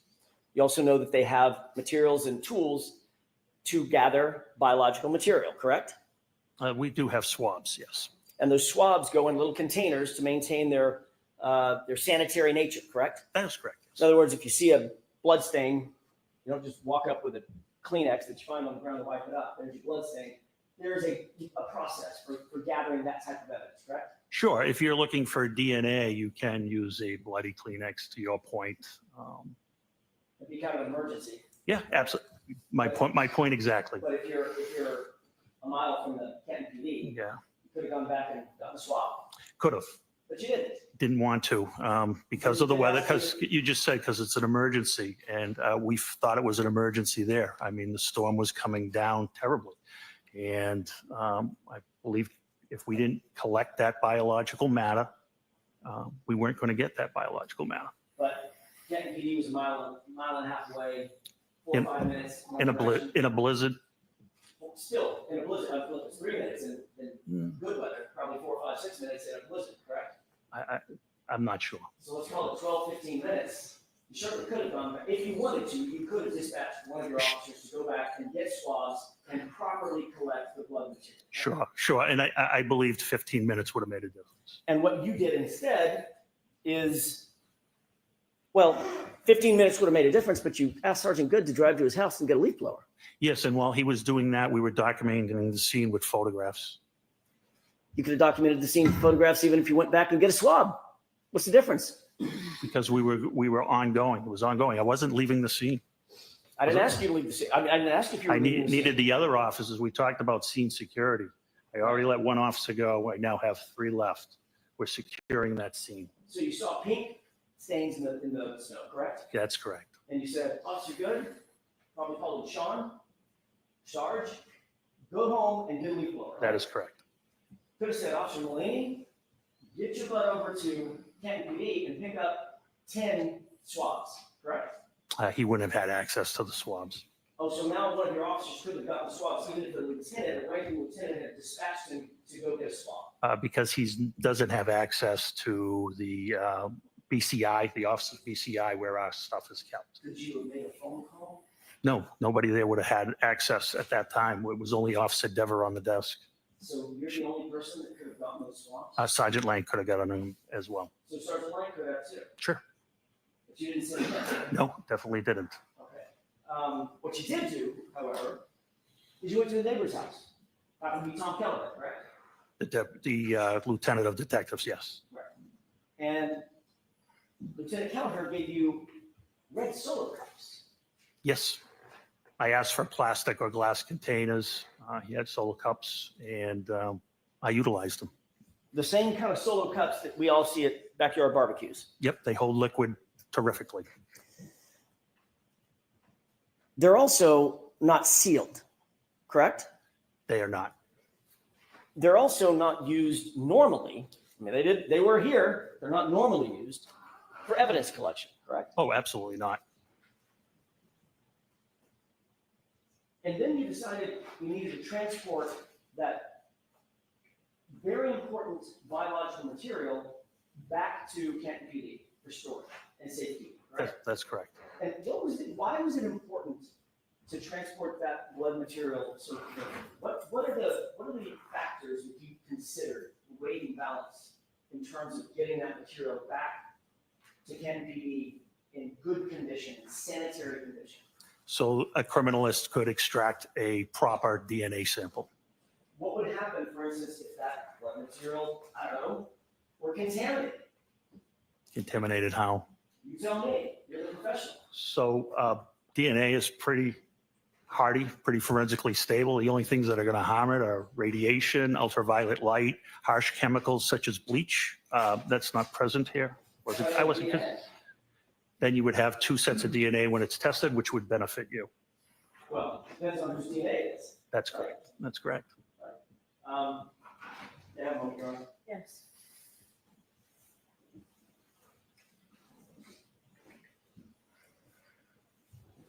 This guy almost made as much money as the president of the United States last year.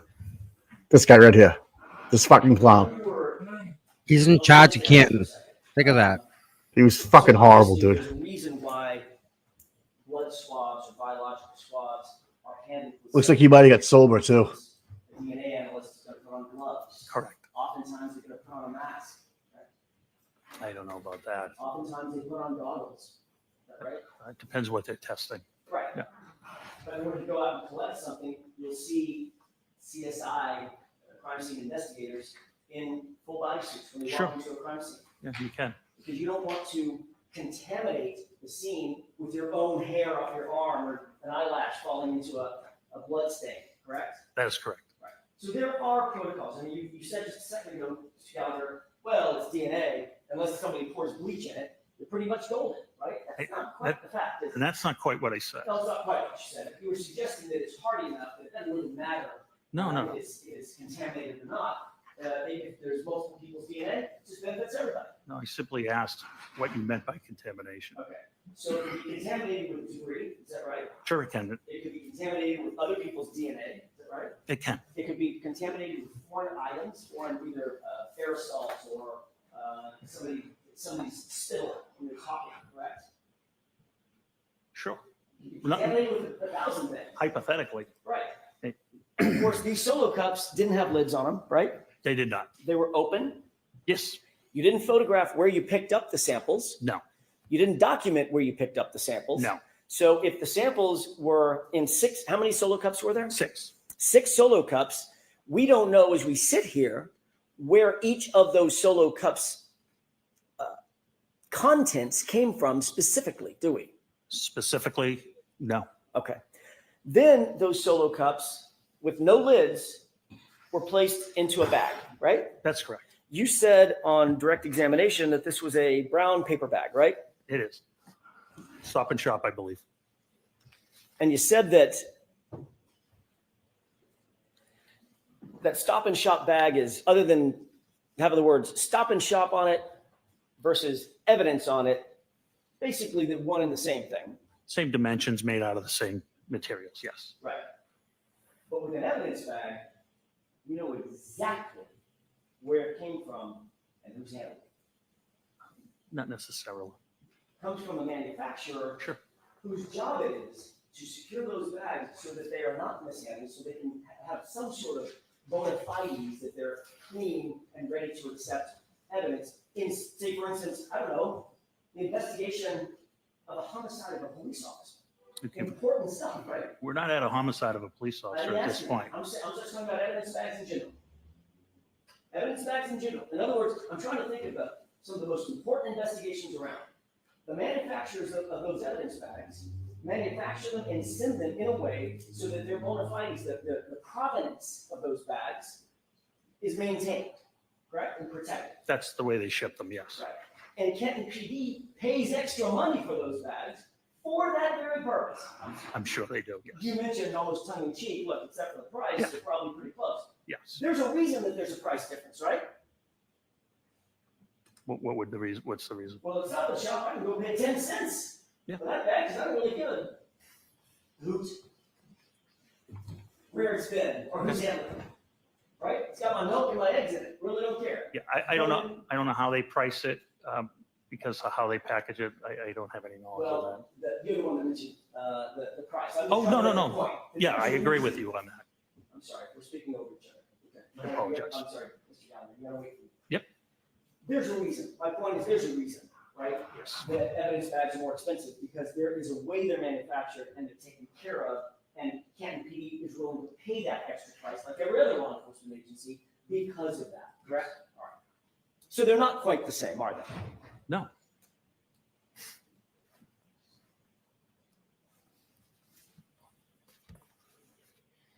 Wow.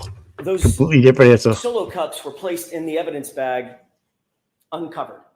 Yes. The evidence bag was then placed in Sergeant Lank's vehicle. It was closed and Sergeant Lang transported it to his vehicle. Yes.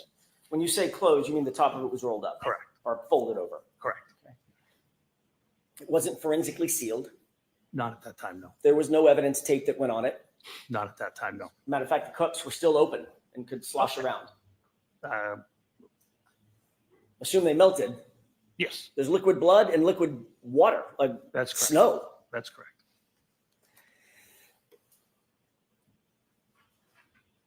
And you indicated that those were, at least you believe, those were placed in an evidence locker, a temporary evidence locker, correct? No, the blood samples were put in a refrigerated unit. My mistake. I thought the refrigerator was the temporary storage locker. If the leaf blower was Yes, the so locker good, is not Mike, refrigerated. how come we didn't where find the his glass hat would and his go shoe? into a locker. Okay. This was placed into an evidence refrigerator. That's correct. That was to maintain the integrity of the sample, the biological sample inside the cups, correct? That's correct. You have an evidence log of that. I don't know. You've never seen an evidence log indicating that those were actually put into a refrigerated evidence locker. I removed them myself, so I know they were in the refrigerated unit When did you remove them? on February 1st. Right. We're talking about January 29th. They were taken to Canton PD by Officer Lang, Sergeant Lang, on January 29th. I'm just asking, well, let me ask a foundational question. Does Canton PD maintain something called evidence logs? I don't know the answer to that. Wow. It's officers. Oh, There is, it's all computerized. Right. So like I explained earlier, when they do get logged in, the officer puts the description of the property, hits the space bar, and the computer generates an evidence number. Right. And that evidence number is associated with just that piece of evidence. Just that piece of evidence, correct? And every time it's checked out or put back in, there is a log created, correct? Yeah, they do it by computer, yes. It's a digital fingerprint. Correct. All right. I mean, you're a former narco specialist, right? Mhm. You did narcotics for years, right? I did.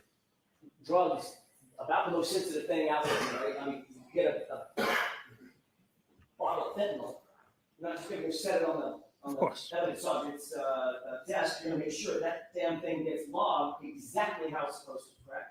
Of course. Because it needs to have a trace of where it goes and who touches it and who has access to it, correct? That is correct. You've never seen an evidence log for these items that were taken from 34 Fairview and supposedly put into the, well, not supposedly because you took them out, and ultimately went into a refrigerated evidence log. Yeah, I wouldn't have access to the evidence log. Our evidence room is a very strict process. There's only 2 people that can even have access to the permanent, once it goes into permanent evidence. And it's the admin sergeant that changes the custody when it comes out for court, if an item has to come out for court, or if it has to be transported to another agency, or if an officer needs it removed from evidence for further inspection, the admin sergeant would take care of that. That's the way it's. Mr. Jackson, you're not going to finish today, right? No, I'm In not. 2 minutes. Two questions, and I'm also. All right, 2 questions. Thank you. That's the way it's supposed to work, correct? Yes. But you've never, as you sit here, you've never seen an evidence log determining where that blood went and who was handling it between January 29th and February 1st. I have never seen an evidence log. That's all I had, Robert, at least at this time.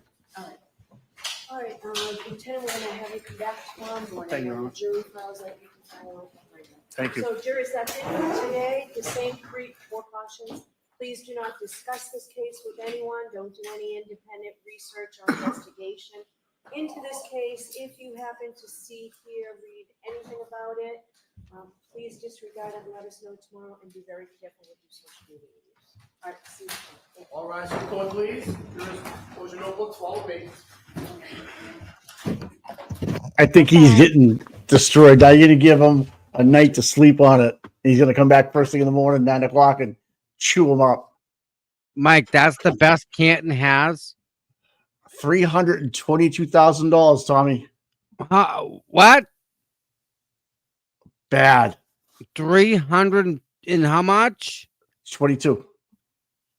You're not serious. Maybe it's what he made.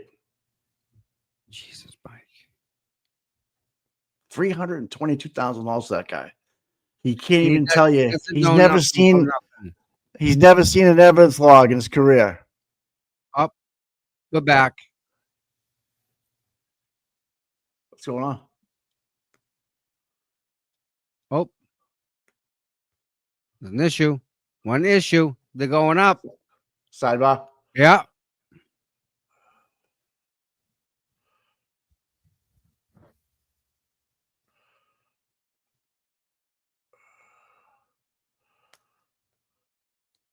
This man's loving life right here, man. He's loving life. This guy living it, got it by the balls. He does. Oh man. Yep.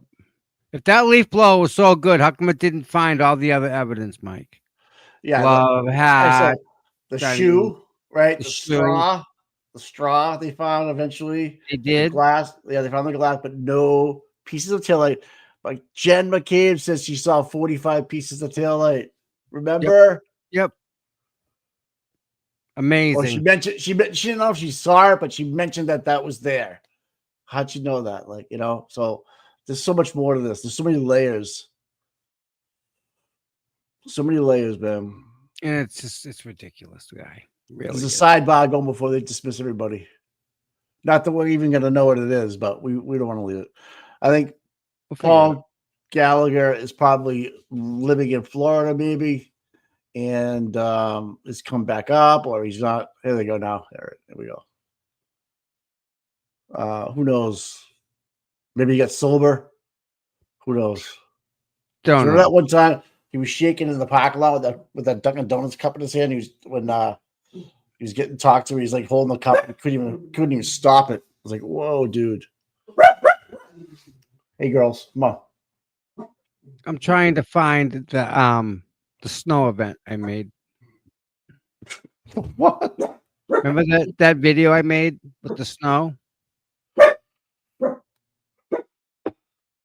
I want to do some research. Like, what do they do in Canada when they have Yeah. an accident? Like, that's what I need to know. How do they secure a snow crime In the scene in snow, Canada? right? Yeah. Exactly. Yep. I'm with What do you. they use? What do they use? Or even just do like a blizzard. How do you secure a murder scene, whatever, where there's blood, you know, biological stuff? How do you secure a crime scene? It's got to be out there.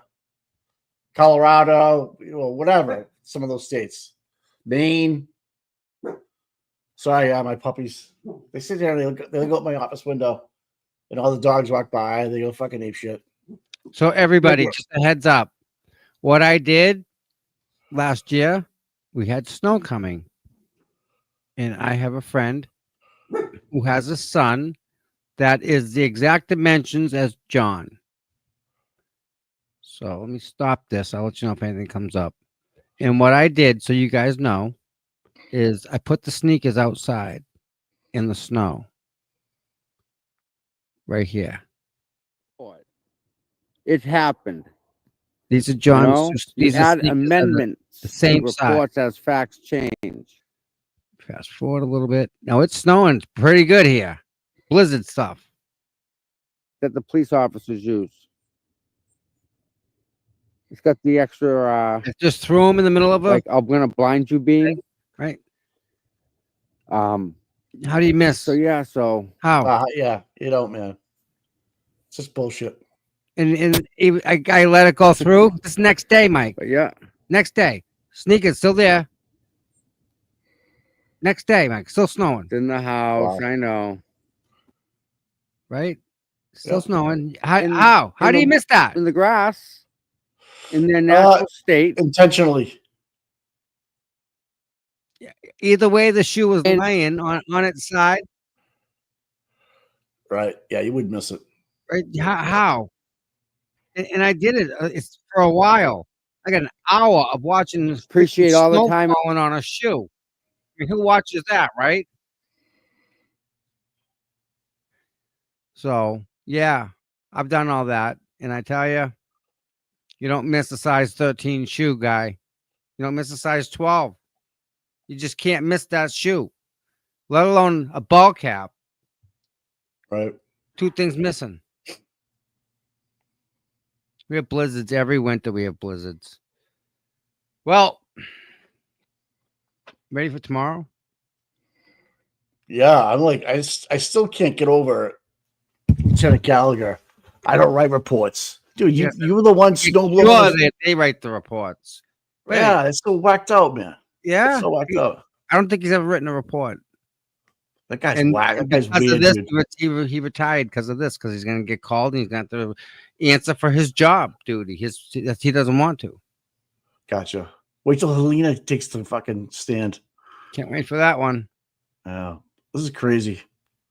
And it's going to get worse. That's Yeah, the I know. problem. It ain't getting Yeah. better, Mike. It Yeah. ain't getting better.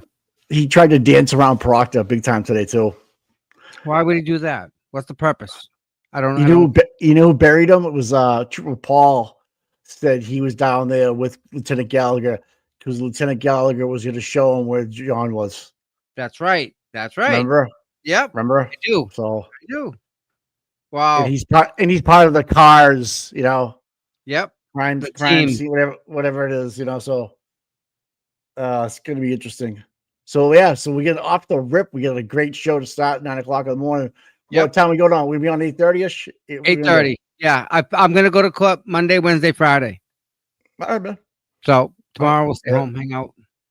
Yeah, 8:30 it is then. Yes, sir. Have a good I'll one, see my you then. friend. All right, don't forget to go over the Yeah, I'm looking contribution. at pulling it up right now. All the people that are awesome. Jesus. All right, these people, chat. wow. Talk to you guys later. Thanks for hanging in there all day, man. Have a good one, Mikey. Mikey. What? Yeah, I have Cavapoos. King Charles Cavalier Poodle Mix. 2 of them. Nice. All right, man. Talk to Love you 'em. guys. All right. All right. So, Mary Wickham, thank you very, very, very much. You're always here. Thank you. Mary Wickham is a hug on overload this morning. Absolutely. Donkeys got noggin. Thank you so much for noticing Mary because she is always here. She's wonderful. Joey Kane, member for 4 months. Thank you so much. That's awesome. And there's Peppa. Thank you so much, Peppa. I'm sorry, Debbie Ray. I'm looking at the button below it. There's Peppa. Thank you so much, Peppa. And thank you, Debbie Ray, for the best trial coverage right here for you guys. Peppa saying good morning to everybody.